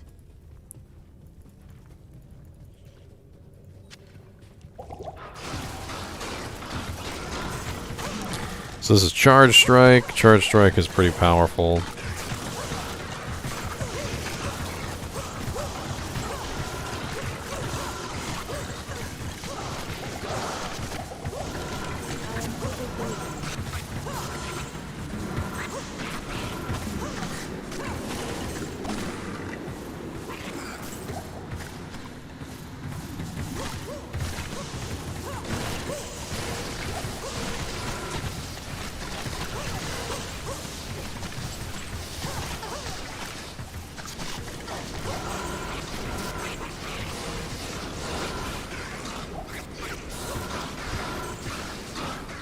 I mean, lightning's on is totally a thing.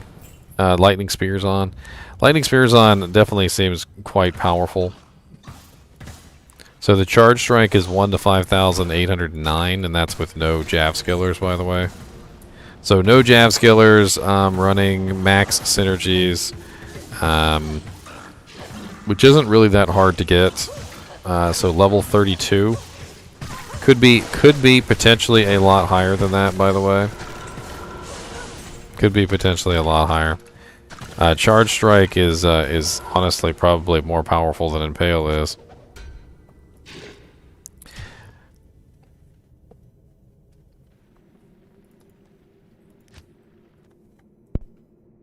Charge strike is kind of like deceptive because of the way that it works. It's multiple charges, so each one of the charges is 5,809. So 1 to 5,809. It releases 9 charges, so 9 times 1 to 5,809. So basically an average of about what, like 25, 6, 7, 8. It's about an average of about 2,800 damage a charge times 9 charges. So 2,800 times 9. So you're looking at like an average of 25,000. 25,000 a charge strike, which is pretty kind of broken. Very broken, actually. I could totally see a hybrid build, perhaps running Fend for the physical, and then also run the lightning tree. You would be looking at what, 20, 40, 60, 80, and then you could avoid lightning bolt, maybe not completely max these out, and then go into the passive tree, grab crit, penetrate, the evades, maybe even grab the Valkyrie if you want to. It might be a little bit difficult to dual spec it, but it could be possible. Or you could go completely lightning and maybe just put some points in jab. Right now my IAS is to 120%.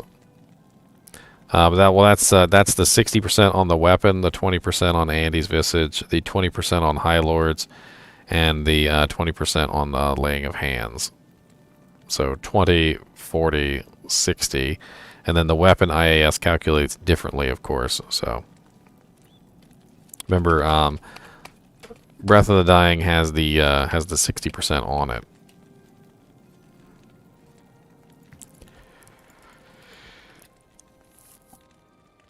I didn't give myself any javelins.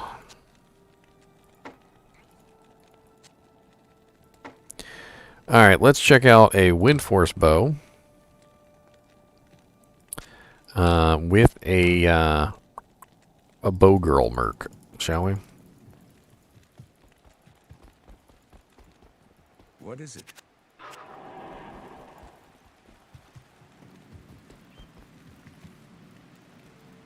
So first off, let's do some physical damage numbers, I guess. So we'll run Fortitude. That way we get extra physical damage.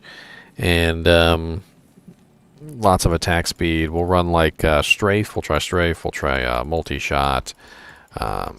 Guided Arrow has been buffed. Magic Arrow has been buffed. We'll try those.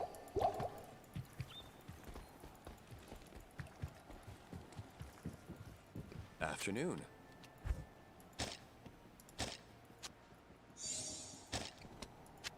I can't. Alright, so let's grab Max Strafe. So we do have Strafe here. And let's also grab a Multi-Shot. We're going to try both of these out. And let's go to Chaos Sanctuary, shall we?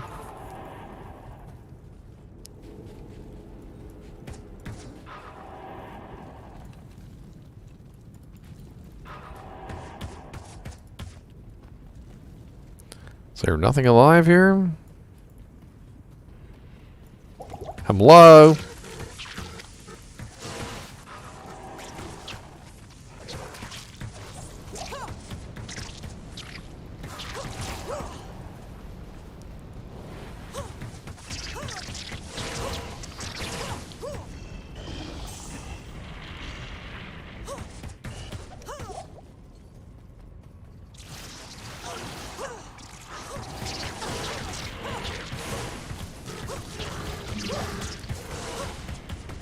Well, Jab increases attack rating, and it also reduces the damage reduction. So Jab in the beginning has a damage reduction on it, which is pretty powerful. Putting a couple points into it, or at least having a couple plus to skills, can offset the terrible damage reduction.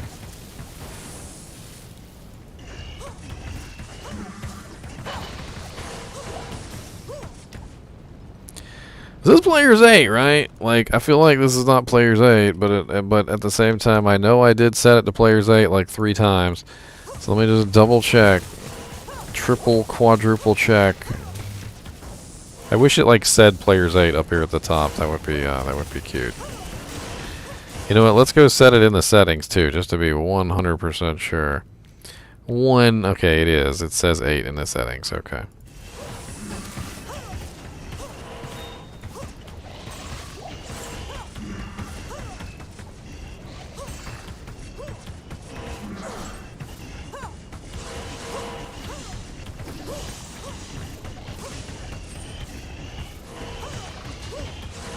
Yeah, this Hellfire Torch is just nuts. It's like really nuts. I gotta take it off. It's actually the pre-nerf Hellfire Torch before they nerfed it. I don't know if you guys are aware of this, but Hellfire Torch used to have a 25% chance to cast level 10 Firestorm before they nerfed it.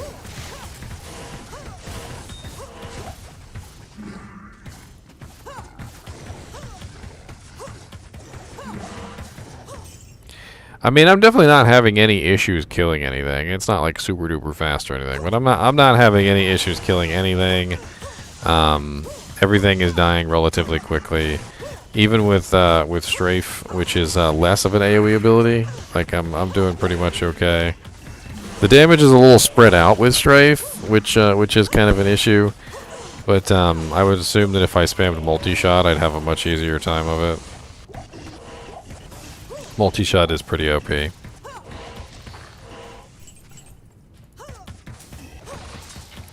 I've always found Strafe to be much more effective versus a single target than it was versus multiple.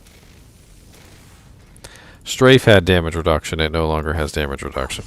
So Strafe used to have the same 75% damage reduction. See the 75% weapon damage on multi-shot? It used to also be on Strafe. Now there's no 75% weapon damage debuff.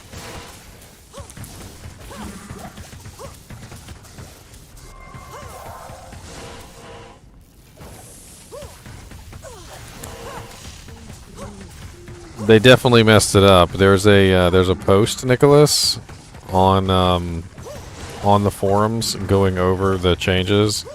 Apparently, they've got a lot of negative feedback from the shapeshifter change. Let me link it into chat for you guys. This is the blue post on the forums regarding the Druid IAS changes. A lot of people were not happy with.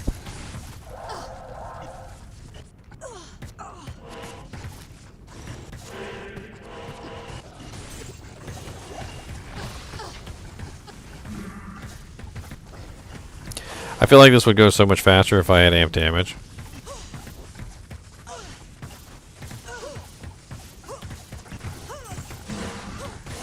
I don't think 20-point jab is ever really worth it, but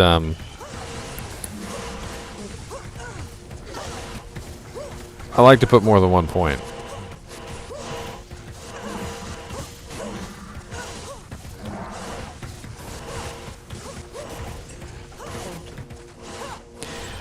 Alright, so I think I can safely say that both Strafe and multi-shot are obviously still nice and okay. I mean, Strafe is perfectly fine. I'm not going to say there's anything really wrong with Strafe. I really rather like Strafe for proccing effects. I don't know if you guys have ever used Strafe for proccing effects. I have a whole Procazon, and it works really nicely. This right here is a physical immune monster, so not really not much I can do about these phys immunes. Except for I can use the new magic arrow. So the new magic arrow converts more magic than the previous one. So more physical to magic. So let's test this on these two physical immune monsters. So we have no elemental damage on this character. We're just massive amounts of physical. And this physical damage is being converted into magic by the magic arrow. So this is actually pretty, that's actually pretty effective. Look at how fast he's dying. That's quite nice. That is a 67% conversion rate. So 67% of my physical damage is being converted to magic for the magic arrow ability. They definitely upped that very nicely. What's up, Spartan? It's going pretty good. We're having lots of fun testing out stuff on the new 7. The new 7.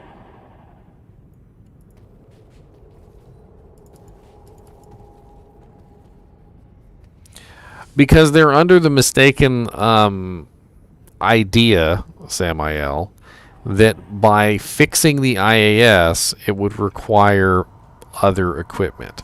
So let's say, for instance, I was a druid, right? So I would need a really, really fast weapon, right? Well, what they did was they took away the weight of the weapon from the build, from the character, right? So they took away the weight of the weapon in the IAS calculation, but they're thinking in their mind, they're like, okay, well, taking away the weight of the weapon didn't ruin the maximum breakpoint that they were possible of getting to, so they can still get there if they build with their proper equipment, like a regular character builds with their proper equipment. But I think that they're not really thinking about it because I don't think that the Druid can even hit those breakpoints anymore. I think that the high breakpoints they were hitting before are now unobtainable.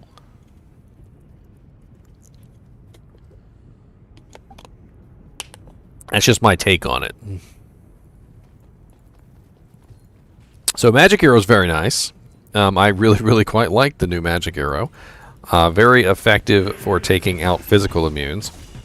If you would like to have like a physical immune killer, having max Magic Arrow definitely seems like a good option. But only if you are a highly physical damage character. So if your character is built around just massive amounts of physical damage, then yeah, it'll work. Like if you're running Wind Force Hydra Bow, which is a very high physical damage bow. And of course, I'm sure Fortitude also helps. They also buffed up the damage of Guided Arrow. Let's take a look at that. So we're rocking 5,000 on the Guideds. Of course, Guideds still don't actually pierce or anything.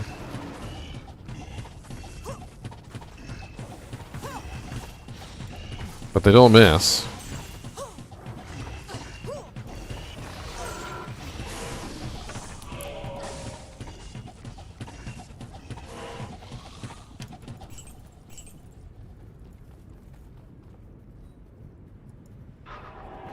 Alright, Atticus.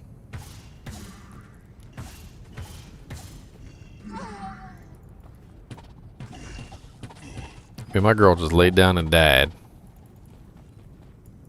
She's thought, ooh. Ooh.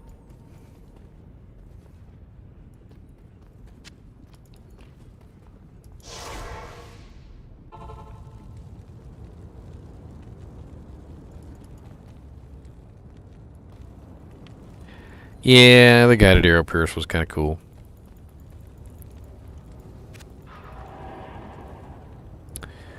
Alright, so Immolation Arrow was a big change, and so was Freezing Arrow. Got a nice little reduction in mana cost, which was kind of cool.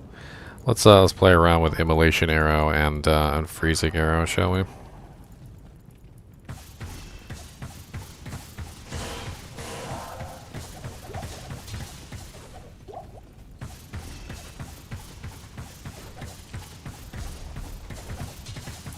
I definitely am noticing the mana cost reduction. I mean, it's nice. Note to self: running knockback with Immolation Arrow probably not the best idea, as the knockback literally knocks the monster out of the fire that they're supposed to be standing in. Interesting. Not the best effect.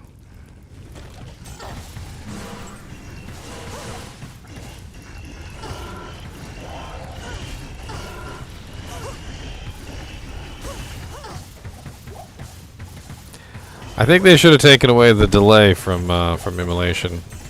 They reduced it, and they separated it from the other skills, but I think they should have just removed it entirely. I feel like they've kind of pigeonholed themselves into an odd situation here, where if I'm attacking with like my max speed, it's just going to be way faster. Let me give you guys an example, right? So let's see how many we can get off. I'm actually gonna run a stopwatch here, right? So how many arrows can we get off in approximately, like, let's do a 10-second stopwatch, right? Okay, so 1, 2, 3, 4, 5, 6, 7, 8, 9, 10. So in 10 seconds, we were able to get off 10 shots of Immolation Arrow, right? So let's go to Exploding Arrow. Exploding Arrow is roughly half the damage of Immolation Arrow. It has a slightly lower mana cost and doesn't have the burn damage. All right, but let's see how many arrows we can get off in the same time frame with Exploding Arrow versus Immolation.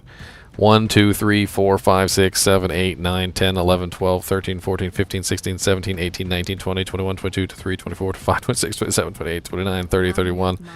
31, and we ran out of mana. So we can roughly put out 3 times the amount of arrows with exploding arrow at half the damage, which means we're still doing more damage with exploding arrow than we are with immolation. So it doesn't even make sense for immolation to have such a high delay.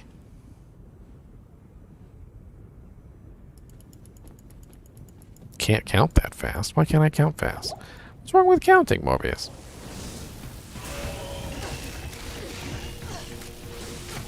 Ah.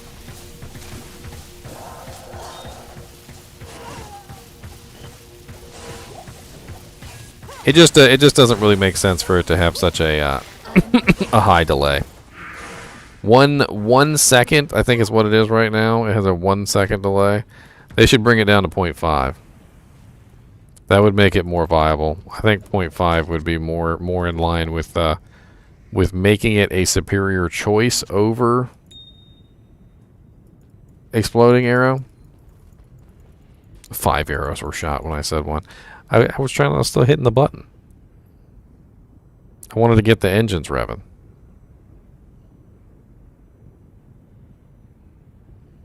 Get the motor running. Get out on the highway. I have actually already tested Fire Druid Spartan. Didn't you literally ask that earlier when we were testing Fire Druid? And I was like, let's go test Fire Druid. And then I was like, surely he's here to see us test Fire Druid? Like, I'm pretty sure you were here when we tested Fire Druid. Because you literally asked, and I was like, let's go test Fire Druid.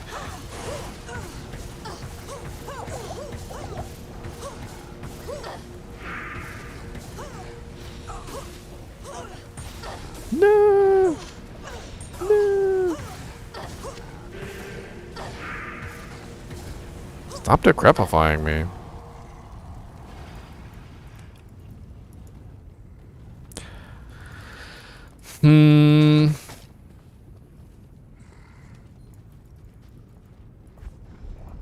I mean, I'm impressed with the dodge fix. The avoid and the evade dodge fixes are very, very nice. We've also got the slow missile has this damage reduced by 36% on it now, which not only does it reduce ranged attacks, but it also reduces incoming damage by a rather large amount now. It looks like it breaks Inferno. Inferno doesn't even work anymore. That's kind of funny.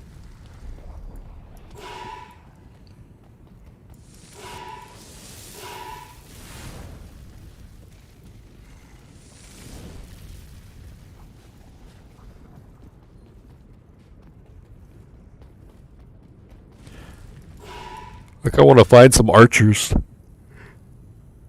Yeah, let's go see if there's any archers at Shank.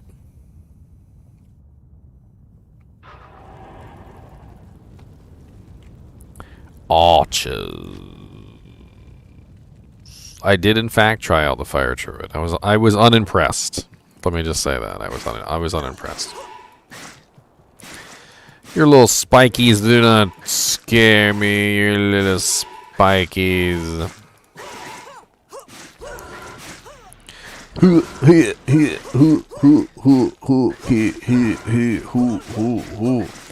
So one thing I'm noticing with the dodge fix, do you notice how she's not dodging?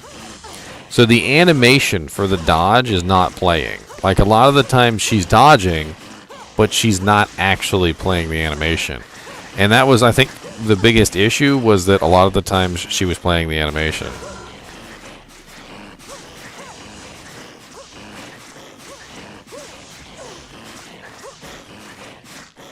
Interesting. They also increased the the radius of they increased the radius of inner sight. So inner sight went from 8 to 18 yards. Has negative 1,515 defense now.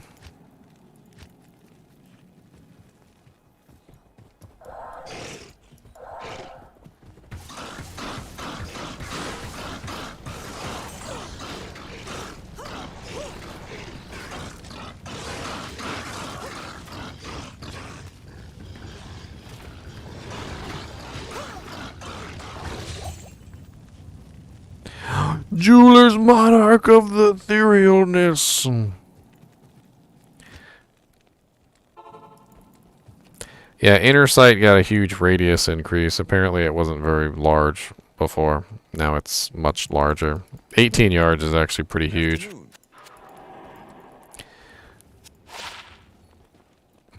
The Holy Monarch.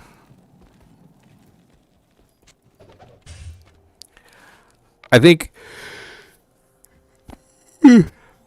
overall they'd messed up Druid. They really did mess up Druid. I think they messed up Druid really badly. They've got to fix it. I hope they fix it anyway. I really, really do hope to fix it. All right, so we've got one more. I guess I could go do Ubers. We could try Ubers. I'm probably gonna get my butt handed to me, but we could give it a try.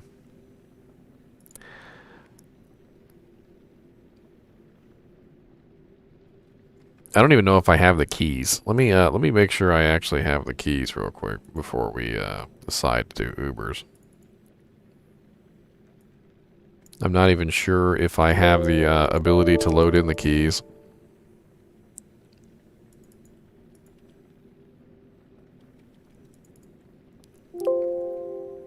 And if I'm going to run Ubers on a Spears on, I might as well give her some Spear Skillers.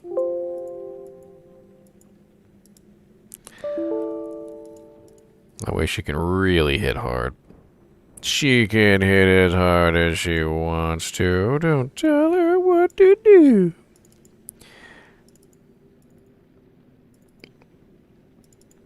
Jab Skillers. There we go. Jab Skillers. Yay. Alright, let me see if I can edit in the keys. I don't even know if I can edit in the keys, so don't get your hopes up. I don't even know if I have the keys on file.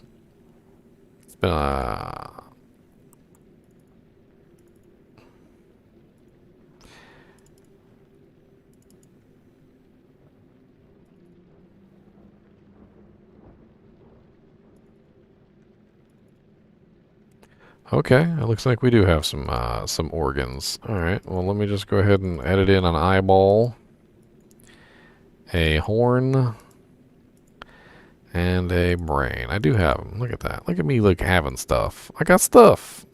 I know you guys are jealous. All right, if she's gonna run this, she's gonna need a treachery, right? So let me edit her in a treachery so she has some bonus in her life. Rune word, armor, treachery. There we go. Okay, so she's got a treachery, and we'll copy her back over, and we'll see if we can do this.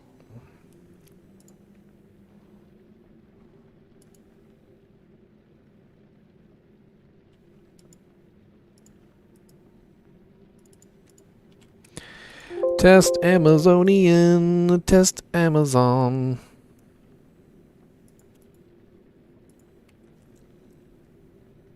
Let me close out Diablo.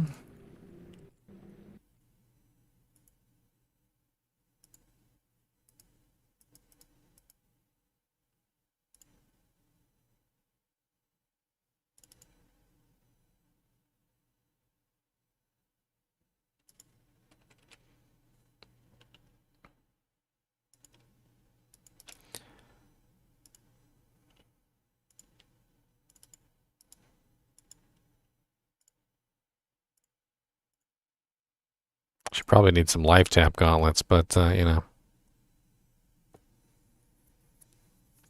She probably does need some Dracools, now that I think about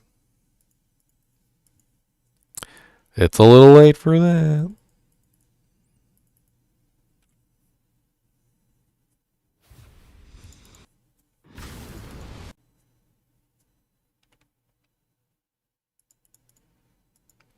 Armageddon just doesn't do damage properly. I don't know what to say about Armageddon other than that.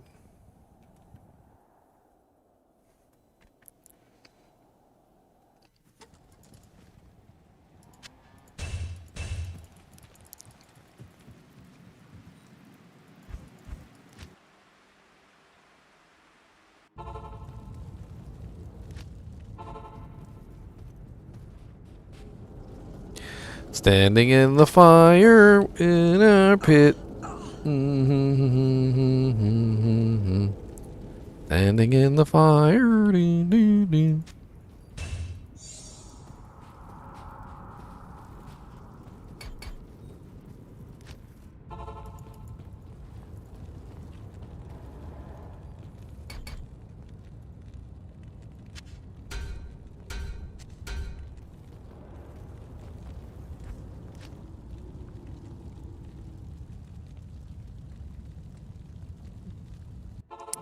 I was playing around with the mercs. They seem pretty cool.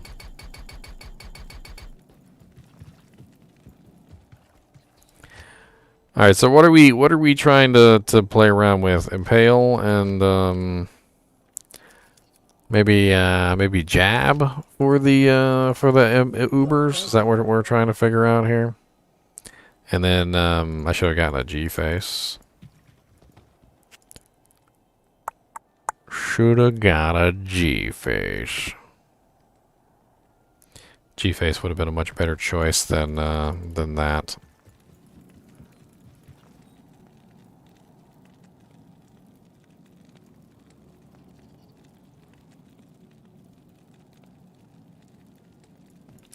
I can add back in some more equipment here in a second. So we'll just play around with this right now, and we'll just see how this works, and then I can just edit back in the file. It'll take me about 2 seconds.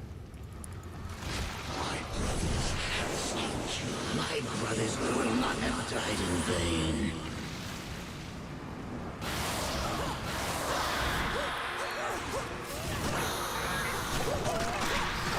Ooh, oh god. Oh god. Painful.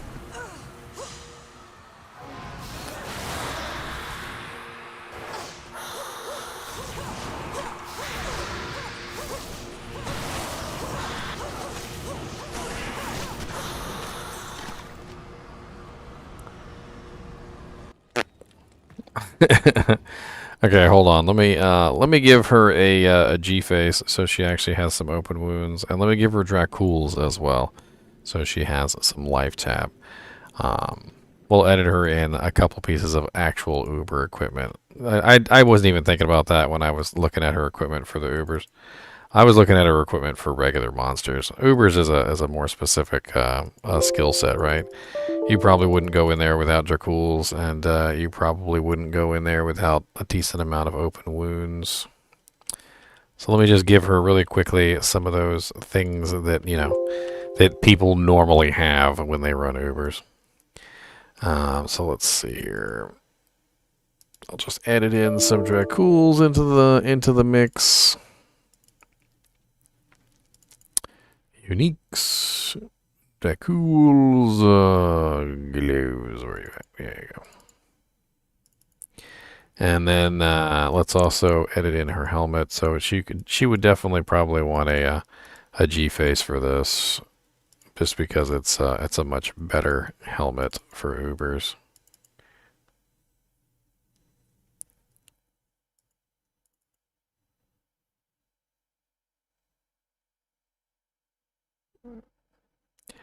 I wonder.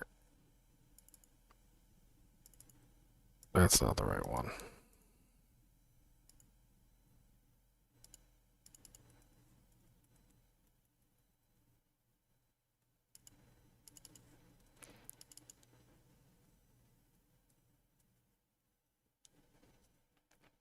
I was just thinking about this. Can't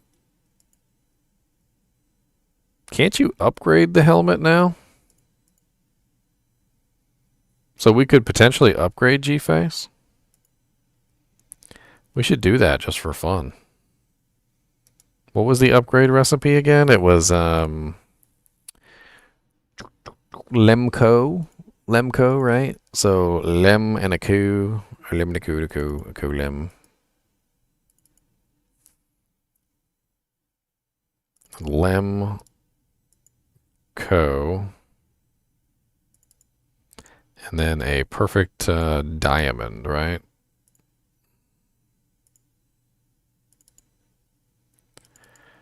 Perfect diamond, a diamondo? Alright, hopefully that will be enough to protect us from the Ubers. I have no clue if this is even going to work. I feel like our attack rating is too low. Even if we're doing okay, I just feel like our attack rating is too low.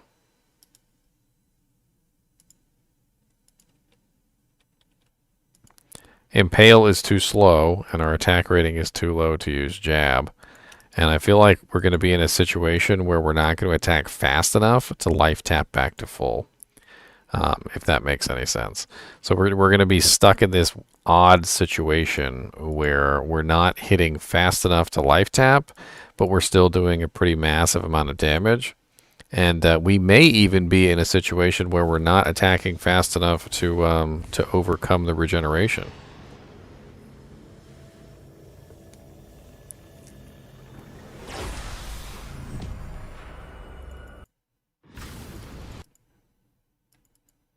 What's up, Kyle?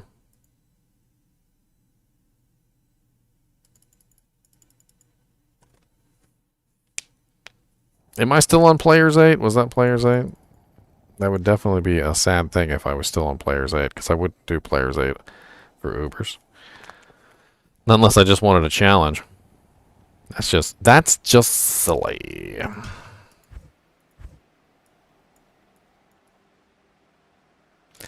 No, we're at Players 1.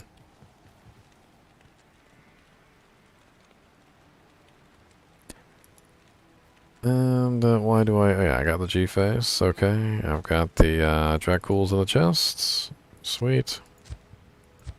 Swap those out. And...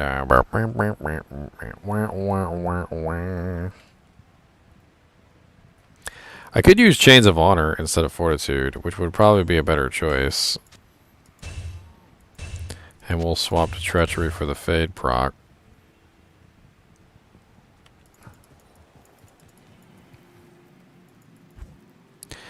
I'm also kind of curious if we could work in some Charge Strike.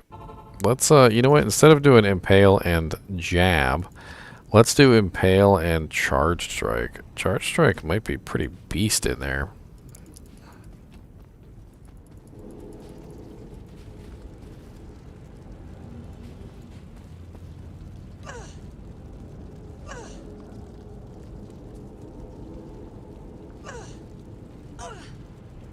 What's up, Danger Dowel? Adam dang old Danger Dowel. Coming at you with the Dowel and Danger. The Danger Dowel. Dang old Danger Dowel. It's slow. It's very slow. Do I even have Treachery on? Come on, proc already, Treacherochery. Can I die to fire? If I just stand here in the fire, will I eventually die?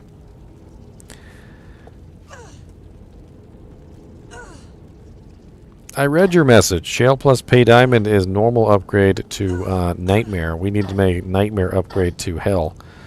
G-Face is a winged helmet. It's not a great helm.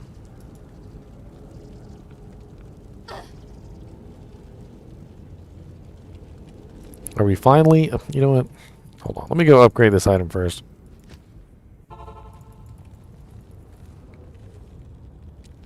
It does always hit. It's just really slow.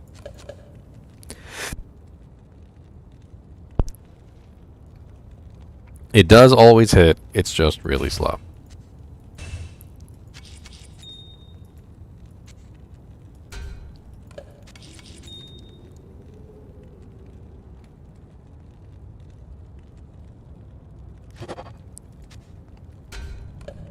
Interesting. So now we have a 192 strength G-Face.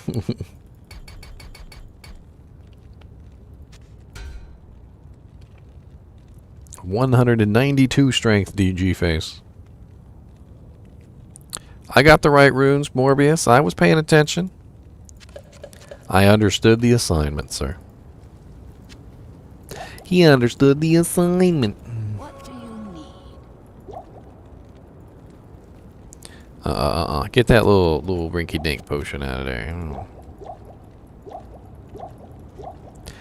All right. Back to the burning board. The burning board. I need to go get burnt real quick before we can go into the portal.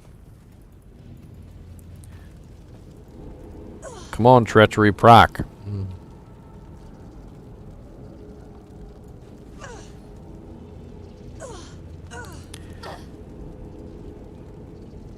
Dang, is there something in here biting me?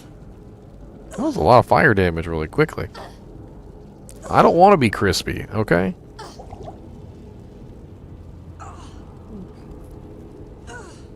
I am. I'm attempting Ubers with a with an impales on. So we're gonna see what the hell goes on with this. Might as well eat me a beef jerky stick because I'm having trouble getting fade to proc.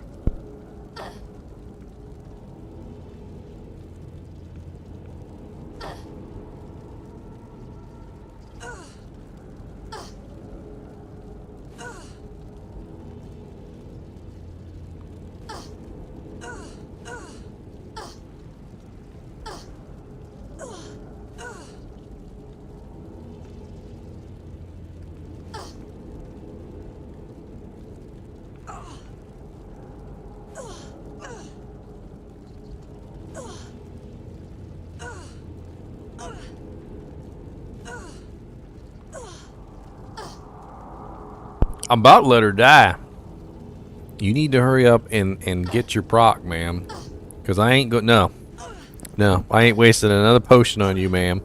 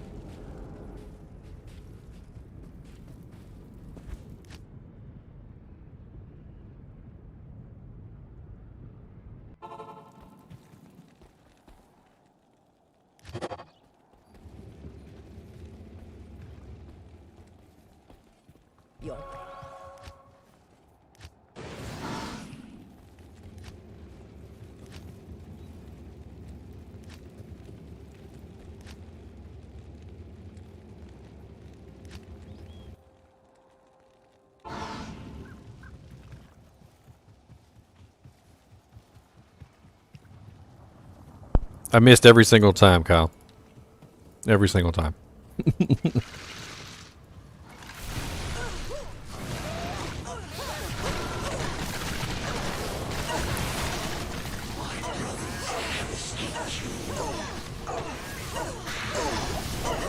Holy crap.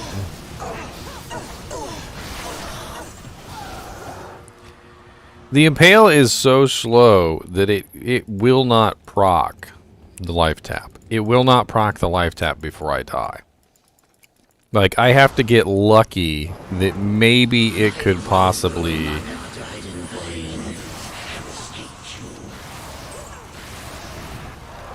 Hey, my treachery procced at least. I did forget COH, you're right. Let me go grab COH real quick.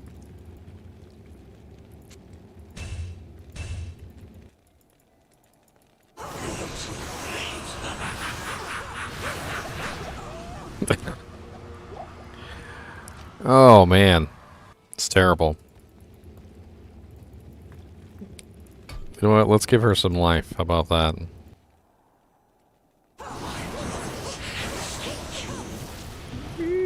My brothers have escaped you. Your mom's a hoe.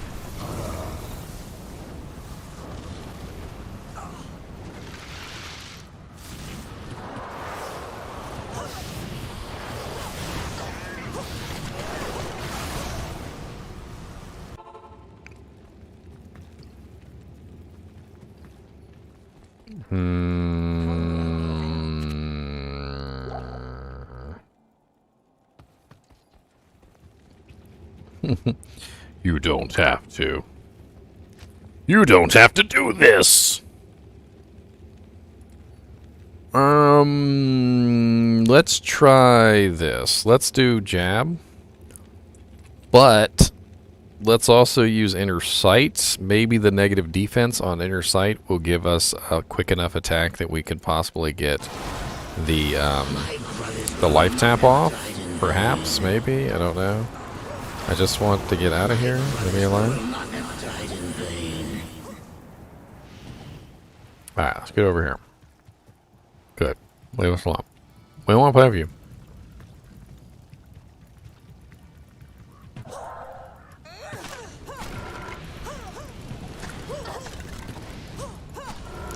You know what? Let's also go to the faster weapon. So I've got 2 Batrol pikes here. I'm going to go with the spear instead of the pike. Maybe the speed will help me out here. Hopefully to get me the life tap proc, which will keep me alive.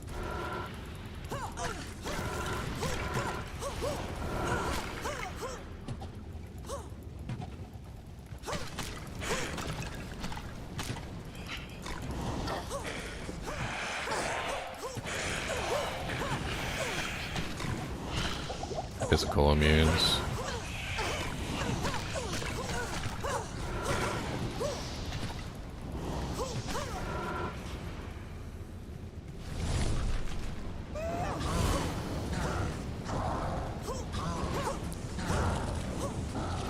Alright, with inner sight it looks like I can hit Diablo. Without inner sight I can't touch him, so that's interesting. Life taps up.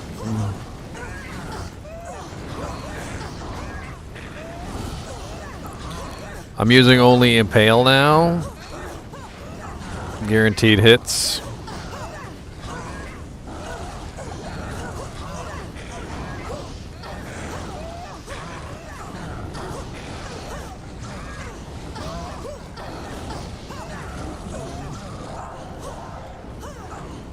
Not really liking the Impale. I mean, while it's interesting, it's really, really slow. Like, I feel like Jab is honestly doing a better job.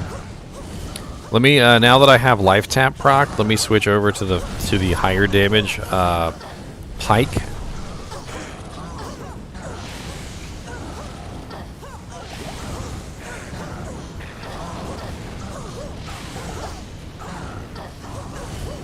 I don't know why my HP is going down. Did life tap disappear and I don't know it? Like, what the hell's going on? My HP just started draining away. I guess I lost my life tap proc. Oh, there we go.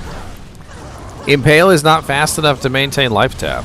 That's what's going on here. Is I can't maintain life tap while I'm attacking with Impale. And I need the faster spear to be able to actually utilize the life tap.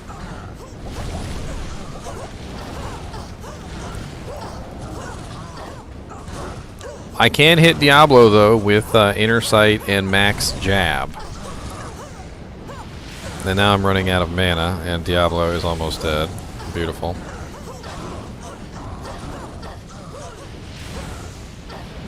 Come on, Diablo, you're so close to dying. Please just bite the dust.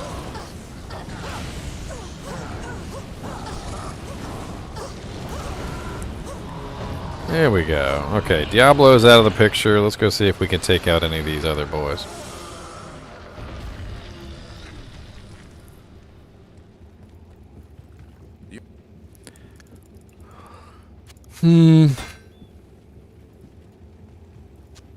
Some more mana pots.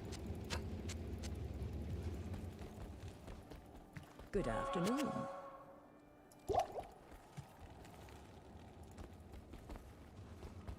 How much defense does Diablo have? I don't know. Apparently it's not enough for inner sight. Inner sight lasts 120 seconds though. It does have to be spammed a couple of times, which is certainly not helpful. Alright, let me go re-get my treachery proc real quick and I'll see if I can remember to actually put it on this time.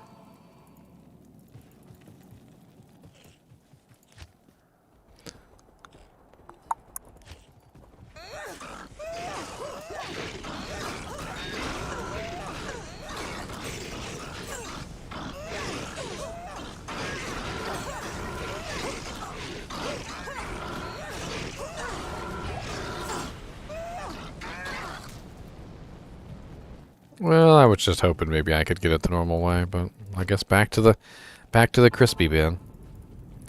Inner sight is sort of like a curse, yeah. I mean, I don't think it overwrites life tap. I'm pretty sure it doesn't overwrite life tap. It's a sparkle.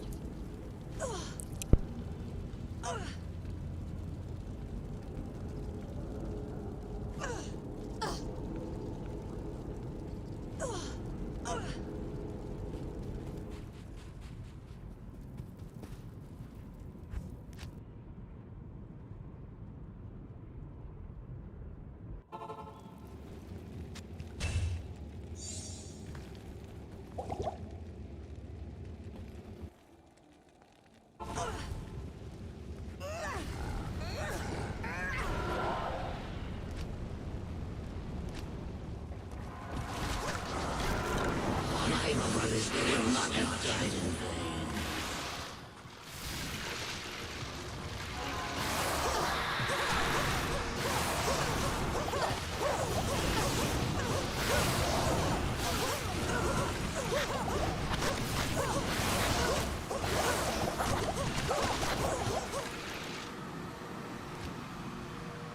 Didn't proc.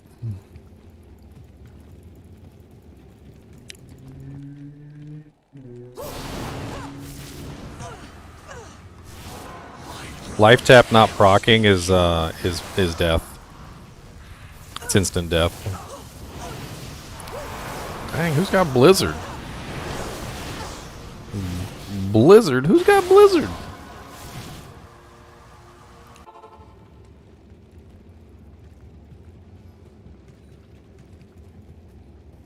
I'm like 99.9% sure that Inner Sight does not override life tap. You guys are just fear-mongering. Don't fear-monger.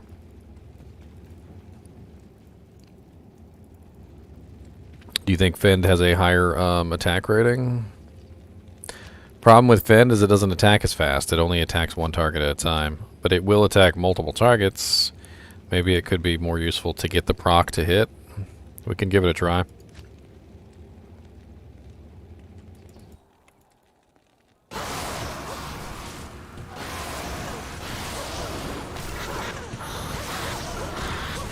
Okay. Fend actually kind of works nicely. All right. And then he's still he's still muted. He's still muted. Of course, because I don't have the treachery. I didn't have the treachery proc.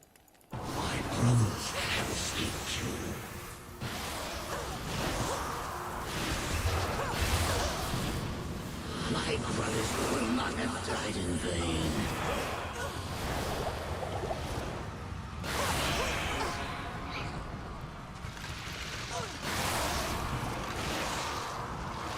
Lord Jesus. Give me some health back, please.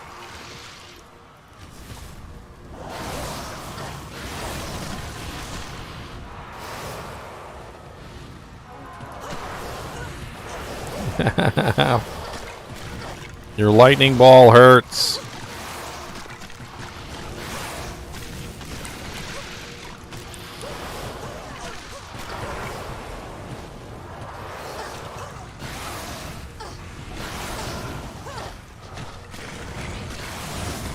Oh god, he gets more tentacles?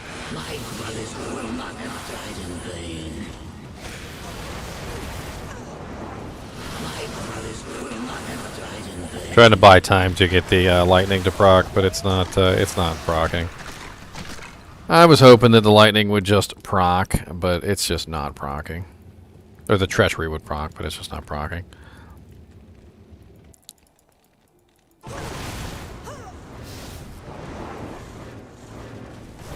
Oh god. Oh god.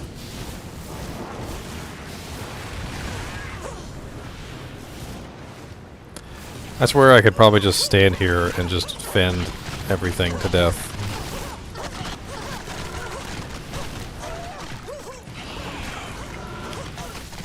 With the exception of these ghosts, which I can't kill without lightning. The minions aren't even that big of an issue. That's kind of the silly thing here, is the minions are kind of like just trash. It's really Mephisto's damage, which is murdering me.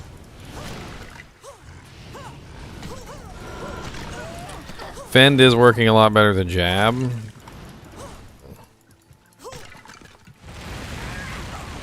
Come here, Bale. Come here. I don't even got any potions. Okay, I got 2 potions. I lied.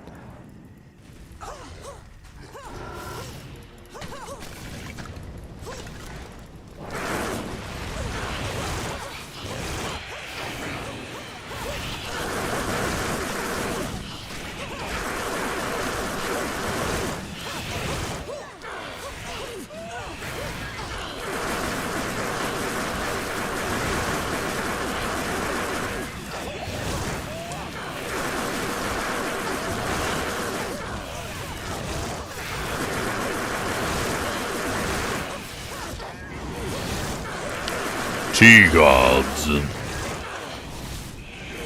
Would be nice if I had T-Gods.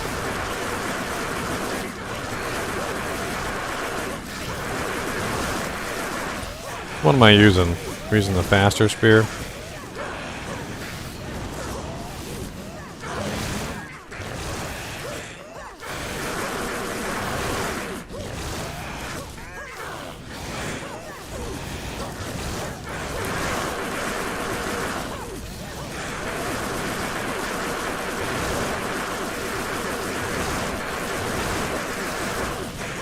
I mean, the guaranteed hit is nice. The damage is not really that great.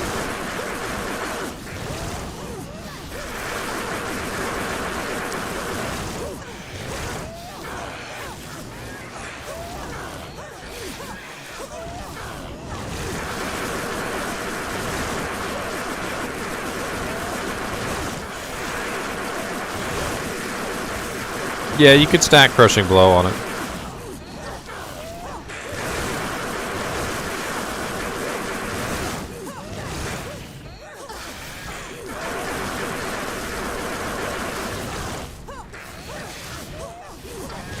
No, I was trying to get the Treachery to proc. It is procced. I should probably swap.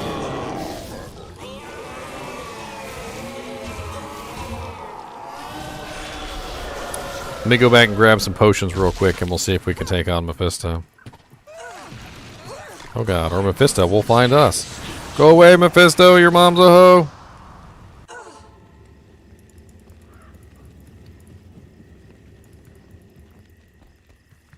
Good evening. Good evening.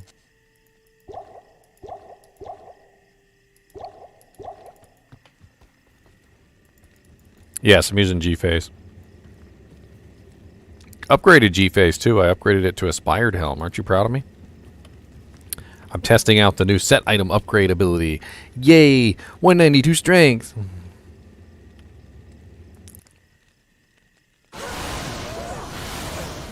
Alright.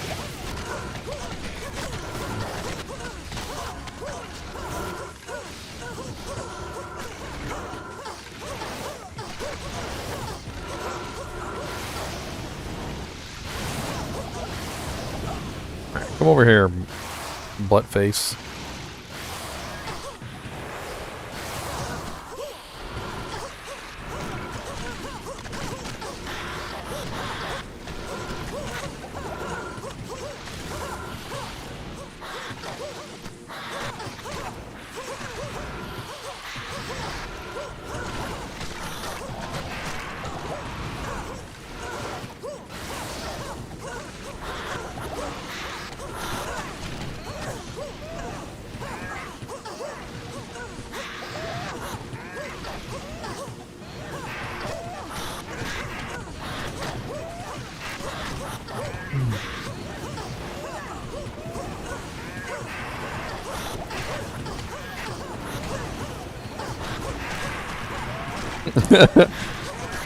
I'm so worried I'm going to die here at any moment that literally Mephisto is going to hit me with one of those big, ridiculous lightning attacks and I'm just going to drop straight down.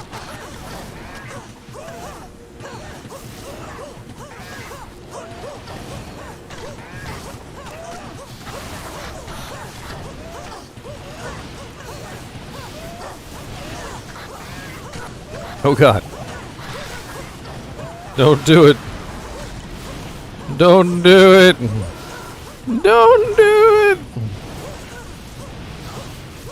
Got my standard of heroes.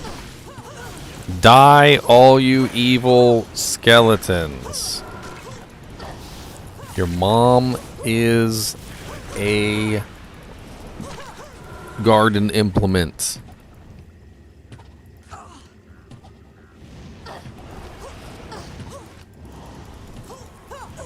You die. You die.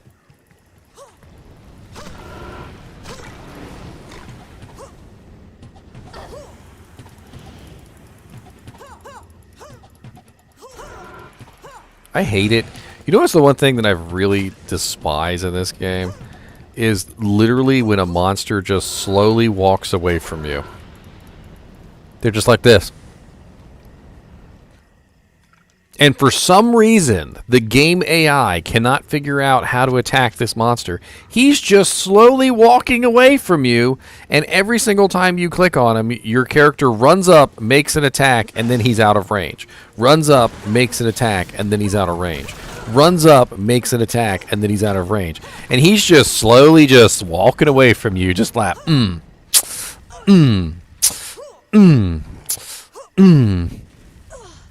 And you're like, can you stop and turn around, like, literally, so I can kill you? And he's just like, nope. Can't get me while I'm doing the slow walk.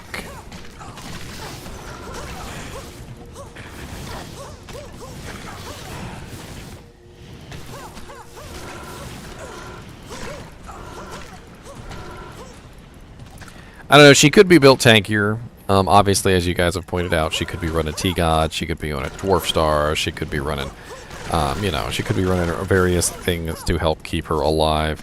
A wisp projector. You know, she could be running maybe like a freaking Guardian Angel Templar coat for the plus maximum resistances, things like that. She could totally be a lot tankier.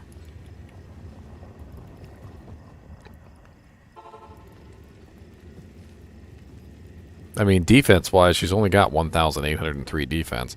The Amazon generally just doesn't have very much defense. They kind of rely on those evades. Let's see what torch we got. Let's check out our torch. Maybe it's not a bugged one from before the patch. From before the patch. Impossible. Oh, I put it in my regular stash, not my shared stash.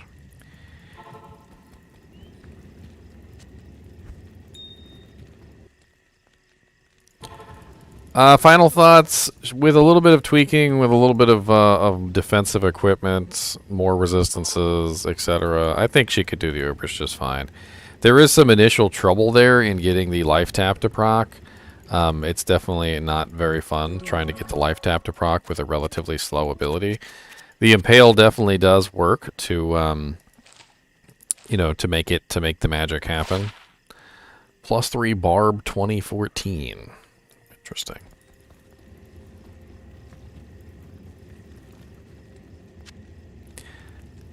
Bink. So as you can see the chance to proc on Firestorm is only 5% on the charm now. In the old days, it was 25%.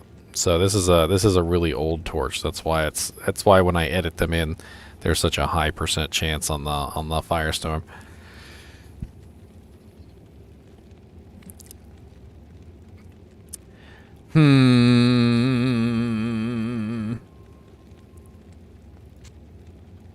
I'll throw some of this equipment in the stash so I can utilize it on other characters.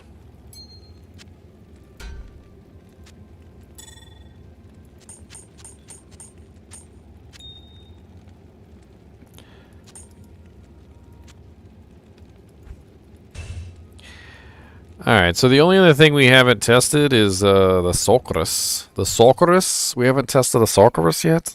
We did the Barbarian. We did the Druid. We did the Paladin. We did the Druid sucked though. Shape-shifting. I don't know why they mess with the shape-shifting thing.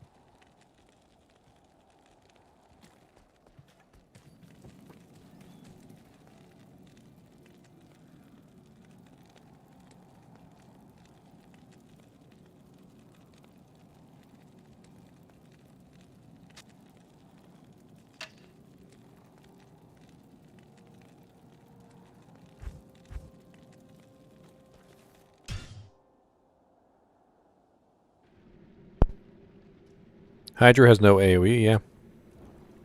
But it does have really nice, it does have really nice single target. When all your Hydras combine on one target, it's pretty powerful.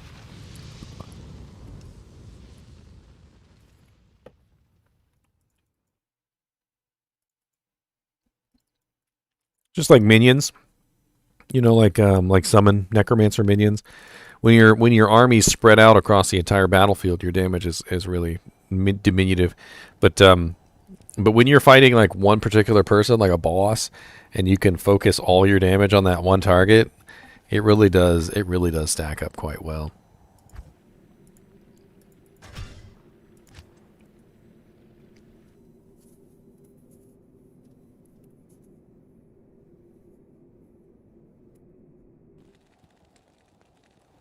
No, they said console's not going to have public test realm. Christian Gutierrez.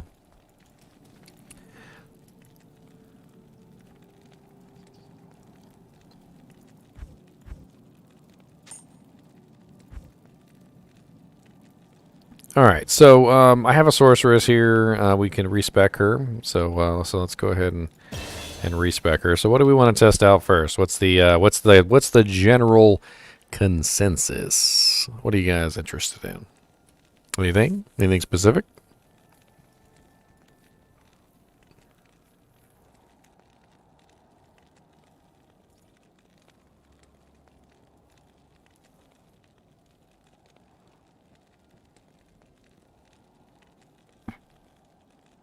Holy Fire gear is broken.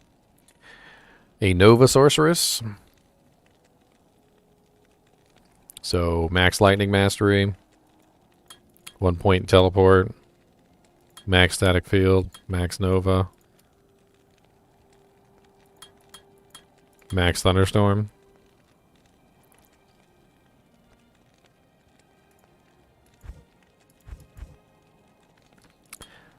Probably the rest of my points in warmth so I can actually have some mana to do something with.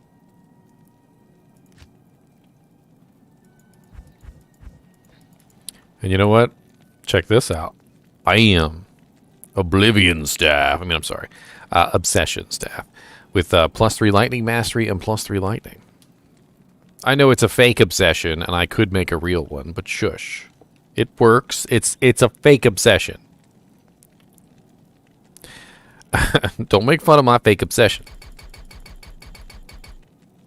I'll fight you.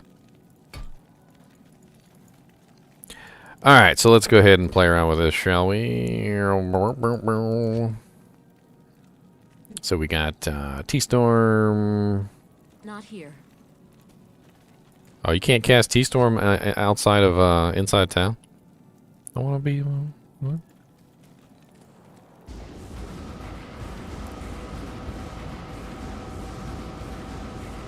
T-Storming intensifies!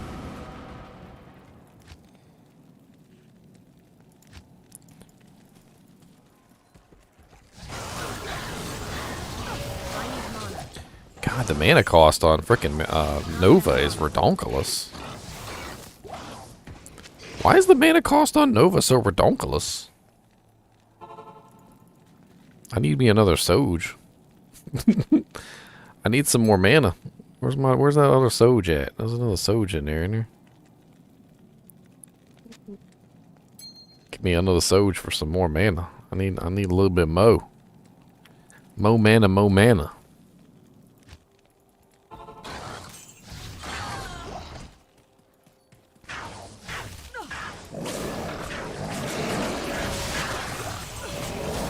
Ow, all your spears hurt.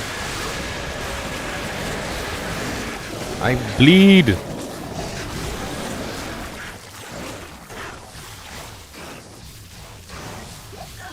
Yeah, give me that super healing potion. I need super healing potions. Don't get near me. Yeah. I kill you dead. I kill you dead. I kill you dead too. That's right. All dead.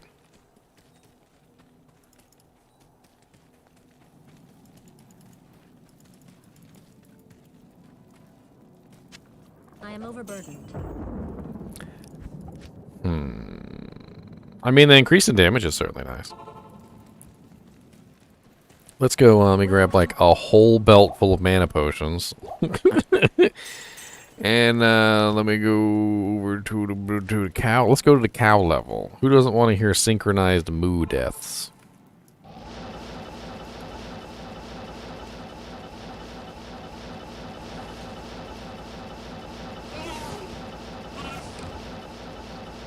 Random monsters just dying as I teleport around.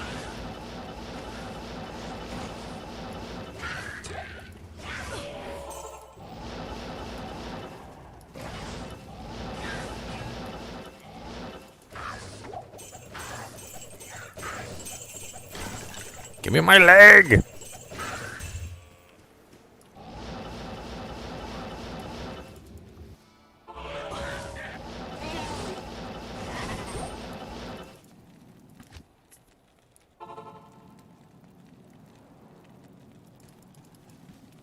Not here.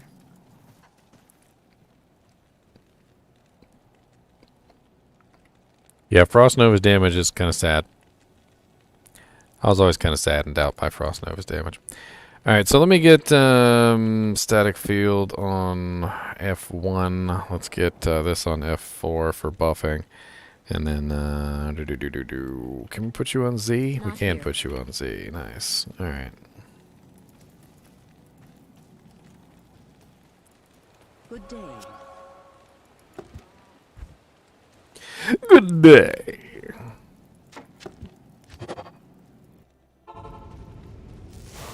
So we can do this, which is redonkulous, and then we can do this.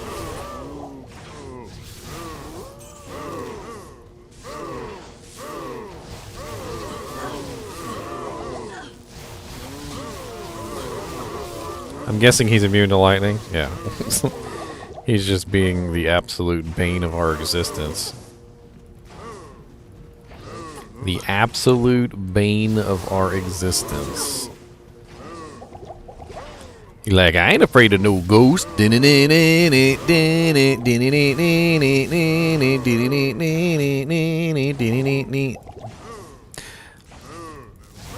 I'm just gonna go over here, sir. If you would just kindly leave me be to my cow killing. Druid. Thank you. Gotta be that one extra fast lightning immune cow to completely ruin my day.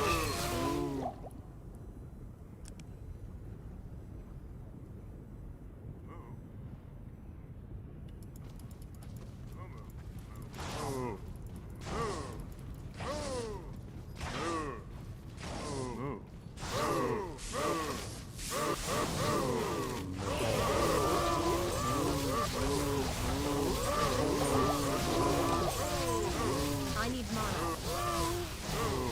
I need mana. Not enough mana. Don't get close to me. I'm hot. I'm fire. I can't carry anymore.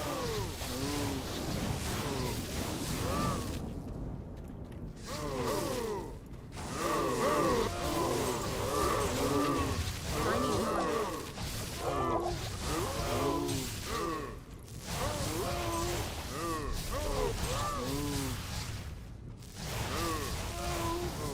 Not enough mana. So interesting. Interesting. I like it. It's definitely powerful. Very mana intensive. You're probably, even if you build your character correctly, maybe Energy Shield would be the way to go with a Lightning Sorceress like this. Maybe instead of going, maybe you would build mana. You would specifically build mana and then also build Energy Shield. Because if you build mana and Energy Shield, you would be regenerating at a ridiculous rate. I would assume that if you got enough mana, you should be okay.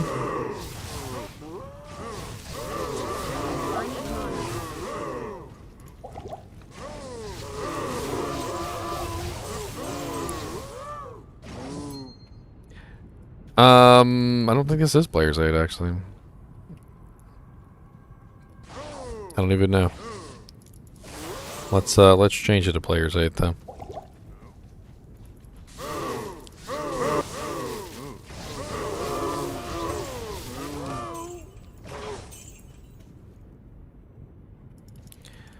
Oh, good morning from Bali, he says.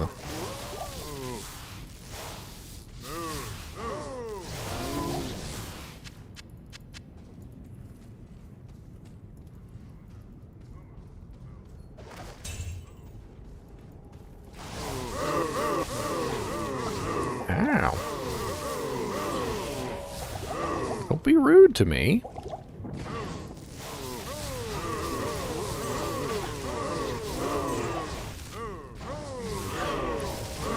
That weekend is kind of nice. I'm not gonna lie, I really kind of like the weekend. I'm pretty sure the weekend just saved my life there, like a couple times. Uh-oh, here's the lightning immune. Ash Crow the Hunter, buddy. Let him chase you down, suckers. Boy, look at him. Look at him. He's got blood in his eye. He said, boy, he said, you gonna get it today. My name is Blood Ash the Hunter, and I'm hunting you down.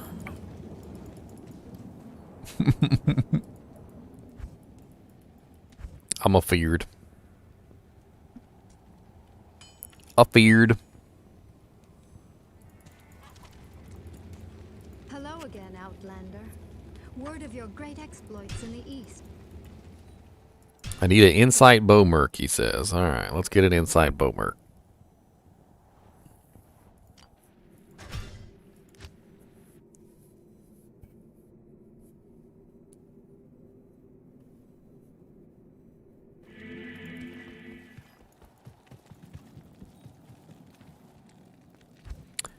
Inside Boomer. Where is it? It's on the bow girl, isn't it? Yep, there it is.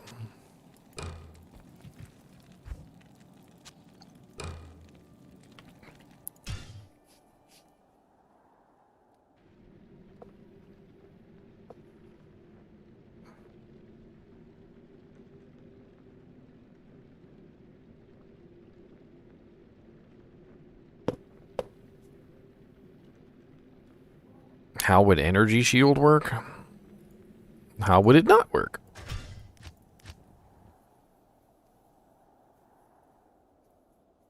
What's wrong with energy shield? If you're going to build mana, you might as well build energy shield. And then you'd have massive mana pool. And you'd be super tanky. It's kind of the whole goal, right? Alright, bow girl. I got some stuff for you, bow girl. Check out this crafted bloodbite gothic bow. I know you like that. And it gets you a treachery. I'll put that to good use. And you can have this crown of ages, which you probably can't wear because it's probably too high strength requirement. I can't use that G-face either. Oh, you can have this Shaco. Here you go. Have a Shaco. Put that to good use. Perfect. Alright, so I feel like we tested this out just fine. What else do we want to test out? What else are we testing? Hydra's next. Shall we test out Hydra's next?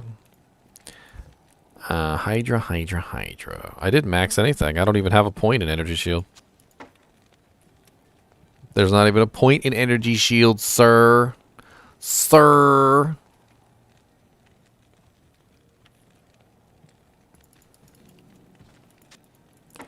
So we're going with fire, huh? You have chosen death. It's a good thing I have this +3 Hydra obsession rune word here with +3 fireball. Hydra orb. Okay. Let's see how that would work.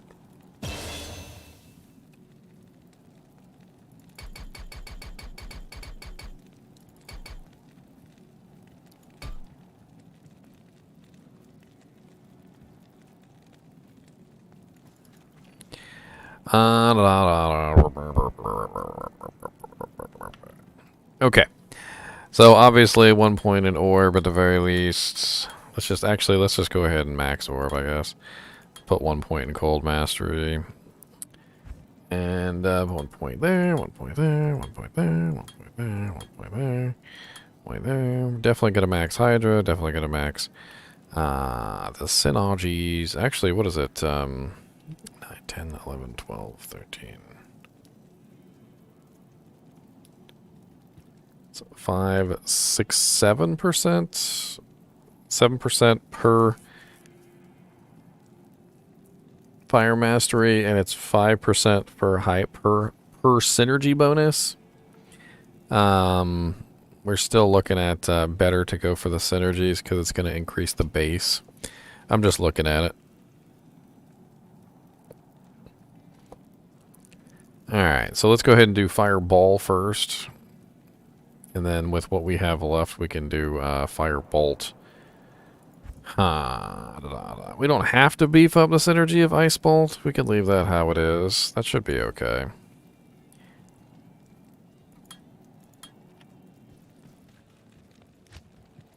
Orb and Hyadrus.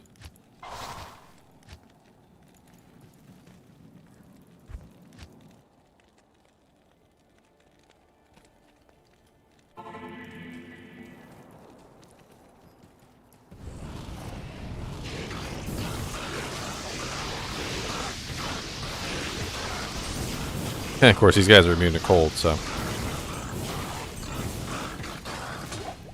Yeah, die.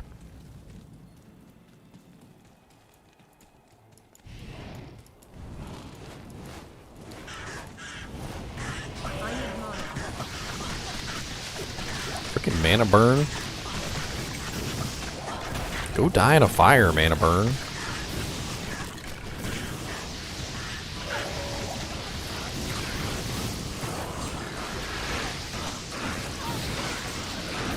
My poor Merc. I am overburdened. My poor Merc. The Hydras are mana hungry, yes. They really are.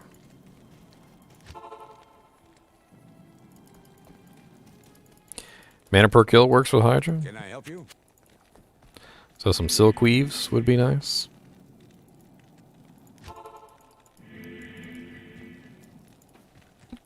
Well, they're definitely not pushing it right now. There's too many bugs.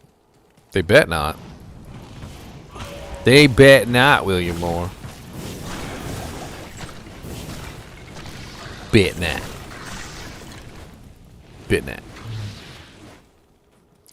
Alright, let's do /players8. Alright, and let's go to the cow level, shall we? Into the cows in players 8.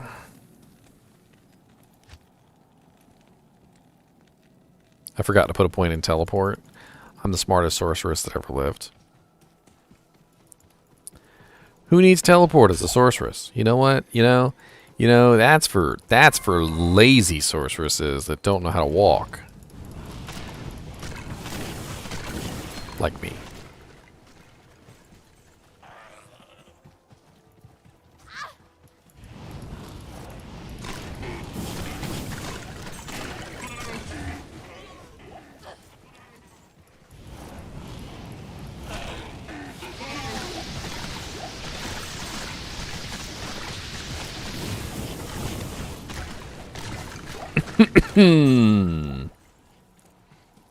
Oh, rocket issue. Boom, boom, boom, boom, boom, boom, boom. He just run away.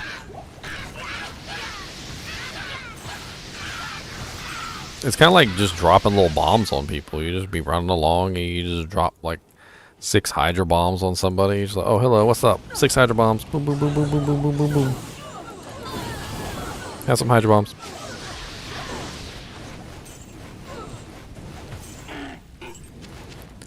I'll take all these potions.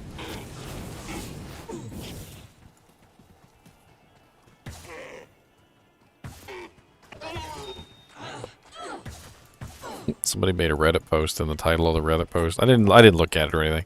I'm just laughing because the title of the Reddit post is literally, "Why are some people so upset about the new Holy Fire Paladin?" I don't know. Maybe because he can walk through cows on players 8 and not even have to press a button and he kills everything automatically. Maybe.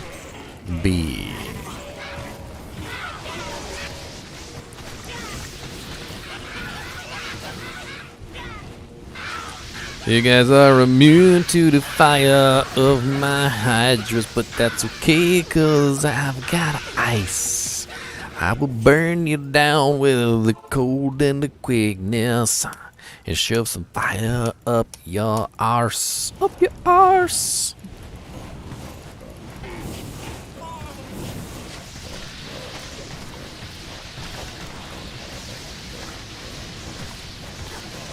Oh, the fire pallet's broken. He's like literally just broke. Broke. That's probably the most broke build I've ever seen in any game. Let me just walk around. Let me just walk around and literally murder everything without even lifting a finger.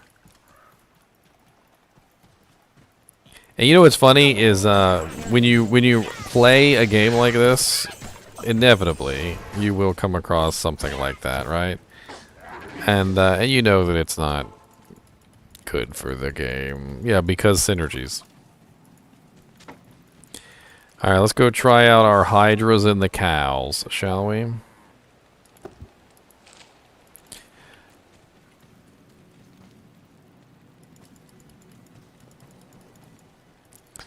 Oh yeah, we had some fun just kind of like dueling the other day, and literally one of the paladins was just standing outside, like just standing out the door, and literally nobody could walk out of the door because as soon as you walked out, you got hit with the pulse of the holy fire and immediately died. And like even with like max res, it was still like 2 pulses and you were dead.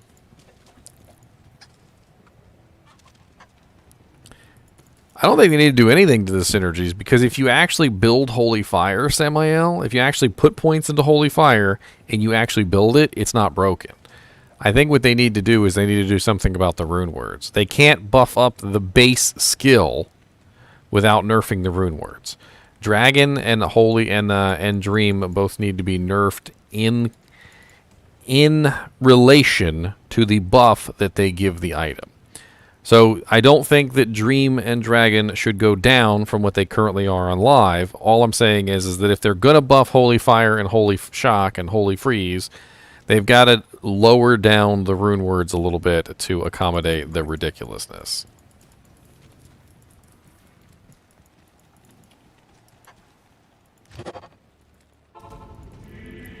Boom, boom, boom, boom, boom, boom, boom.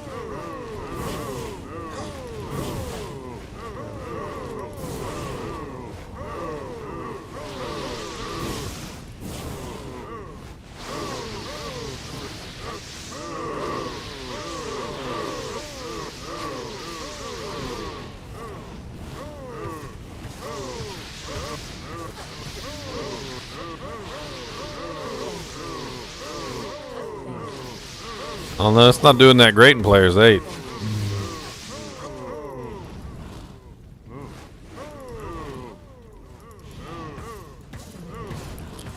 They're gonna have to figure out the exact amount, but yes, the actual level on Holy Fire on the dragon and stuff like that is gonna have to be reduced to accommodate the wearing triple dragons.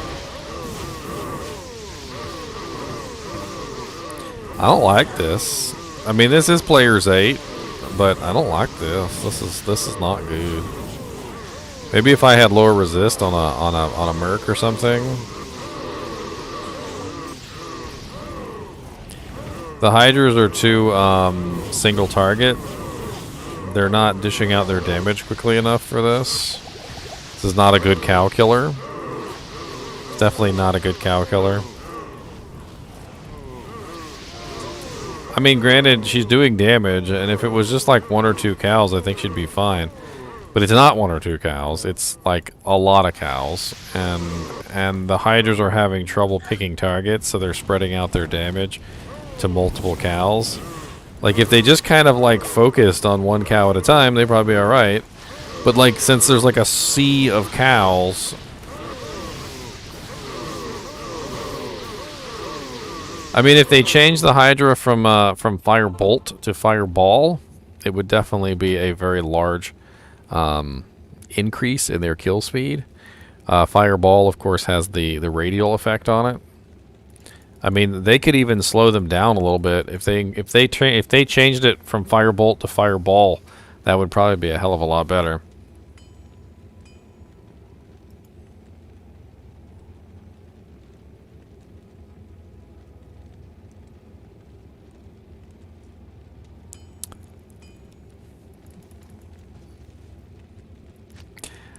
Alright, let's try it with Fireball added in here. So we do have Fireball maxed out. So we're gonna test it out with Fireball. Oh god.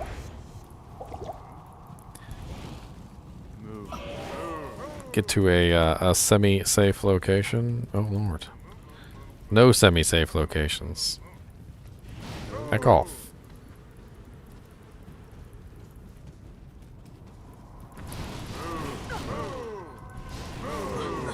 Oh god.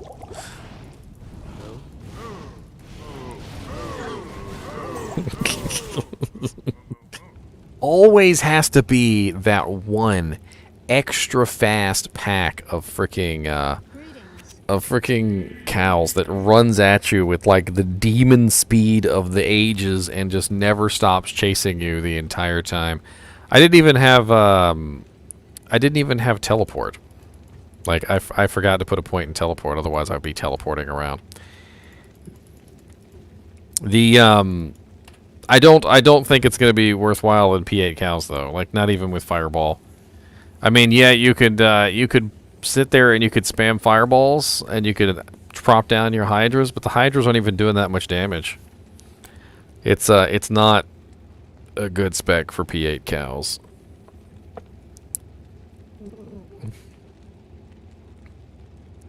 Thank you for entertainment when I'm sick and dad at hospital. Oh, well, sorry your dad's at the hospital. I'm sorry you're sick. What's going on with you, Isaac Clark? You got some sort of a semi-illness? God, my freaking phone's blowing up today. Sometimes I really wish that people would realize when they have a group chat, like, it's just like, you can't just talk about everyday, ordinary things in the group chat. Take that to the individual chats.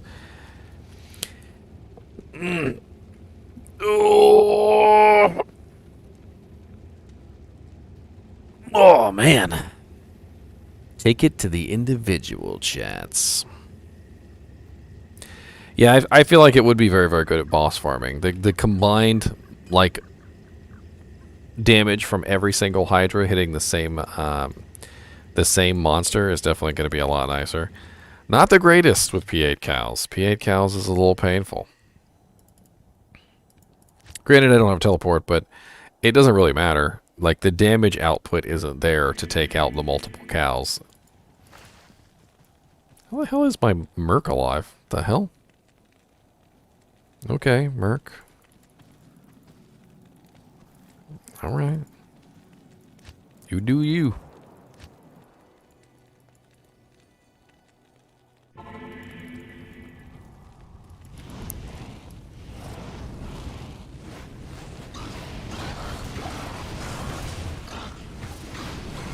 I mean, it seems to do very well in P1.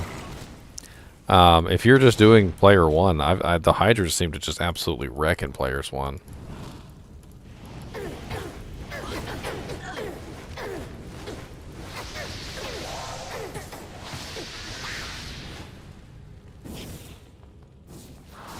Oh, Lord.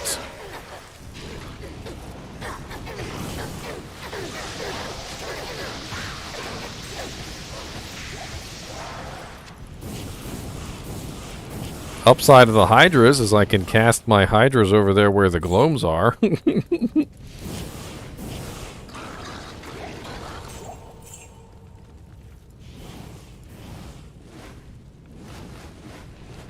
Is Firebolt usable over Fireball and Meteor? Fireball is really the superior skill when it comes to these. Fireball has an AoE radial effect. As you can see, when it hits the wall here, it has an explosion. So not only does Fireball do more damage than Firebolt, just in general, it also has a larger radial effect. I think the only thing that Firebolt has over top of Fireball is a reduction in mana cost. Fireball is like 24 mana, whereas Firebolt is 2.5. So, like, if you were in a situation where you were really low on mana and you didn't have any more mana potions, Firebolt could be the superior choice just simply because you could maintain it easier. But Fireball is always going to be the superior choice in damage if you have the mana. I want to play around with Blaze real quick. So let me do a respec on that. Okay, all right. Hello, sirs.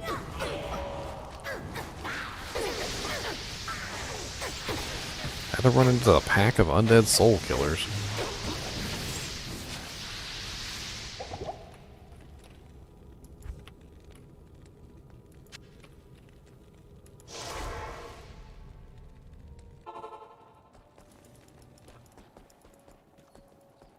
Your presence. Your presence honors me.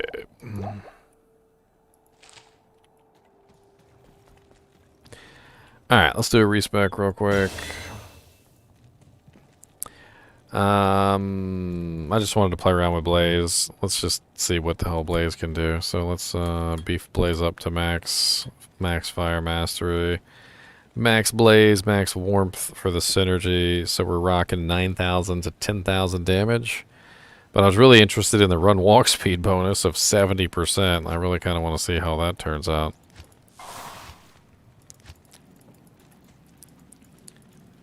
So I need to put my gear on.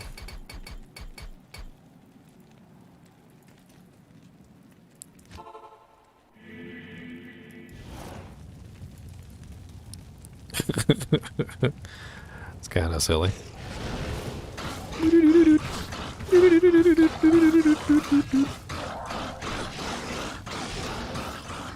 Run around you in a circle, then you can't stop me. I'm blazing all around like Sonic the Hedgehog.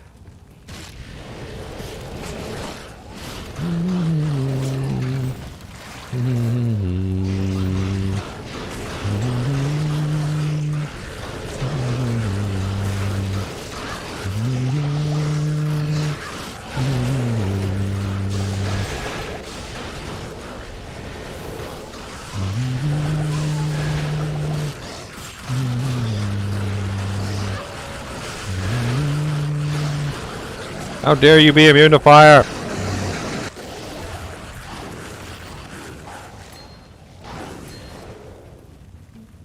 Mission accomplished. The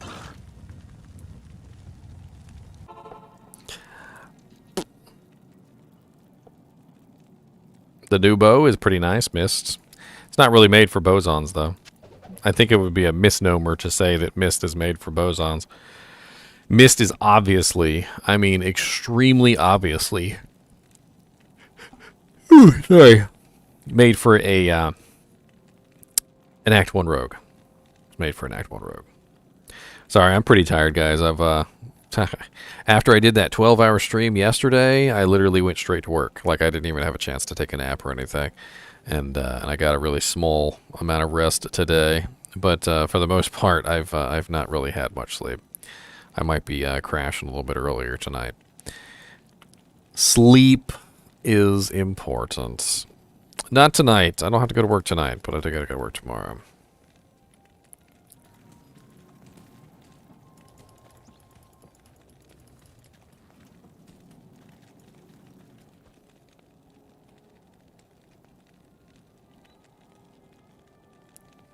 What's up, Rustiest Shackleford?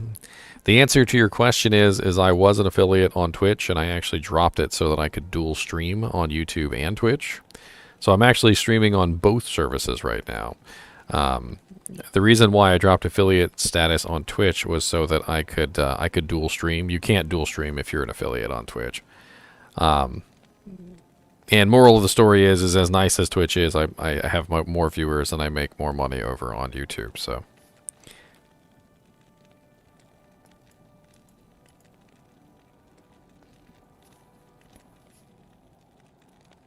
Yeah, anybody who's dual streaming as an affiliate is breaking TOS, and I just didn't really feel like doing that.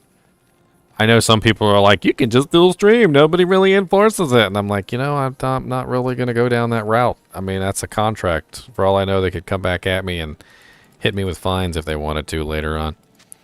Not interested. Not interested. Besides, Twitch serves its purpose. You know, the 21 of you over there on Twitch, or 22 of you over there on Twitch.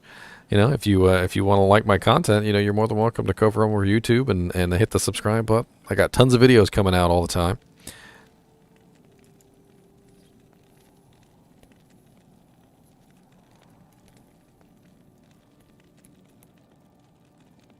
I mean, it's not necessarily that, He-Wench. It's just my audience is much bigger over on YouTube. I think it's just because of the way that my content works.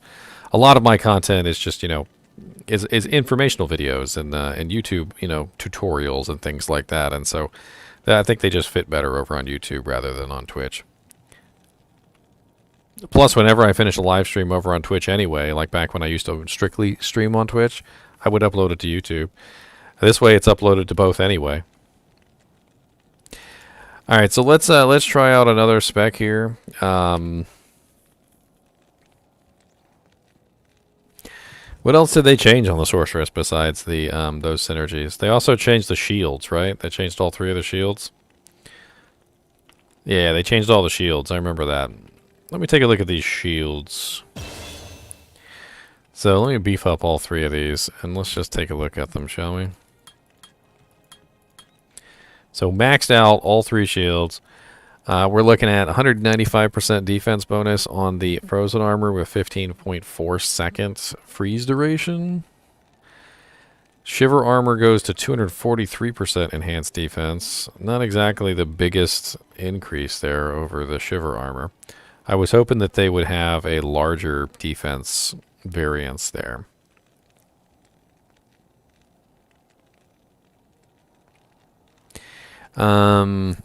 The merc changes are pretty great, E-Wench. They're actually really awesome. Maybe we'll go over some of the merc changes too. We actually kind of went over these the other day, but I did them on the public test realm, and it was a lot more difficult to get them properly geared. We also got the chilling armor now, which has a pretty large defense bonus of 357%. Why is chilling armor so much higher than the other 2? So frozen armor is 195, shiver armor is 243, and chilling armor is 357. Let's get a example of what that means. So we've got 1,593 defense right now. So let's go ahead and cast frozen armor first. So frozen armor brings us to 4,858. Shiver armor brings us to 5,655. And chilling armor, 7,566. That's a massive difference in defense. What the hell is going on there between the 2? There's no bonus to defense coming from any of the synergies. Frozen armor gives cold damage and seconds per level. Shiver armor gets cold damage and seconds per level. So chilling armor is much higher defense than the other 2 now, which is actually kind of an interesting thing because I don't know if you guys remember, but Fortitude has chilling armor on it, and this means that this is a buff to chilling armor. So chilling armor probably has a much higher defense now as well on the Fortitude. I don't know what level Fortitude is right off the top of my head. If anybody knows what level Chilling Armor Fortitude is. I don't think I have a Fortitude just sitting in my inventory. Maybe on my Merc? No, he's using a Treachery. Or she's using a Treachery.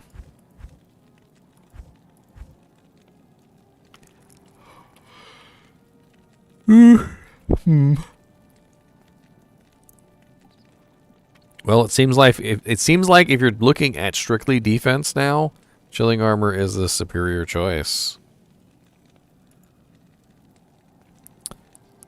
Interesting.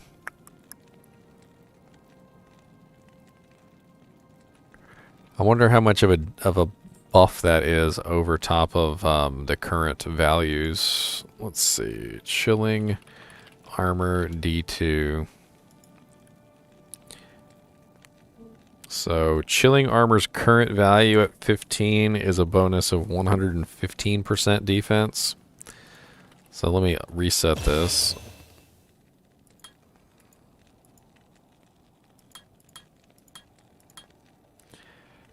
And now it's 186%. So that's an increase of 71%. So that's a 71% defense bonus increase over the live version. So everybody who's using Fortitude can look forward to a 71% defense bonus on Chilling Armor. That's interesting. That'll definitely be nice for some characters. I don't really understand why they have the synergy bonuses on these anyway. Like, they need just baked in. They need to be just baked in. Because, and I talked about this yesterday. I was talking about how I just didn't understand why they were still synergizing with each other. I would like to see the armors synergizing with skills. So, like, for instance, if I was to build Frozen Armor, I don't want this Frozen Armor to synergize with Shiver or Chilling Armor. What I want it to do is I want it to synergize with Ice Blast, or I want it to synergize with Glacial Spike. Like, give me a skill that I can build alongside the armor. Don't make me build 3 armors. Shiver Armor should be a strictly a cold damage ability, because it's not a freezing ability, but it's a cold damage, right? So instead of one of the freezing abilities like Ice Blast or Glacial Spike, Shiver Armor could be linked with Blizzard, or it could be linked with Frost Nova or something. Chilling Armor is obviously a ranged attack and obviously shoots Ice Bolts. So let Chilling Armor be linked with Ice Bolt.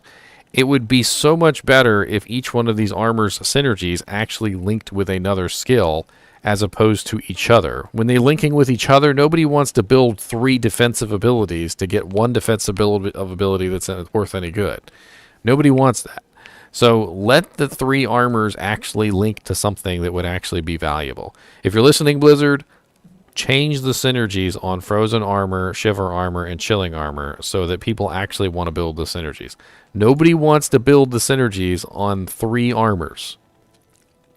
Nobody's going to put 60 points into armors to get a crappy armor that's not even really that great.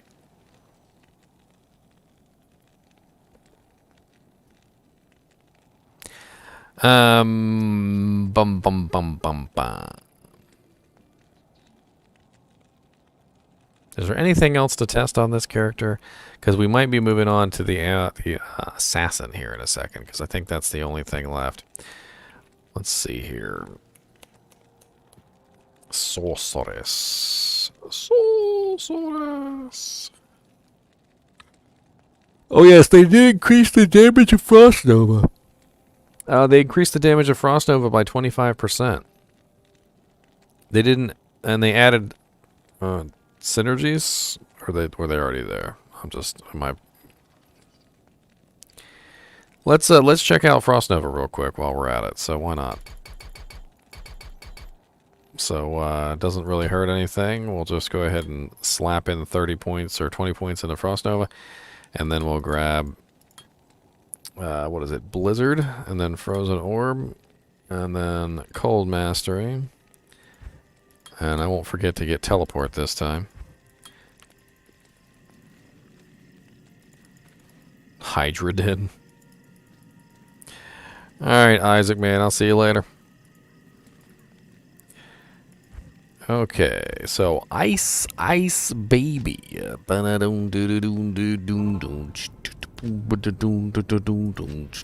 Ice baby. I hate that I can't put Frost Nova on the left click. It really sucks. And I want to put the skill on the left click, but you never can because it doesn't want to let ya. And I know it will not let ya.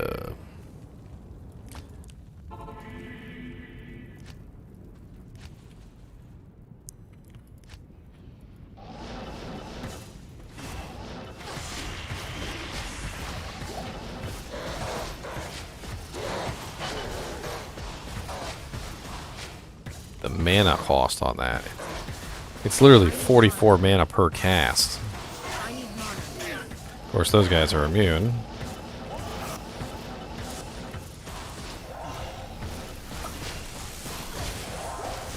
I need mana. I need mana. Not enough mana.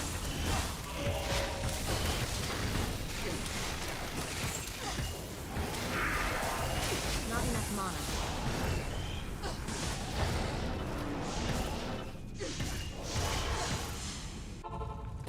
Mana burn. It burns my soul. You champion. It burns my soul.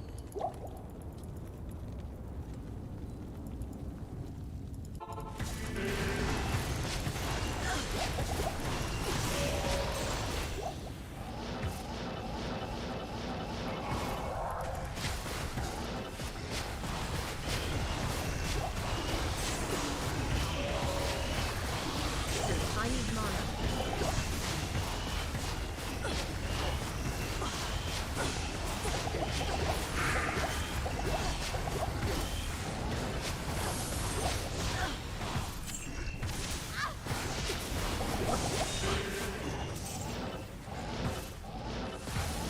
I mean, this is players 1 too, so.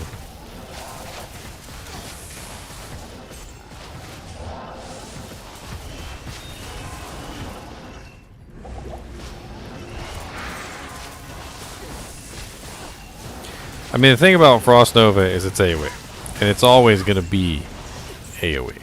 So it doesn't really matter when you look at it as a single target ability. It just doesn't. It doesn't really stack up as a single target ability, and it's never going to. But the cool thing I think about Frost Nova is that it is really nice AoE damage.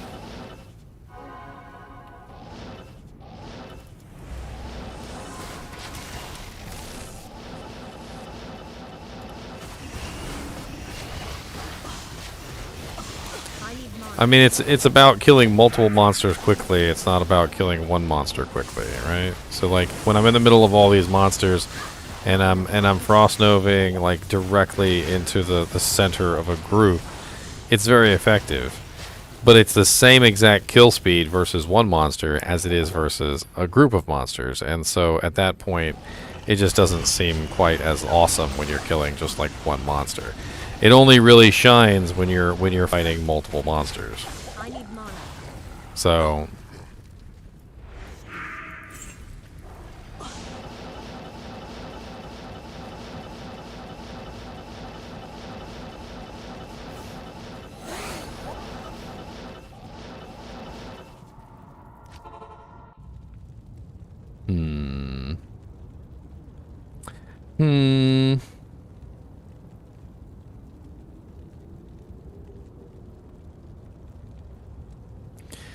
Alright, so we got one more character to look at if we really want to play around as the Assassin.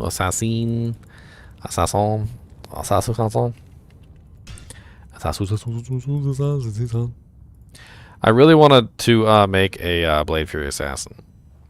That's one of the things that I think I've wanted to do the most since this all started. I've never like gotten the proper gear for a Blade Fury Assassin. I don't even think it's possible to get the proper gear for a Blade Fury Assassin on live right now, like it on the PTR. And I kind of need to copy my Blade Fury Assassin. I don't even remember what she's wearing. So I'm going to have to go to live for a minute and I'm gonna have to pull up the live version of the game, and I'm gonna pull up my Blade Fury Assassin, and we're just gonna copy her because she's about as close as I'm gonna be able to get to perfect.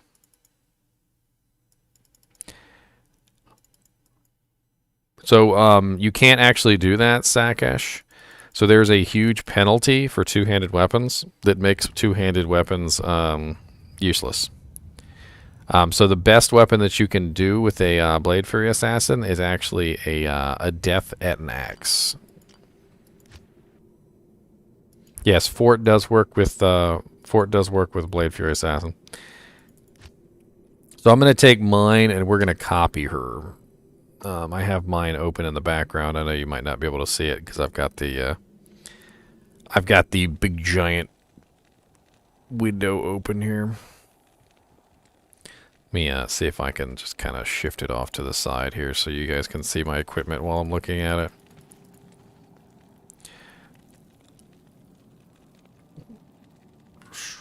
Okay, so she's running a death at an axe.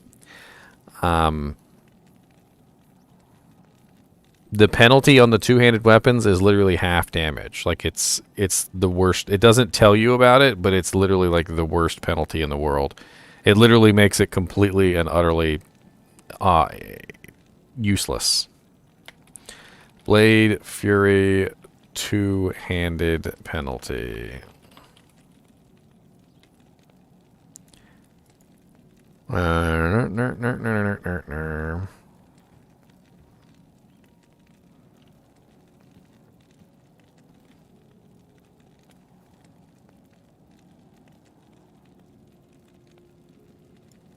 So it's a 3/8 damage penalty.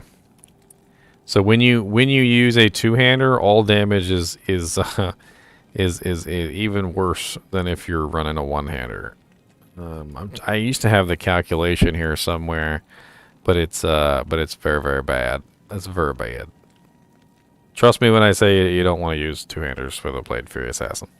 You need a really high ethereal damage one-handed weapon.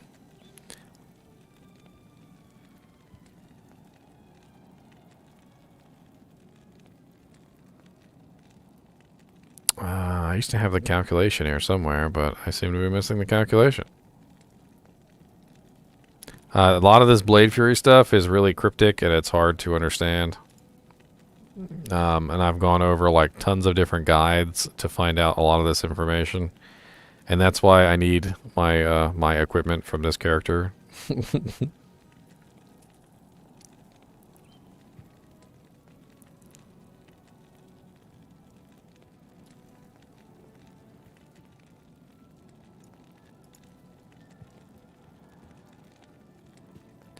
Items that give add damage do not work. Like Grief. Grief does not work. I've actually had a lot of fun with this build because, quite honestly, the Blade Fury Assassin is one of the very fun characters. And since there were no synergy bonuses before this patch, I was running Shadow Disciplines. But now that I'm now that we're in a position where we're actually running the correct equipment, so like we actually have synergies we can actually build into it. I'm gonna have fun building into it. We'll have some fun with this.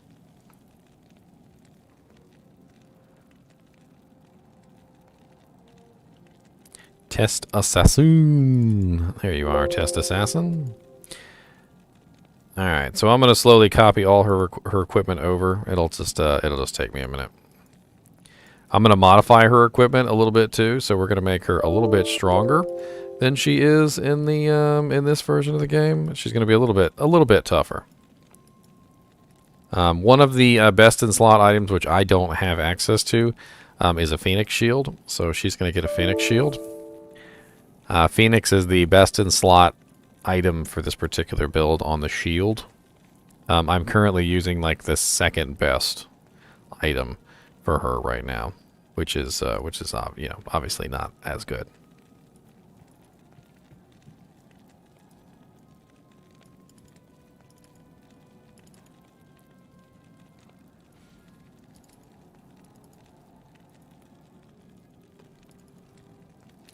Why the hell is there no Phoenix? God, I swear some of these item packs, like they're just like they're missing some of the most silly items that you would expect would be in an item pack, and they're just not there. They're just like whatever. Like, you don't need a Phoenix shield, you don't need a death sword, you don't need none of that crap. No, you don't need nothing. What's wrong with you? There's a Phoenix. Okay. Actually have an item on the drawing board now. Alright, now we need an Etnax.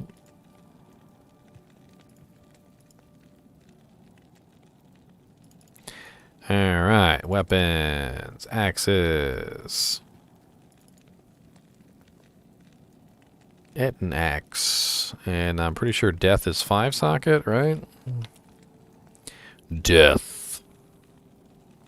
Hell, L, Vex, Ort, Gull. Yeah, it's 5 sockets. Etnax, 5 socket, F.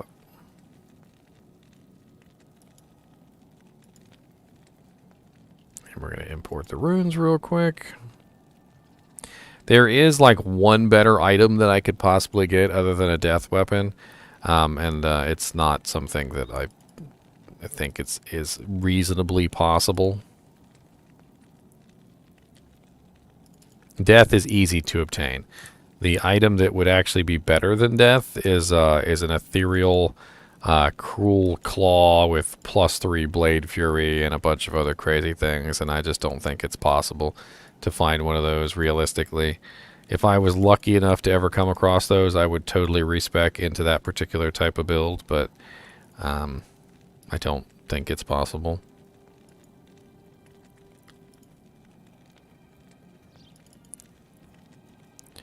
Alright, so it's Hell, L, Vex, Ort, Gull. Breath of the Dying is not as good. Breath of the Dying is missing quite a few things, and the attack speed doesn't help me from Breath of the Dying, which is one of the reasons why I avoid it. Alright, so we also need the G-Face. Not quite as good.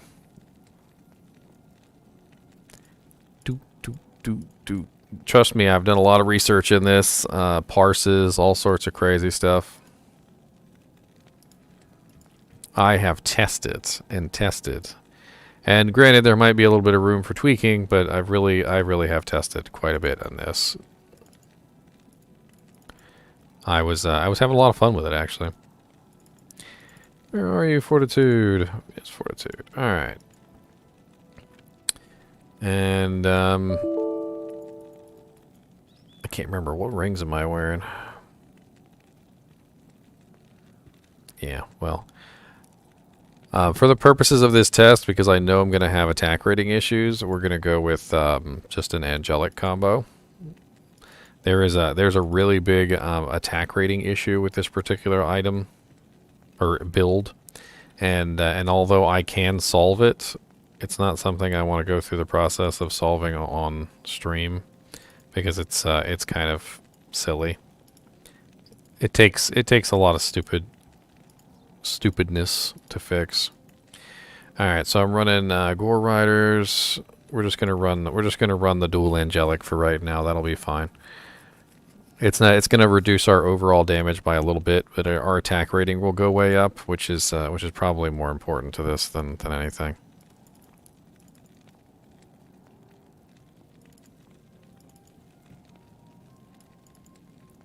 All right, and then I'm also running. We can run Verdungos. Verdungos is fine. Actually, I like the lifesteal on string. Let's just do string. String's fine.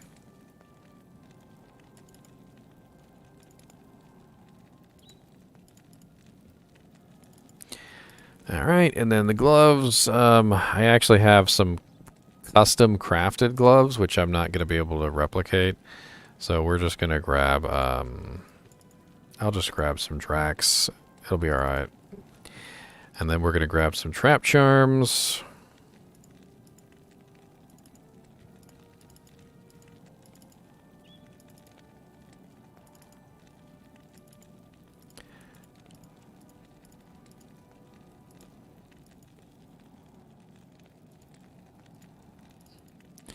And we're going to grab some 320/20 charms because we really need the attack rating. Like, really, really bad. We're going to be hurting on resistances, but hopefully we'll be alright, because usually we build Fade with this anyway.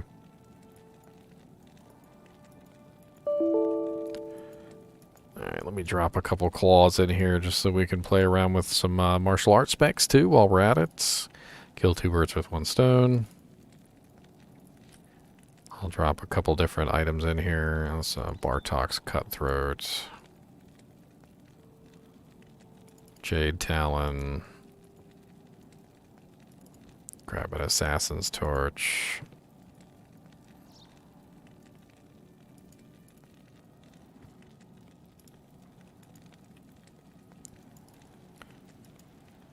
Grab an Annihilus Charm.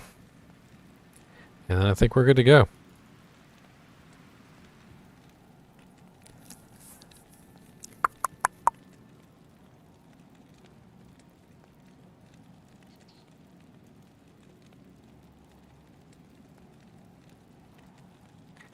Alright, save. Let's copy this. Let's make sure she's got the skills she needs. Of course, she's beefed up on everything.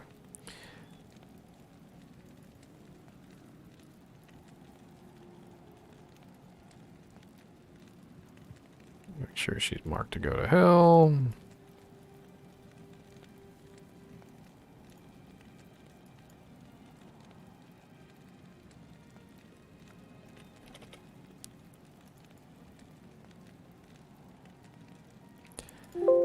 Alright, we're ready to go. Let's get this character copied over and let's have some fun.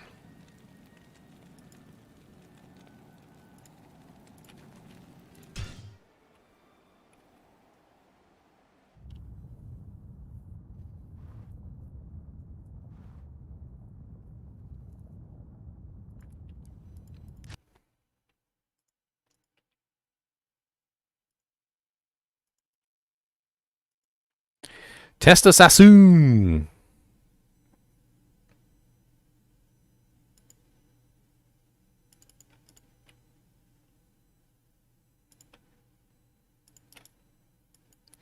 She's going to be decked out. Paste. Replace. Alright, we're good to go. Let's hop into the PTR. This PTR is fun. I like testing out stuff. Testing out stuff is fun. I really want it on a bun. Testing out stuff is fun.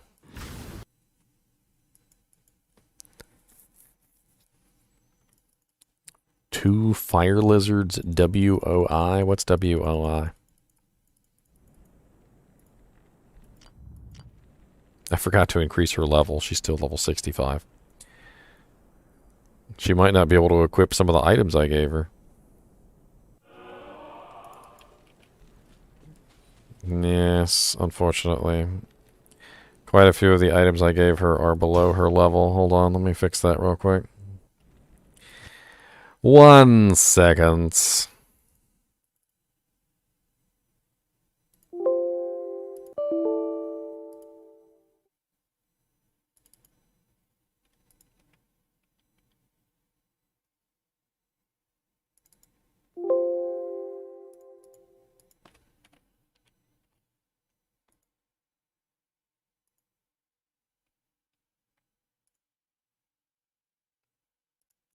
There's so much to this editing and swapping over files, and it's hard work.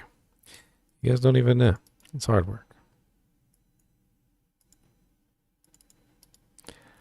Just to get a character that's actually usable and testable. I wish the people over at Blizzard knew how difficult this was. I should hire somebody who actually has some knowledge and understanding of Hero Editor and things like that to put together their packet of testable characters. Then we wouldn't have to do this ourselves. They said they were going to start small, Lord Ochiru. They're going to start small.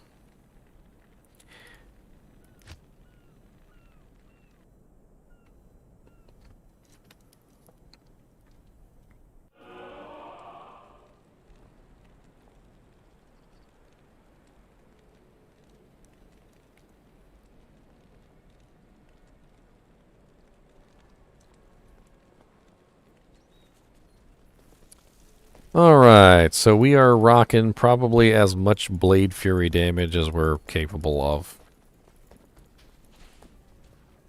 Good day. You have 1,000 videos as CV? What's CV? What is that, sir?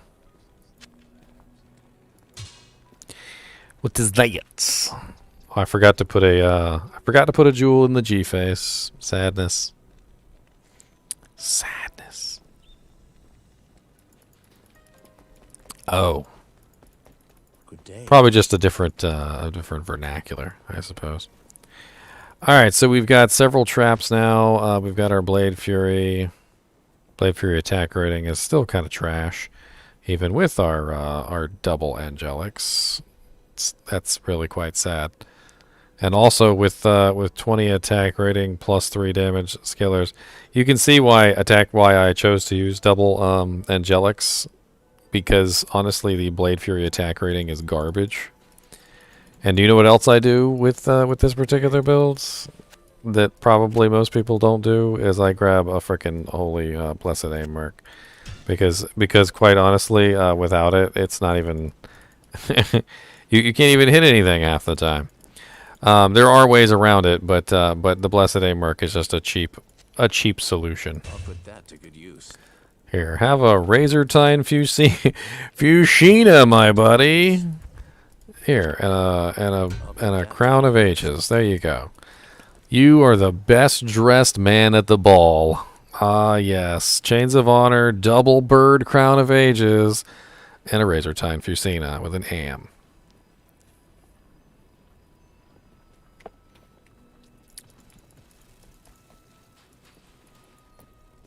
Enchant also helps, yes. My girl on the thing, she uses Demon Limb, but I guess I forgot to put that in. I forgot to put that in. Do I have lava gouts sitting around? I do not have lava gouts sitting around. The pain.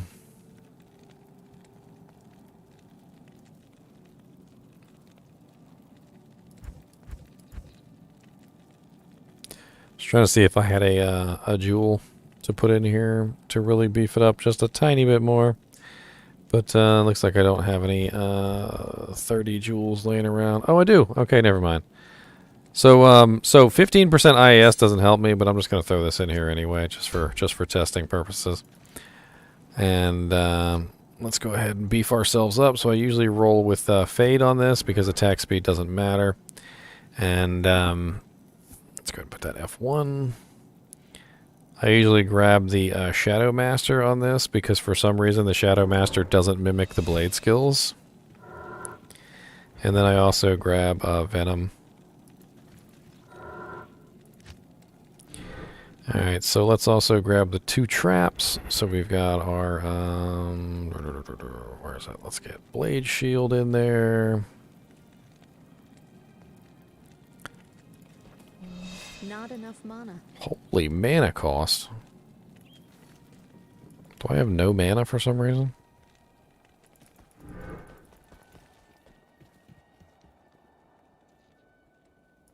Your present.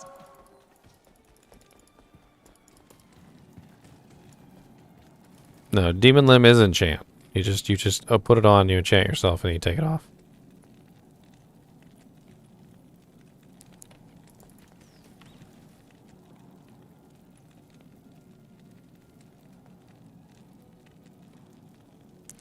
Yeah, Burst of Speed and Fade can't be stacked together, you're correct. Where's my other little trap? God bless it. I'm blind. There it is. Blade Sentinel. And my controls aren't bound.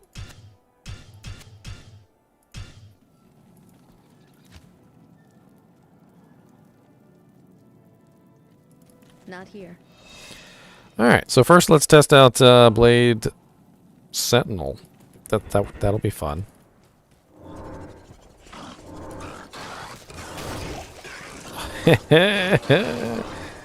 Oh, that's powerful. I mean, this is P1, but that was really promising. That was quite promising, in fact. Venom works on Blade Fury. at a reduced amount.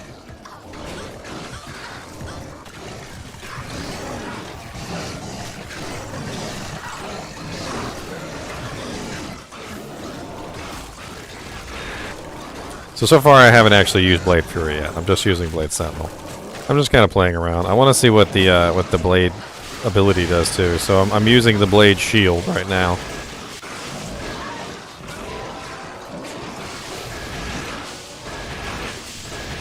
Come here, Shank. Stand close to me. The Blade Shield is friggin' nuts. This is hell difficulty, and that was hitting so tankety hard. So tankety blankety hard. Okay, I don't even know if we should even use Blade Fury in P1. It's just going to be a one-hit kill on most monsters, it looks like. But I guess let's test it out just the same. Let me get some potions here.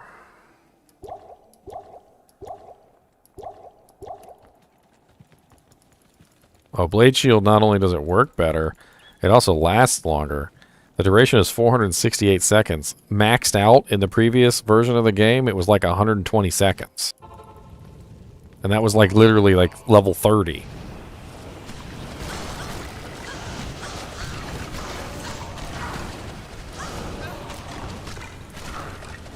So anything I'm hitting with Blade Fury is getting one shot at this point. Everything. So and it's let's run this on Players 8. Let's try and figure this out, and we'll see if we can figure out what's going on. This is a ton of damage. So /Players 8. Let's confirm that it's on Players 8 too, because I don't trust it. All right. So we'll run cows. Cows sounds like fun. It's a pretty interesting place to go murder things.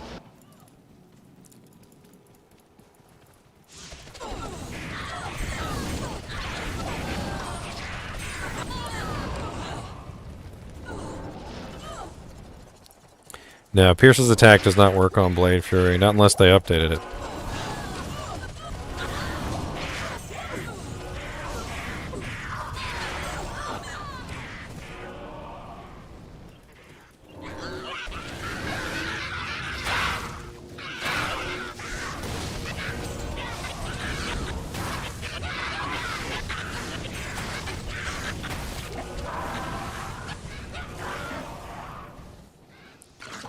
Constant redemption.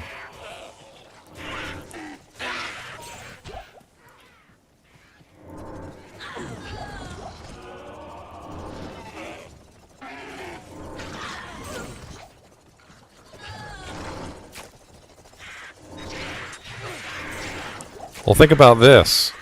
Blade Sentinel can be cast on yourself, right? So you could literally just stand here, hold Z, or rather, whatever button you've got Blade Sentinel hit on. You could literally just cast Blade Sentinels on yourself and make a whirling death of Don't Touch Me. This is the whirling death of Don't Touch Me. I need mana.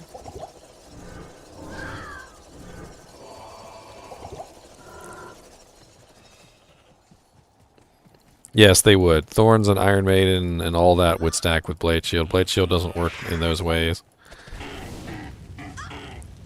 Dude, Blade Shield is broke. I mean, this is Players 8 I'm running around in, and literally if I walk near a monster, the monster just dies. Now, granted, I do have some pretty nice equipment, but... So, over what I have on live. So what I have on live versus what I have right now, the only additions that I made were the Phoenix Shield, which is a nice addition, don't get me wrong. But it's not that much of an enhance over what I currently have. I'm already running a Fortitude. I'm already running a G-Face with a 40% Jewel. I'm already running a Death. I'm pretty sure that my Death rolled higher. I'm already running Gore Riders. I'm already running Dracula's Grasp. I already have a bunch of max damage AR charms, a whole bunch of them. And I don't particularly think this build is all that much greater than the one that I'm running right now.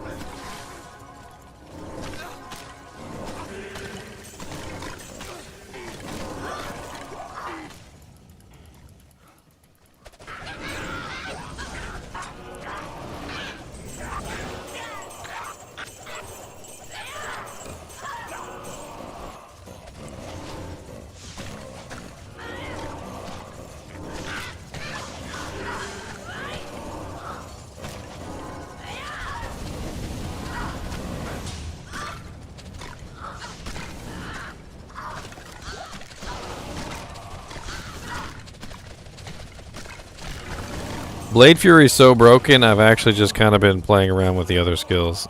Look at that, I found a pair of Scourge boots.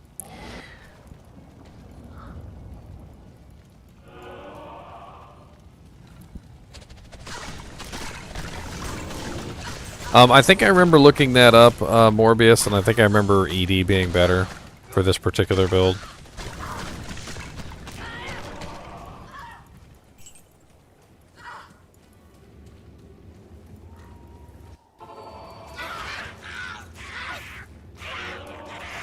I don't have Ravenfrost on, by the way. I deliberately took it off so that I could run the dual Angelics.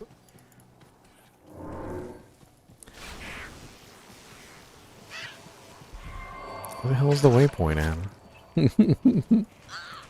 Where the hell is the waypoints?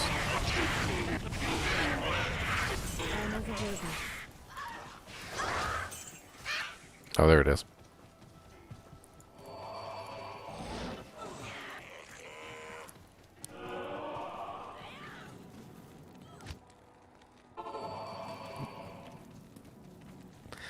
Living up to your name there, sir. Living up to your name.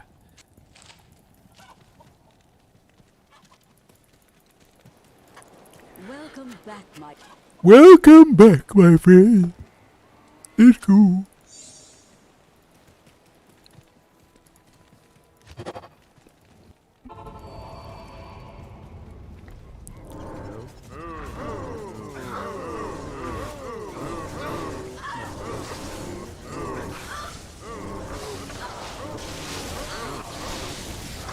Leave my merc out of this. What did he do to you?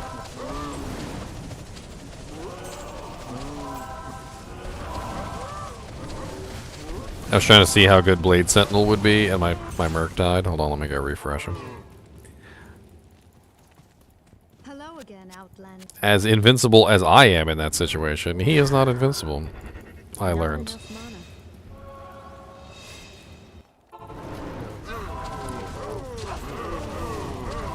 Plus, he doesn't have a good weapon, so he's using a Razor Tine if you've seen it. Can you really blame him for dying? Can you really blame him? Oh, look at how fast I took down that champion Hell Bovine in Players 8.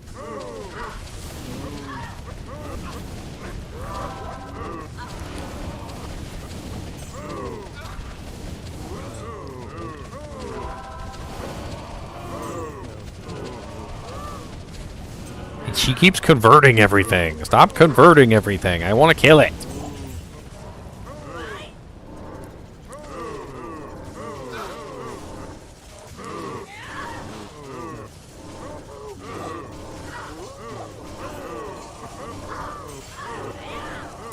These little Blade Sentinels are way better AoE damage than I would have expected. And quite honestly, hit like a frickin' Mack truck. If you use them correctly. I'm noticing that like you kind of have to use them right. If you're not using them right, they're not hitting anything. So you really kind of have to get max range on them, really let them just kind of like float around the battlefield. Let them really get in there and work their stuff. What's up, Kyle? It'd be nice if I had Cannot Be Frozen, wouldn't it?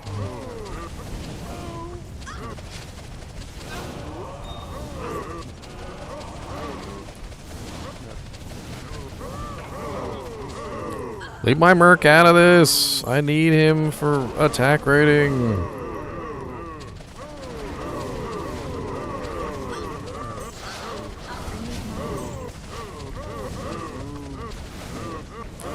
I wonder if I just stand here and cast Blade Sentinels.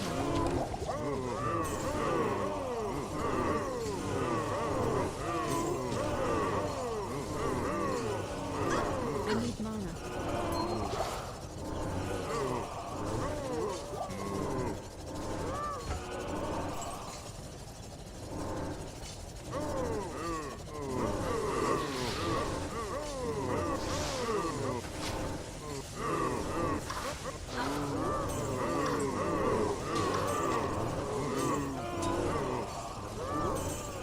The damage for players 8 is pretty nice. She can kill just about anything single target.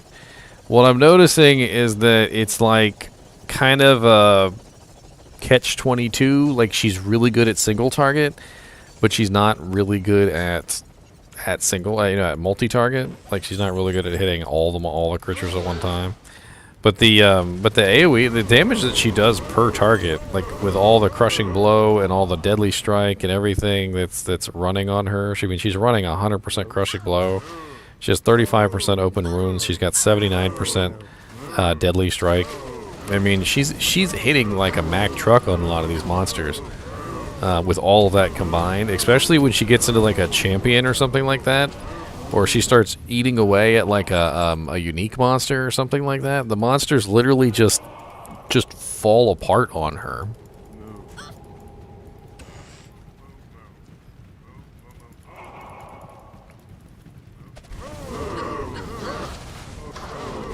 Yeah, right now I'm using a shield, so I got Phoenix shield on.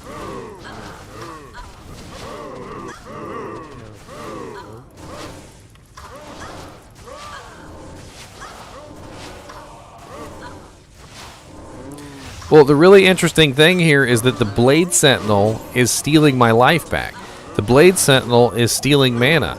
I'm getting life and mana steal from the Blade Sentinel. That's why I'm staying alive. The Blade Sentinels are running around hitting everything, and every single time they hit something, I'm getting life and mana back. So I'm literally sitting here in the middle of a bunch of these monsters doing basically nothing. The blade shield, I'm assuming, is also stealing life and mana back for me. So I'm constantly hitting everything, and I'm constantly just stealing all my mana back.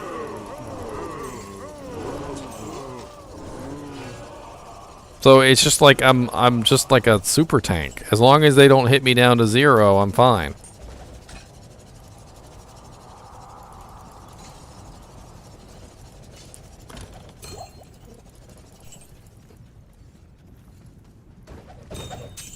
Grief doesn't work with Blade Fury. I've already researched that.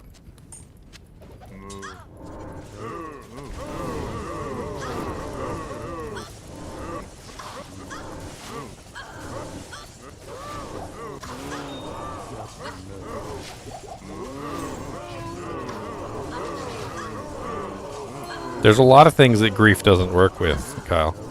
Like a lot of things that Grief doesn't work with.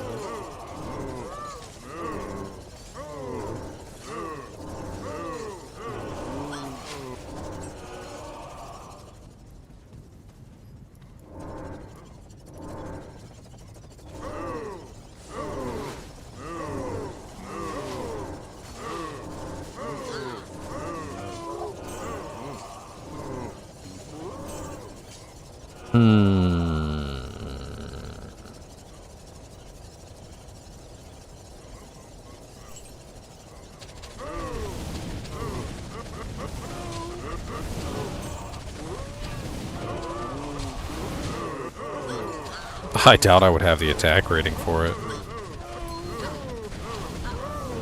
I'll be perfectly honest with you. I think that's one thing that I'm gonna just admit right now, that Blade Fury has attack rating issues, and I definitely do not have the attack rating to pull it off. Maybe if Cloak of Shadows works on them. Cloak of Shadows is a negative 95% defense ability, which I did use in combination with Blade Fury quite a few times to reduce the defense of monsters. But the problem with this particular skill is that it's a curse. and other curses overwrite it. So if I go over here and I reduce the defense of this Hell Bovine with Cloak of Shadows, and then Life Tap procs, Life Tap just overwrites it. So it's not quite as useful as it would seem. I really do love Cloak of Shadows, though. Cloak of Shadows is amazing. What other ability allows you to walk into the middle of a bunch of cows like this and just make them all blind? And then they all just run around and, like, derp into the walls and stuff. Yeah, and it also cannot be recast within a certain time period. You're right.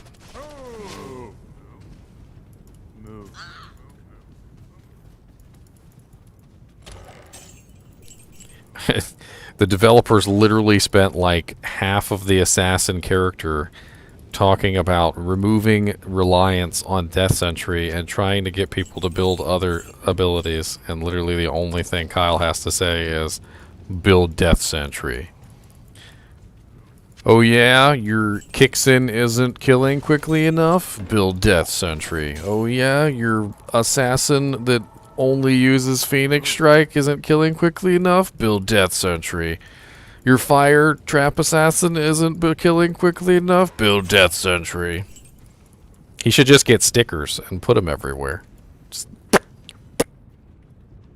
little bumper stickers. Just put them on the back of cars everywhere. The goal of this is to see how Blade Fury and Blade abilities do. It's not to see how Death Sentry does. We all know how good Death Sentry is. Saying how good Death Sentry is over and over again doesn't do anything.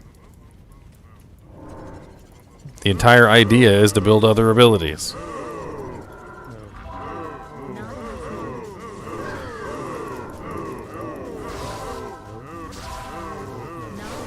Freaking Blade Shield costs too much mana. It's like 85 mana a cast.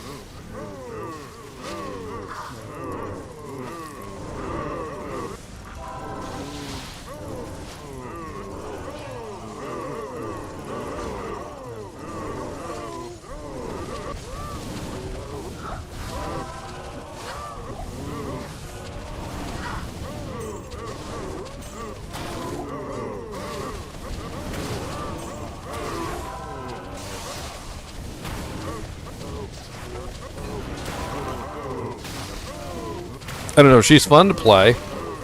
She's not very fast at multiple monster killing. She's really good at elite monster killing. I just wish she had more attack rating. I really need to figure out a way to give her like a massive amount of attack rating. ITD would certainly help her versus the regular monsters, but ITD is not going to help her versus the like elites and stuff like that. Like, if I wanted to take her into the Ubers, I know that she wouldn't be able to hit the Ubers. Like, I know she wouldn't be able to. She's nowhere near enough attack rating to hit the Ubers. She's running 4,255. It's garbage. Like, it's just enough to hit a cow with an 84% chance. But you take that into the Ubers, and you try and hit, like, Uber Diablo or Uber Iswal or Uber Lilith or something with that, you're going to miss, like, every single time.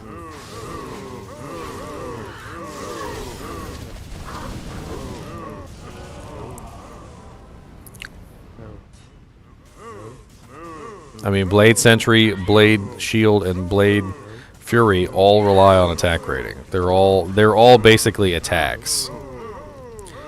Whether they say they're attacks or not, they're still basically an attack. So if you don't have the attack rating, they won't hit.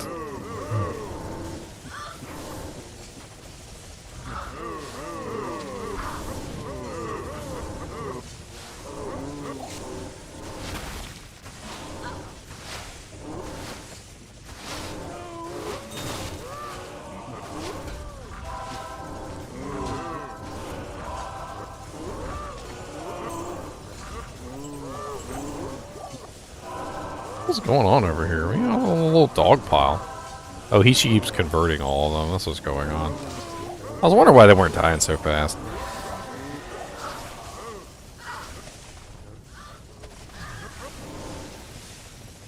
Claw Mastery does help, but you have to have a good claw.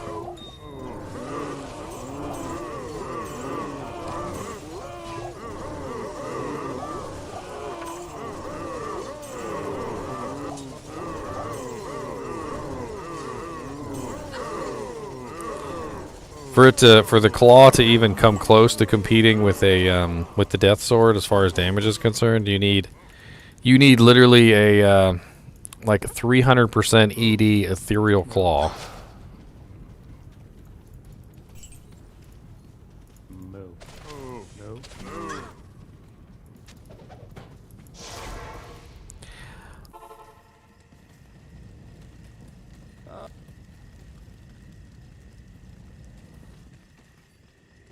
I like it though.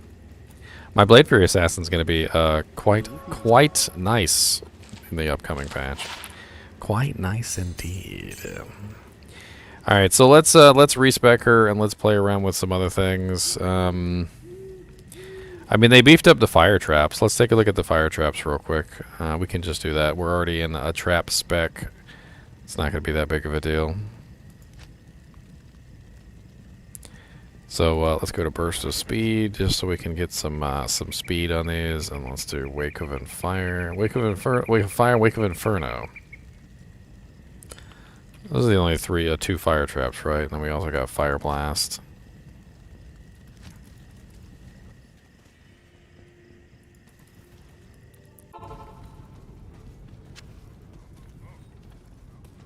What? Fire is fire?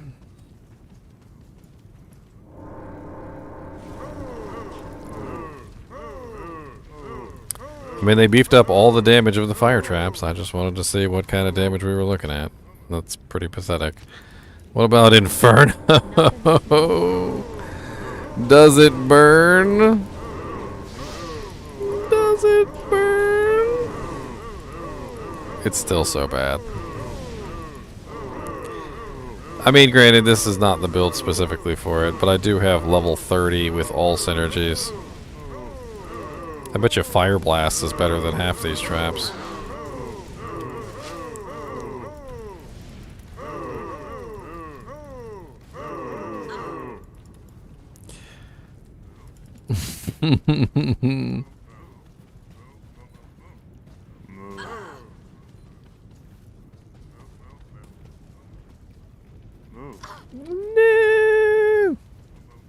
No. It's still pretty bad. They still need to buff that fire damage. It's not anywhere near high enough. Let's see. What else did they mess with?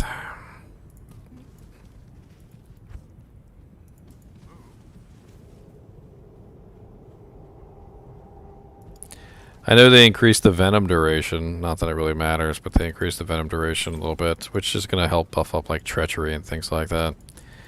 And then we've got the martial arts tree that they messed around with, so we can go play with the martial arts tree.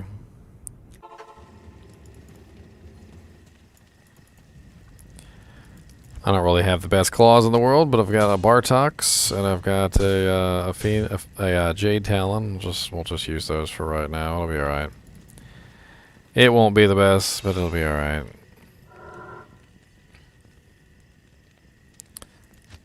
Alright, let's play around with Phoenix Strike first, and I guess we'll use the explosive one. Where's the explosive one?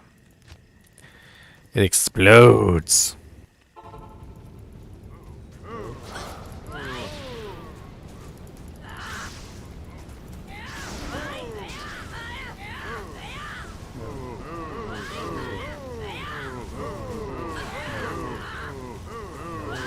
Of course he's immune to every element. It's a good time to try out Tiger Strike.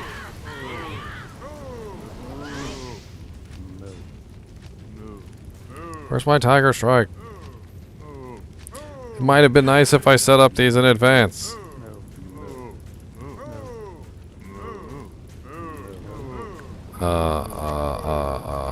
My bad.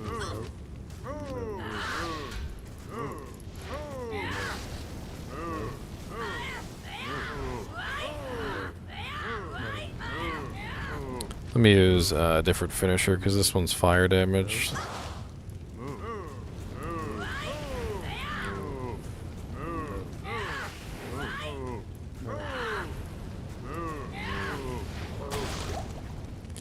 Freaking immune to everything monsters. I swear some of those guys are just as broken as can possibly be.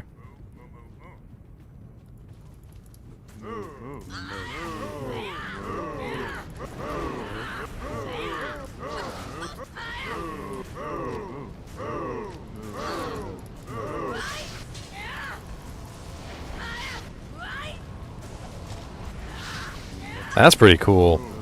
The multi-kick one literally unleashes all the charges at once, just about. Like, it's kind of nuts.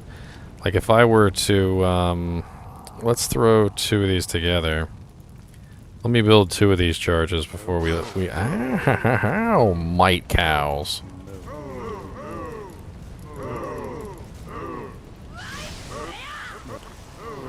Pretty. Pretty.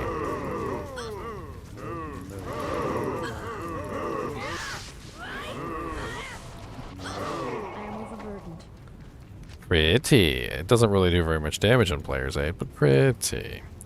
But that could be due to the fact that I don't really have the right claws. I wouldn't be using a Bartux and a Jade Talon. I would be using something else. Plus, I would probably have martial arts skillers or something along those lines. I am getting crapped on. Let's drop it down to players 1 because I just want to see if it's even viable in players 1. This isn't the best equipment possible for this, so I'd at least want to give it a fair shake.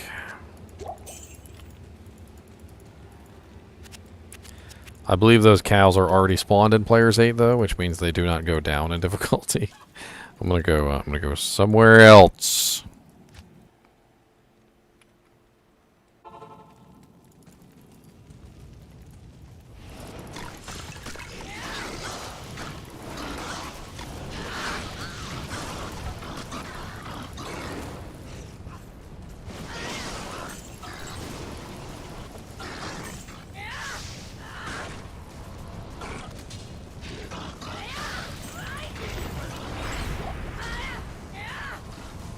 Well, players 1 is kind of easy.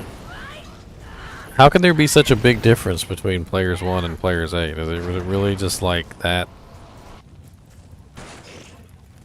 I mean, it's not just like a big difference. It's like I can just absolutely demolish everything in players 1. But players 8, it's like I'm struggling to kill anything.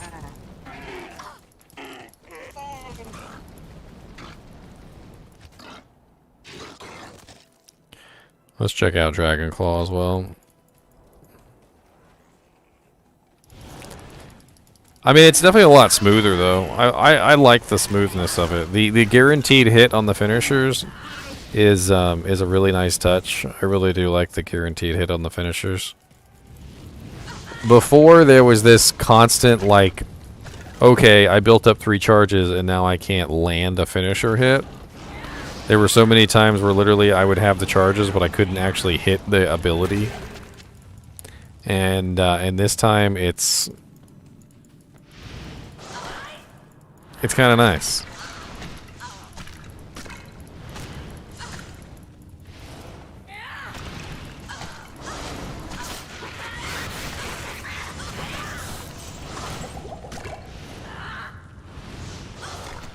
I mean, what kind of damage are we rocking right now? So we're rocking, what is it? 1,000?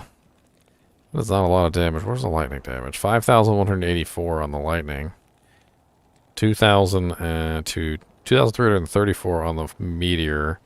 1,071 on the ice bolt. It's not really that great. It's not really that awesome. I feel like the damage is too spread out. Like it's just really, really badly spread out. Thunderclaws, I mean, is a little bit more specific. 3,800, 2,200, 3,700.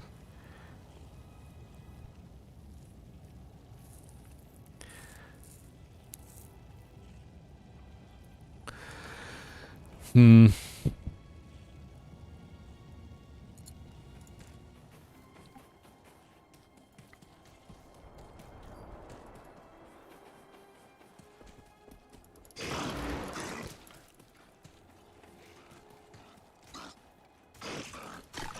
using Myrmidon Greaves too. I got the Myrmidons. The Myrmidons. Oh Lord, here he goes again. I'm gonna make you a death sentry, and I'm gonna turn it into your own private throne. You can sit on it.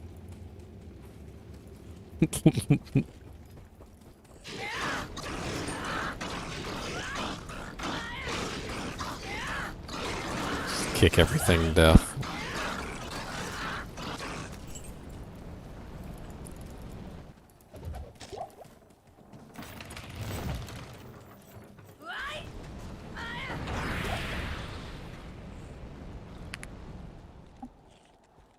Well, they fixed the Zerk synergy finally. For the longest time, the Zerk Barb was just like, oh, okay, well, you know. I don't know why I'm building Shout, since all my defense is going to be gone.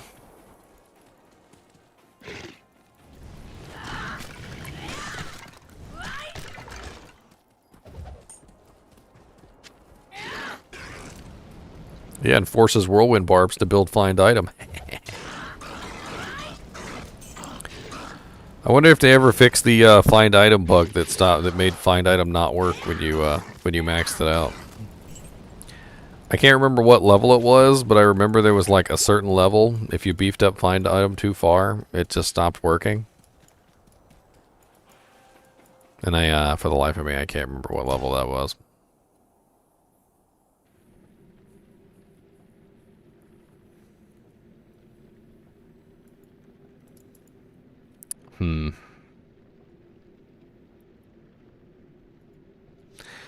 All right, guys and gals, I've had a long day. I need to get to sleep. I've just too much time not sleeping.